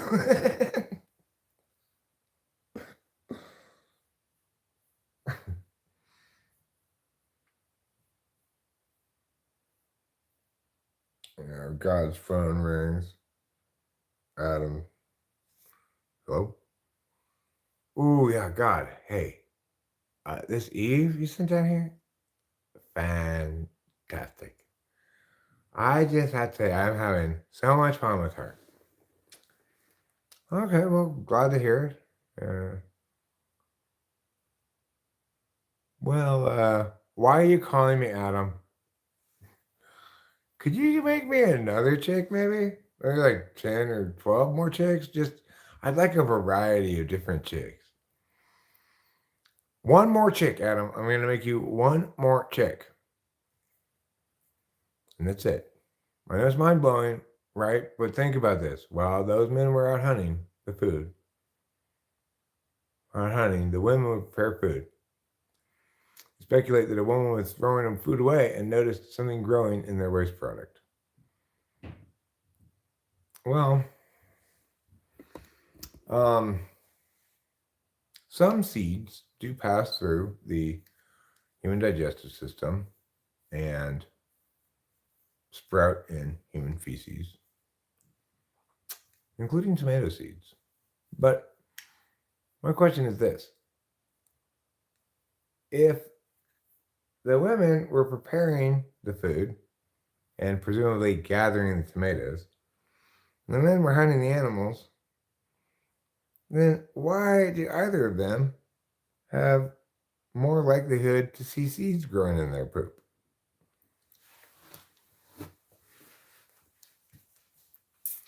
Because old-timey people like to poop right next to their house where their women stayed. No, they poop far away, like everybody. They're like, riddle me this, says Iron Lion. The scientists found a man frozen in ice. One of the scientists says it was Adam. How did he come to that conclusion? I have no idea. Maybe the person in the ice had on one of those bracelets with the little cube letters that said Adam on it. You thought about that possibility?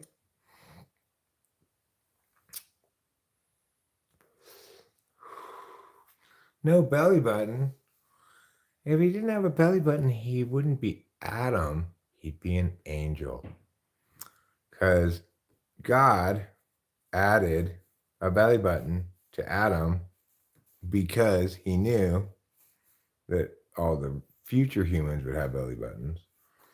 And he didn't want any evolution to occur. So he needed the genome to stay the same. It was like, Adam, you're going to have a belly button, even though, well, you're going to have like, you know what, I'm just going to put one there cosmetically. In theory, your genome doesn't need to change because the reason you don't have a belly button isn't genetic, it's because you weren't born. Because I just made you out of dirt. Some other stuff I had lying around.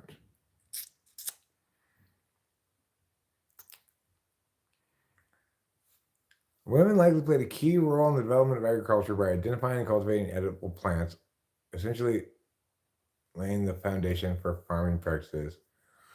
Like, why did the gender roles have to be divided at all?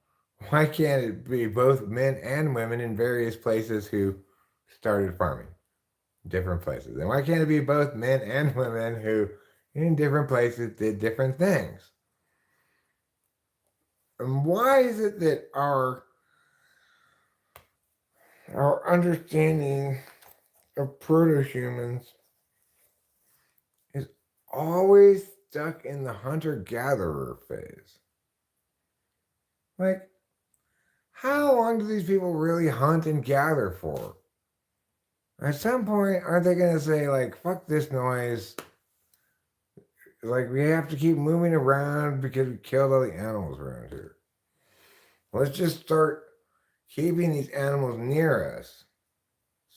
Why are we following animals around? They should follow us around. So it's like humans back, proto-humans a long time ago, they weren't any different than they are now. If you were a proto-human, would you just follow animals around for thousands of years? No. You would get the animals to follow you around. So obviously, these ideas are ridiculous. What happened before farming was definitely herding. That has much quicker and more dramatic, more reliable kinds of food payoffs than farming does. And all it takes for herding is like one tribesman to be like, hey, you know how we just killed that sheep over there? That wild sheep? And then we realized, oh no, it was a mother sheep. It's got like 3 baby sheep here. Instead of killing those baby sheep and eating them, let's keep them and raise them up to big sheep. And then that's where the first herd came from.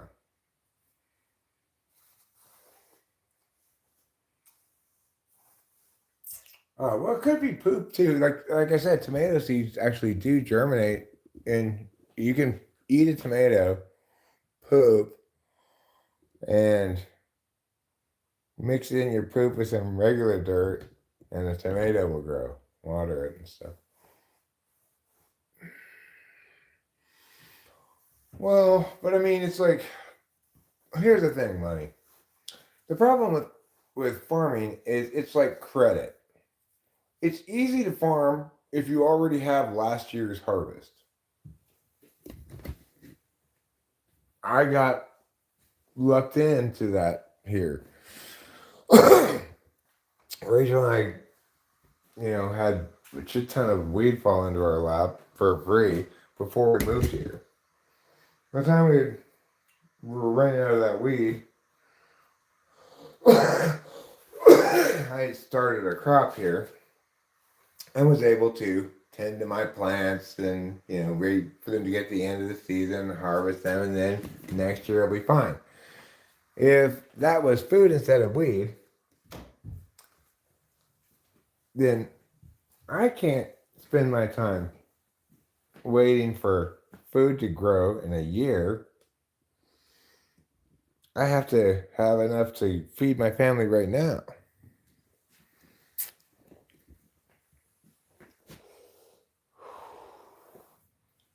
Gay Indians? That's racist.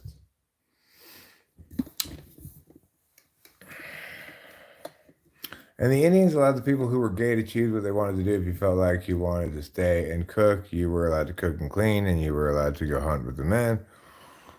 Yeah, so, well, that's why I'm saying I'm not buying this women were the first farmers or men were the first farmers. As always, probably couples operated as couples, It's like, what do you think, honey? I'm not the autocratic dictator, and neither are you. Flesh is the forbidden fruit? So you're saying boobs are the forbidden fruit? Quip Quap says, I'm so glad you're live. And he's been trying to reach me about my extended car warranty. I've been trying to touch base with you about it too. We've been playing phone tag, I guess. Horny Angels. Just because we don't have any books that somebody wrote 10,000 years ago doesn't mean nobody wrote books 10,000 years ago.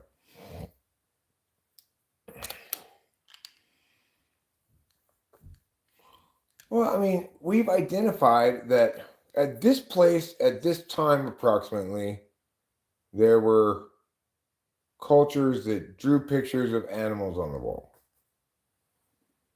But, I think the pyramids were actually made like 10,000 years ago instead of 5,000 years ago. I know you might call that a crackpot theory or something, but I just don't buy it that the Egyptians made the pyramids. Just do not buy it. Just like, it's one of the things, the only people who think the Egyptians made the pyramids in 4500 BC are people who refuse to allow intuition to inform anything at all. If modern day people were to try to make the pyramids, we would struggle. The budget requirement of it would be incredibly massive. Even if it were provided with an infinite budget, we would struggle to make the pyramids today with all of the stuff that we have. You cannot tell me the fucking ancient Egyptians who drew pictures. I'm rich. I'm the best. I'm the greatest. There, that was Chloe.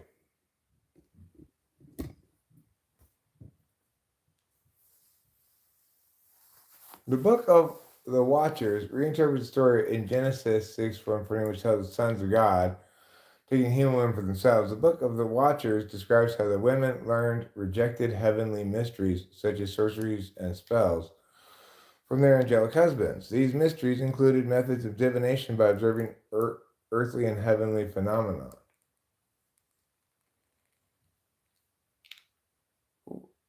Who's talking shit? I know, I got a phone call. I'm going to go. If we didn't drop a bunch of viewers, I've been sitting here like 3 or 4 people for a long time now. So,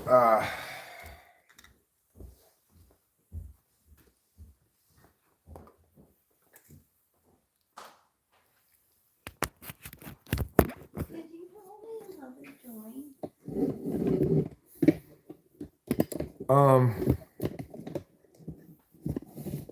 what Native Americans? What are you talking about? I don't know anything about it. What I'm saying is simply the following. Yes, I can roll you another joint.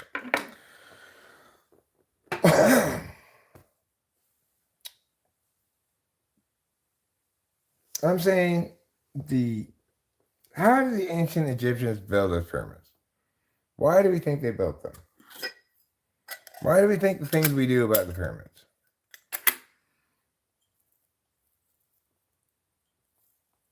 It's like you had ancient Egyptians.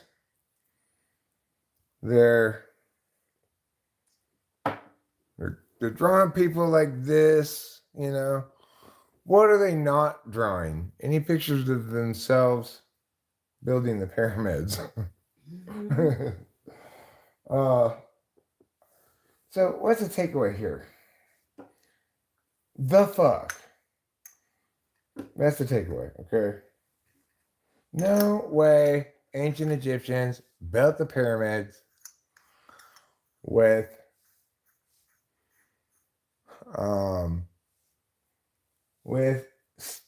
Bronze Age tools and shit, My ass. Now, we know pretty well the developmental history of most of the places around the globe, from, Stone Age to Bronze Age to Iron Age, whatever. So it seems very unlikely that the pyramids were made after the ancient Egyptians, but before now, right? Ergo, they must have been made before. Obviously, I'm not buying into any alien shit. Just because the ancient Egyptians couldn't have built the pyramids, doesn't mean human beings didn't build them.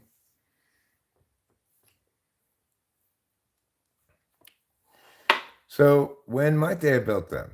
I don't know, like 10,000 years before the ancient Egyptians, or 50,000 years before the ancient Egyptians. I don't know. Okay, well. Really? Does it say We will move 800-ton stones. First, we'll cut them with our copper tools. Supposedly, they built the Great Pyramid in 20 years.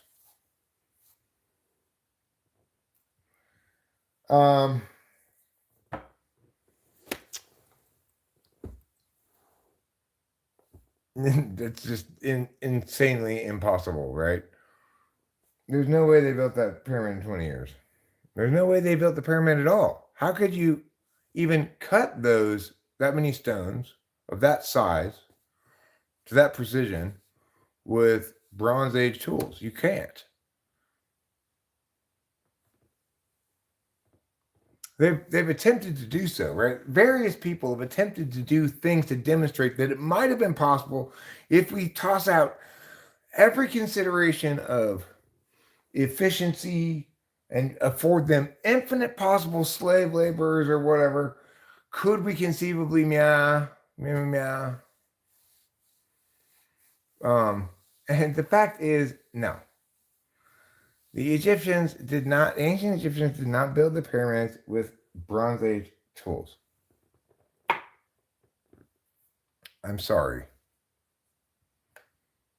I get that people are, ingenious, or I guess ingenious. They have ingenuity. Oh, that's fine. If you had talked to me like that, that would be fine. I'd already forgotten about it.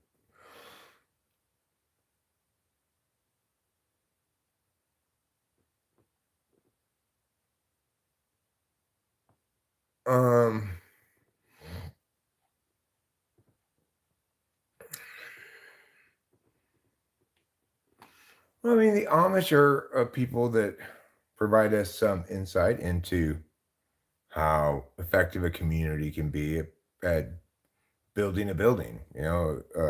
Barn raising, which involves that whole community's cooperation and application of generational knowledge that's been passed down via oral traditions and actually doing the things, yada, yada, yada, all of that stuff.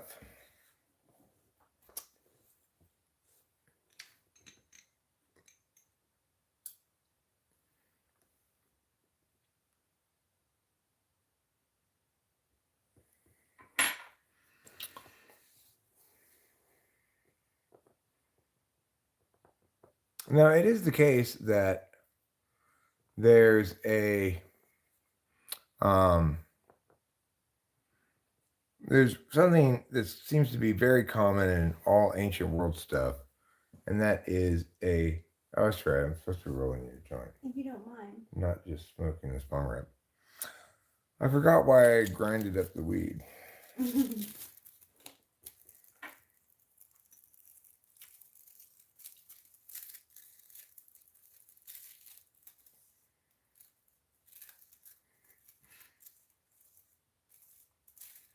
Buy my own island. I don't want to buy my island. I don't want to buy my own island. You know why? That requires, if you're going to go to your island, boat travel. I'm not a fan of boats.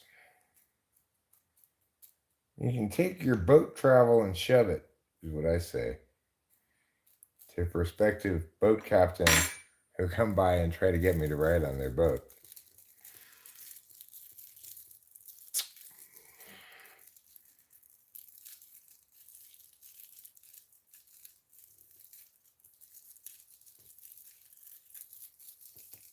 I will keep streaming for a little while longer, but not a lot while. Oh, I can't stream for a while longer. I have to meet with Chloe at 11:30.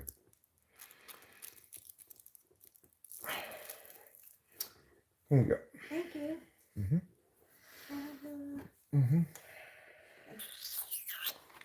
Put that in the calendar right now.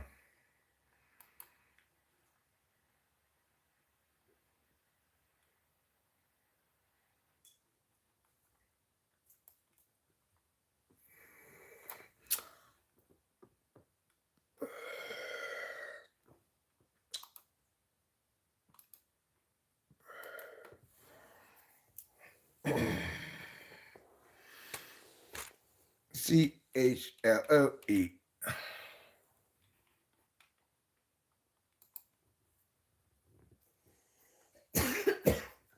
Oh, I have to put her email address.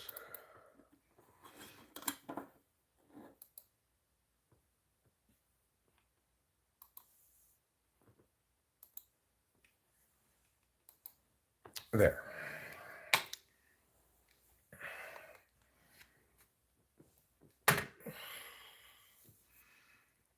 Okay, so A New Hope. I kind of understand what you're saying though, because there's a geological site called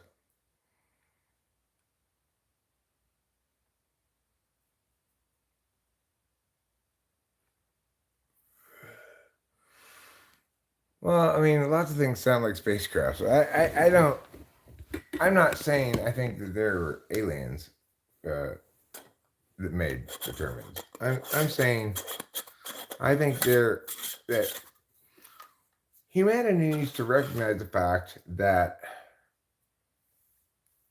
there are limits to archaeology's capacity to uncover the past that link to the just transience of the stuff that humans make, right? So, and to the extent that we're dealing with human cultures that weren't super advanced, then most of the stuff that they make isn't going to survive more than 5,000 years, you know. Concluding that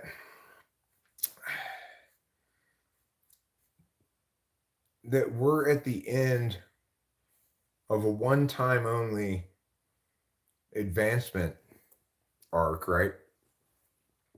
That in fact there'd never, maybe 100 million years ago, been another human civilization that got all advanced and then some catastrophe wiped it out or whatever, except for a few people. There's no reason to think that that never happened.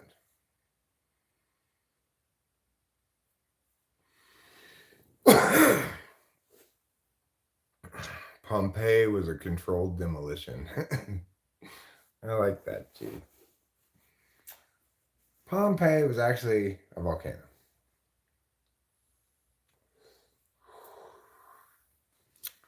So I think it's important for us to realize that we have some tiny little slivers of a snapshot of times a long time ago, right? In specific places where there's a certain kind of erosion, and you can see, and where prior to that erosion occurring, there'd been a certain kind of layering of things, you know. We have a few snapshots of geologic record that can be informative about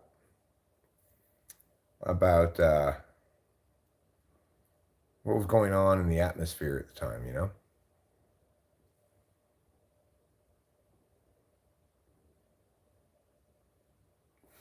I used to have a gold capstone. So the top stone of it was gold. And then the sides were all white. It was limestone, I think they said. White limestone. I'm not entirely sure.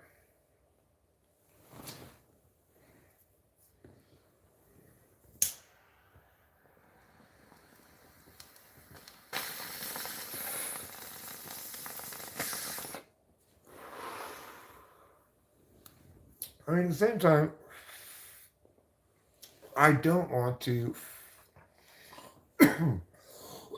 underestimate the very substantial capacity of the ancient world to create genuine wonders. Like the Great Wall of China was definitely built by Chinese people in China. I'm not disputing that. That makes sense. It's very impressive, but it makes sense. You can understand how the Chinese could have built that wall. Yeah, I think so. Pretty cat. Didn't really. Oh, I have it at 11:30. I gotta go. Bye. Thanks, buddy cat. I appreciate that one.